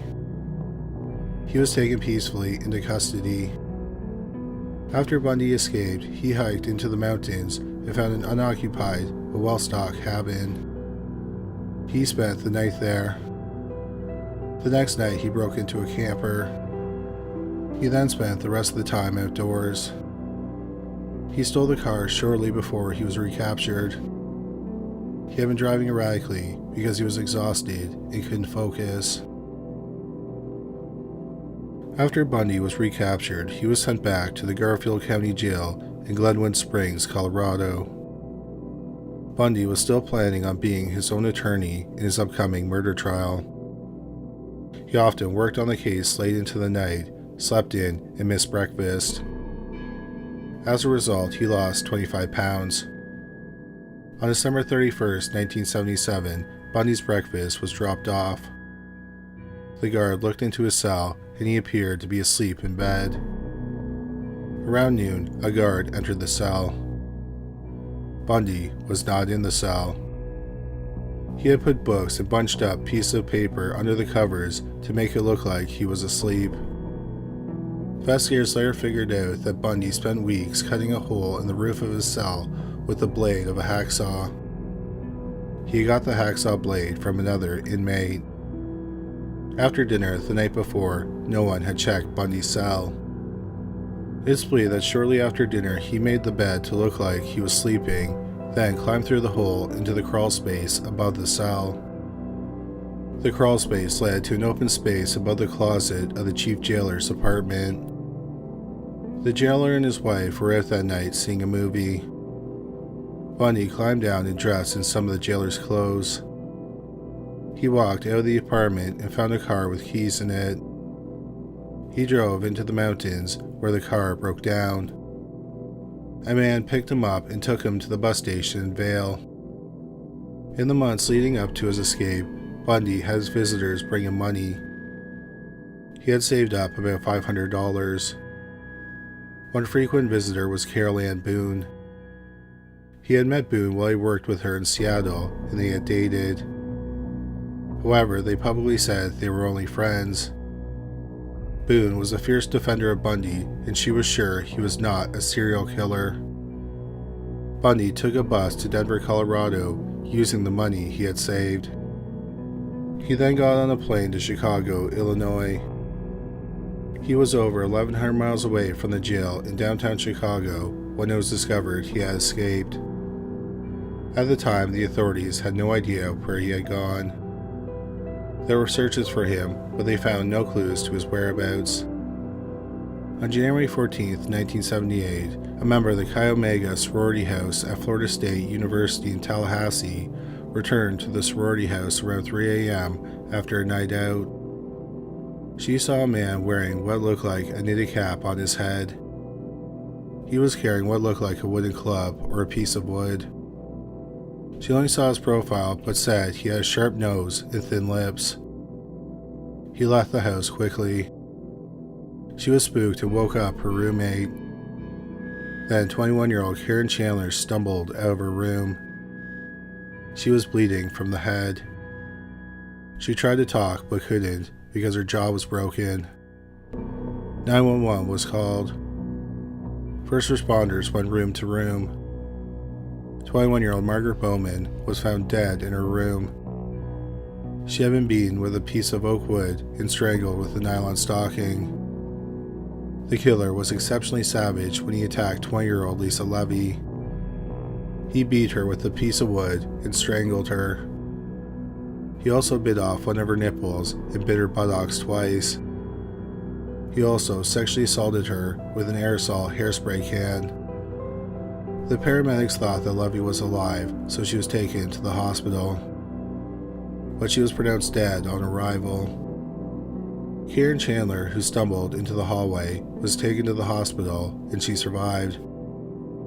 She had suffered a skull fracture and a broken jawbone, cheeks, and the orbit of her right eye. Her 21-year-old roommate, Kathy Kleiner, was also attacked. She suffered a broken jaw and a cut on her shoulder. It was determined that the attacker had entered through the back door of the sorority house, which had a faulty lock. Before entering, he picked up a piece of oak wood from a pile in the backyard. He attacked the 4 women in 15 minutes. Less than an hour later, the police were called to the basement apartment of 21-year-old Cheryl Thomas. She lived about 4 blocks from the sorority house. The neighbors heard disturbing noises coming from the apartment. The police entered the apartment and found Thomas on her bed. She had been beaten in the head with the same log used to beat the 4 women at the sorority house. Thomas was rushed to the hospital. Her skull had been fractured in 5 places. She survived but lost hearing in her left ear, and her equilibrium would never be the same. Thomas was at Florida State University studying dance. In Thomas's bed sheets, they found what appeared to be a mask made from a pair of pantyhose. In the mask, they found 2 hairs that did not belong to Thomas. The brutal attacks made headlines across the country, including the Pacific Northwest, Utah, and Colorado. But if there was any serious speculation that Ted Bundy committed the murders, that information was not made public. Nearly 4 weeks later, on February 8, 1978, a 14-year-old girl was waiting for her brother to pick her up outside her school in Jacksonville, Florida. Jacksonville is about 165 miles east of Tallahassee. The man tried to lure her into his white Dodge van. When her brother arrived, the man took off. Their father was a police officer. They wrote down the man's license plate and told their father about the incident. He looked up the license plate and discovered that the van had been stolen near the Chi Omega sorority house. The next day, February 9, 1978, 12-year-old Kimberly Leach was walking on her junior high school campus in Lake City, Florida. She did not return to class and she did not go home. She was reported missing. After her disappearance was reported in the news, a firefighter contacted the police. He said he was driving by the school around the time Kimberly went missing. He saw a girl that looked like her being pulled by the arm by a man who he assumed was her father. He thought the father was angry that he had to take his daughter out of school and did not think it was a kidnapping. 6 days later in Pensacola, Florida, a patrolman was driving around a neighborhood he was familiar with. He saw an orange Volkswagen Beetle pull out from behind a restaurant. Something about the car made the officer suspicious. He checked with dispatch and discovered the vehicle was stolen. He tried to pull over the driver, but he drove away quickly. After a mile, the driver pulled over. He got out of the car and laid on the ground. When the officer tried to handcuff him, the man fought with him. The man was able to get up and he ran. The officer fired a shot and the man went down. The officer went to check on him and discovered that the man had not been shot. The man tried to wrestle his gun away from him, but the officer overpowered him and handcuffed him. He put the man in the back of his car and drove him to the local police station. The man kept saying, quote, "I wish you had killed me," unquote. The police searched his car and found ID cards belonging to several co-eds, 21 stolen credit cards, and other stolen items, such as a bicycle and a television. The man had no identification on him, and he refused to tell the police his name, so they held him in jail. On February 17th, after 2 days in custody, the man confessed to 3 detectives that he was Ted Bundy. The detectives had never heard of him. One of the detectives found an FBI wanted poster, and they confirmed they had one of the FBI's 10 most wanted fugitives, Ted Bundy, in their custody. Bundy had been added to the FBI's 10 most wanted list 5 days earlier. The detectives interrogated Bundy.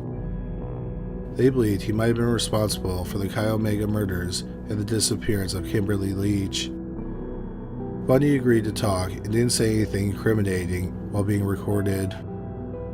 The detectives said that after they stopped the tape recorder, Bundy didn't confess, but he did say some very incriminating things. The FBI told them that Bundy was a suspect in 36 murders. However, that number was a little inflated. For example, he was a suspect in some murders in Northern California, even though there was no evidence Bundy spent much, if any, time there. When they asked Bundy if he had killed 36 people, he supposedly replied, quote, "Add 1 digit to that and you'll have it," unquote. He also implied he had committed murders in 6 states.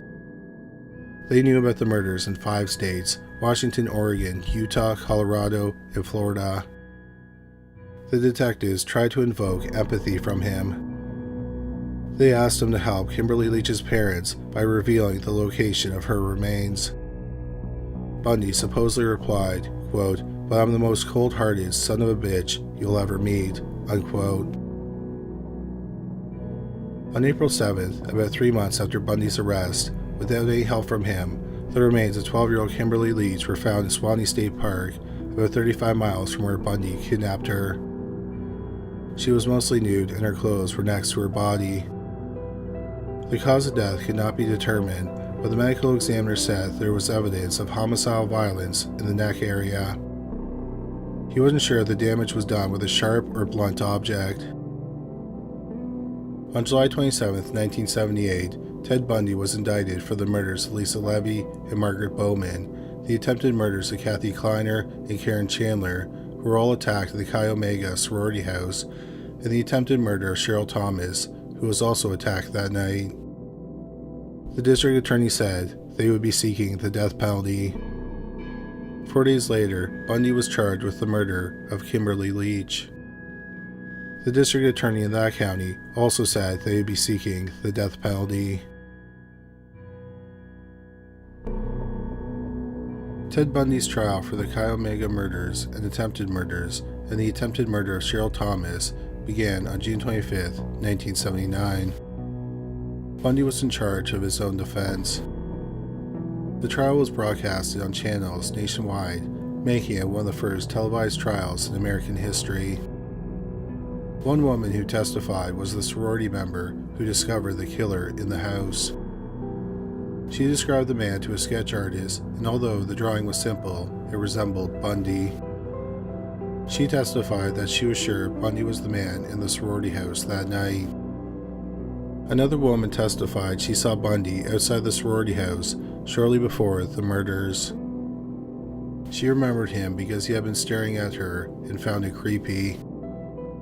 Shortly after Bundy was arrested, dental casts of his teeth were taken. A forensic orthodontist testified that Bundy's teeth matched the bite marks on Lisa Levy's buttocks.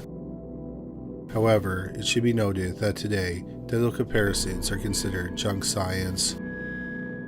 As for Cheryl Thomas, she was beaten with the same oak log used in the Chi Omega murders and assaults. Thomas was attacked about an hour later, and she lived 4 blocks away from the sorority house. It was not a great leap in logic to think that the same man committed all the crimes. In Thomas's bedsheet was a mask made from pantyhose. In the pantyhose were 2 strands of hair. They were microscopically similar to Bundy's hair. Also, the jury was told the details of Harold Orange's kidnapping, which Bundy had been convicted of. Bundy was not an asset to his case. For example, he questioned a crime scene investigator and had him describe the scene and the victim's injuries in gory details. People think that Bundy did this to relive the crimes. The trial lasted about a month. The jury deliberated for 6 hours and 32 minutes. Bundy was found guilty of all charges. He was sentenced to death. Bundy's trial for the murder of 12-year-old Kimberly Leach began on January 7, 1980.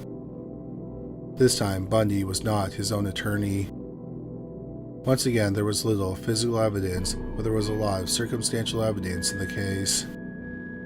The firefighter testified that he saw Kimberly being dragged to a white Dodge van. A white Dodge van was used in an attempted kidnapping in Jacksonville the day before. Both the intended victim and her brother picked Bundy's photo out of a stack of photos and said he was the would-be kidnapper. The brother wrote down the license plate of the white van. The van had been stolen close to the Chi Omega sorority house in Tallahassee. It was also blocks away from the boarding house where Bundy lived while on the lam. Lake City, where Kimberly was kidnapped, is about halfway between Tallahassee and Jacksonville. The van's mileage after it was stolen showed it could have traveled from Tallahassee to Jacksonville to Lake City and ended up at the spot where it was found abandoned. Soil and leaf samples were taken from the undercarriage of the van. They matched the soil and the leaves in the area where Kimberly's body was found. A pool of blood was found in the back of the van and it was Kimberly's blood type. Semen stains were found on Kimberly's underwear. It was type O, which was Bundy's blood type. Fibers from the van's interior were found on Kim's clothes. Fibers from the van were found on the blazer Bundy was wearing when he was arrested. Shoe prints were found close to where the van was abandoned. They matched the treads of Bundy's shoes. Finally, butts from the brand of cigarettes Bundy smoked were found near the body. Once again, the trial lasted about a month. This time, the jury deliberated for 7 hours and 15 minutes. Ted Bundy was once again found guilty. Bundy's girlfriend, Carol Ann Boone, took the stand at the sentencing hearing. During questioning, Bundy asked Carol Ann to marry him. She said yes, and then Bundy said, quote, "Then I do hereby marry you," unquote. It turned out that there was an old Florida law that allowed a marriage ceremony if a judge and a legal and notarized marriage certificate were present. Carol Ann had got the marriage license 3 days earlier. After getting married, Bundy was sentenced to death again. In prison, Bundy and Carol Ann were allowed to have conjugal visits. However, some of the correctional officers turned a blind eye during their visits, possibly because they were bribed. In October 1982, Carol Ann gave birth to a daughter, Rose Bundy. It's believed that Rose is Bundy's daughter. People have noted a striking resemblance between her and Bundy. In October 1984, Bundy reached out to investigators working on the Green River Killer case. Starting in 1982, dozens of women were killed or went missing from the Tacoma, Seattle areas and dumped near the Green River. Robert Keppel from the King County's District Attorney's Office agreed to talk with Bundy. Bundy said that the killer may return to the dump sites and have sex with the bodies. He suggested setting up surveillance if they found a fresh body or grave. In November 2001, Gary Ridgway was identified as the Green River Killer. Bundy's advice did not help identify Ridgway, but he had been correct about Ridgway returning to the bodies and having sex with them. Bundy was scheduled to die at 7 a.m. on July 2, 1986. But 15 hours before the planned execution, he was given a stay of execution. A new date was set for November 18, 1986. Once again, he got a stay of execution. This time it came 7 hours before he was to be executed. Bundy's new date with the electric chair was January 24, 1989. In the years after Bundy was convicted, he talked to journalists Hugh Ainsworth and Stephen G. McCod. The journalists wanted the details of the crimes, but Bundy was reluctant to talk about the murders. Bundy had a degree in psychology, so they decided to use that to their advantage. They asked him to speculate on what the killer's thoughts and motives were when he kidnapped and murdered the women. This gave Bundy a chance to talk about himself in the third person. He agreed to do that and started talking about the murders. He explained that there was a malignant personality that took over. Also, every time he kidnapped or attacked a woman, he had been drunk. He also didn't consider himself a sadist and didn't derive pleasure from the act of killing. Instead, he wanted to possess the person. He felt he had to kill them because if he had let them go, he would risk being arrested. Murdering them was the only option, and he tried to do it as quickly as possible. Bundy explained that he usually lured a victim to his car and knocked them unconscious. He would bind them, usually with handcuffs, and drive them to a remote location or his apartment or a hotel room. Sometimes along the way, he would stop and sexually assault them. He enjoyed voyeurism and he forced them to undress. He then sexually assaulted them. Afterward, he said he killed them as quickly as possible and then dumped their body.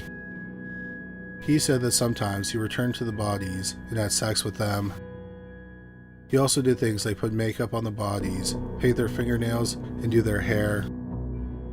But there were problems with Bundy's confessions. He wasn't honest throughout them. For example, he said that the killer wouldn't benefit anything from decapitating the victim because the victim can still be identified. However, Bundy decapitated at least a dozen women. On January 21, 1989, 2 days before Bundy was going to be executed, he began confessing to Robert Keppel from the King County District Attorney's Office. In total, Bundy confessed to 30 murders. They include the 19 murders we covered in this video. He also revealed things that the police didn't know. For example, the extra femur and vertebrae found with Janice Ott and Denise Naslin's remains belonged to George Ann Hawkins. Donald Manson's remains were never found. Bundy explained at least what he did to the skull. He said he burned it in his girlfriend's fireplace. Many other victims Bundy confessed to killing have never been identified. He says that he killed 3 more in Washington, 3 more in Utah, 2 more in Oregon, 2 in Utah, and 1 in California. One victim that was identified was 13-year-old Lynette Culver. On May 5, 1975, Bundy came across Lynette as she was walking home from school in Pocatello, Idaho. He said he lured her to his car. He took her to his hotel room where he raped her and then drowned her in the bathtub. He said he dumped the body in the Snake River outside Pocatello. Lynette Culver's remains have never been found. Bundy did not confess to clear his conscience. He was doing it to hopefully buy himself more time. Bundy was confessing up to 30 minutes before his execution. However, it did not work. Bundy did not request a last meal, so he was served the traditional last meal: steak cooked medium rare, eggs over easy, hash browns, toast with butter and jelly, milk, and juice. Bundy was brought into the death chamber at Rayford State Prison at 7 a.m. on January 23, 1989, and strapped to the electric chair. His last words were, quote, "I'd like you to give my love to my family and friends," unquote. 42-year-old Ted Bundy was pronounced dead at 7:16 a.m.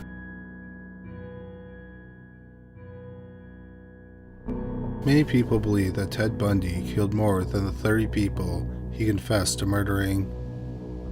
Both Robert Keppel and Ann Rule, who wrote the highly acclaimed book about Bundy, The Stranger Beside Me, believed he killed over 100 women. During his confessions, Bundy said that there were some murders he wouldn't talk about because they were too close to home, too close to family, or involved victims who were very young. Some think that Bundy committed his first murder when he was just 15. August 31st, 1961 was a dark and stormy night in Tacoma. Around 5:30 a.m., Beverly Burr checked in on the room of her 8-year-old daughter.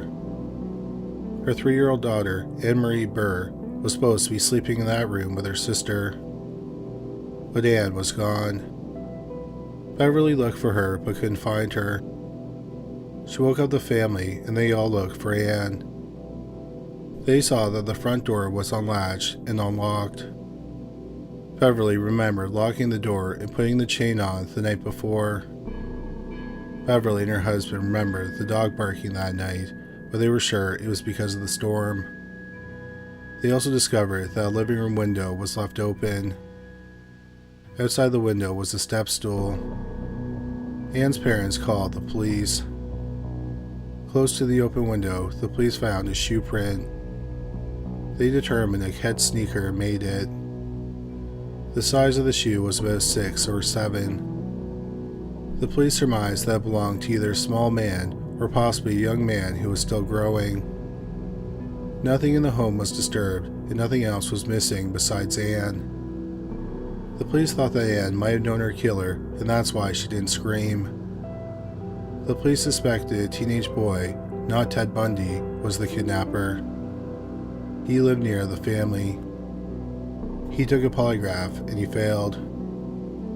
He took another and he passed the second one. However, the police never found evidence that the boy kidnapped Anne, so he wasn't charged. Ann Burr has never been found. Bundy wasn't a suspect because at that point in his life, he had no run-ins with the law. Bundy lived about 2 miles from the Burrs' home. According to Rebecca Morris's 2011 book, Ted and Anne, Bundy knew Anne. She supposedly followed him around as he was getting his newspapers ready for his delivery route. Shortly before Bundy was to be executed, he was asked about Anne's disappearance, and he claimed he didn't kidnap her. He said he was too young to have committed the murder. Bundy is the prime suspect in the attacks on Lisa Wick and Lonnie Trumbull. They were both 20-year-old flight attendants who lived in Seattle. On June 23, 1966, someone broke into their basement apartment while the two women were sleeping. They were both beaten in the head with a blunt object. Nothing was stolen from the apartment. Lonnie Trumbull died, but Lisa Wick survived. Bundy was 19 years old at the time of the brutal attack. Later, Wick contacted Ann Rule and told her she had no recollection of the attack and she couldn't explain how she knew, but she was sure it was Bundy who attacked them. Bundy told a psychologist that his first victims were killed in the Philadelphia area.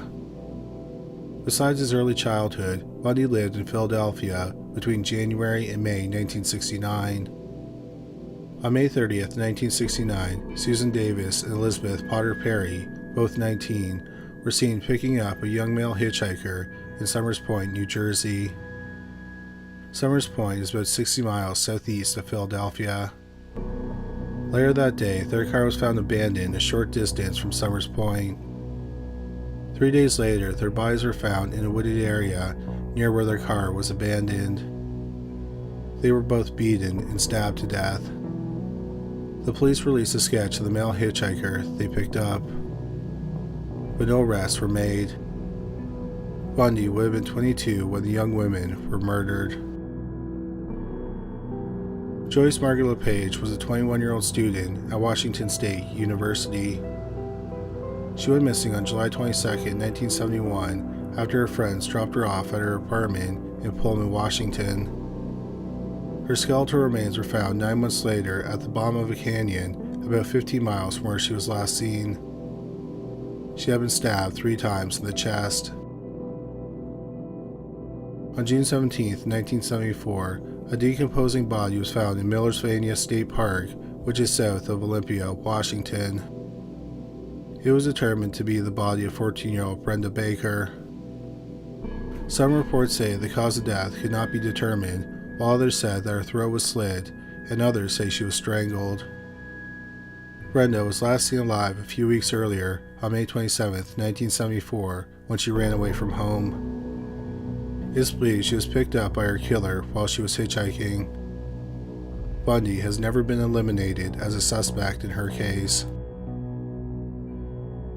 Another case where Bundy is a strong suspect is the murder of 18-year-old Sandra Jean Weaver. Weaver went missing on July 1, 1974, in Salt Lake City. Her body was found the next day in Devenzin, Colorado. She had been sexually assaulted, beaten, and strangled. When her body was found, the police thought that her murder was connected to the murders of 2 of Bundy's victims, Melissa Smith and Laura Amy. Bundy also confessed to kidnapping an unnamed woman in Utah and dumping her body in Colorado. On April 15, 1975, 18-year-old Melanie Cooley was kidnapped as she was walking home from school in Netherland, Colorado. Her body was found 8 days later beside a country road. It is believed that she was beaten in the back of the head with a rock. On the day she disappeared, Bundy was in Golden, Colorado. He purchased gas using his credit card. Golden is about 30 miles from where Cooley went missing. On July 1, 1975, 24-year-old Shelley Robertson of Golden didn't arrive at work. Her body was found on August 21st inside an abandoned mine. A cause of death could not be determined. Gas station receipts placed Bundy in Golden on the day she went missing. 3 days later, on July 4, 1975, Nancy Perry Bard vanished from the gas station where she worked in East Layton, Utah. She has never been seen or heard from again. Bundy was questioned about her disappearance before his execution, and he denied being responsible. 17-year-old Deborah Smith went missing from Salt Lake City in mid-February 1976. Her body was found near the Salt Lake City airport on April 1, 1976. She had been struck 3 times in the head with a blunt object. At the time of the murder, Bundy was out on bond, awaiting his trial for kidnapping Carol DeRange. Around midnight on March 2, 1976, 22-year-old Joy Kathleen Harmon left a bar alone in Salt Lake City. It's believed she made it to her apartment because her jacket was there. When she didn't show up for work, she was reported missing. Harmon's body was found 4 days later in a canyon east of Salt Lake City. She had been beaten and strangled to death. Harmon was murdered the day after Bundy was convicted of kidnapping. However, he had not been sentenced and was still free on bond. A man matching Bundy's description was seen near Harmon's apartment complex on the night she went missing. Bundy's DNA was uploaded to the FBI's combined DNA index system, so if DNA is uploaded from an unsolved murder that he committed, the FBI will be notified of a match. However, we will probably never know Ted Bundy's true body count.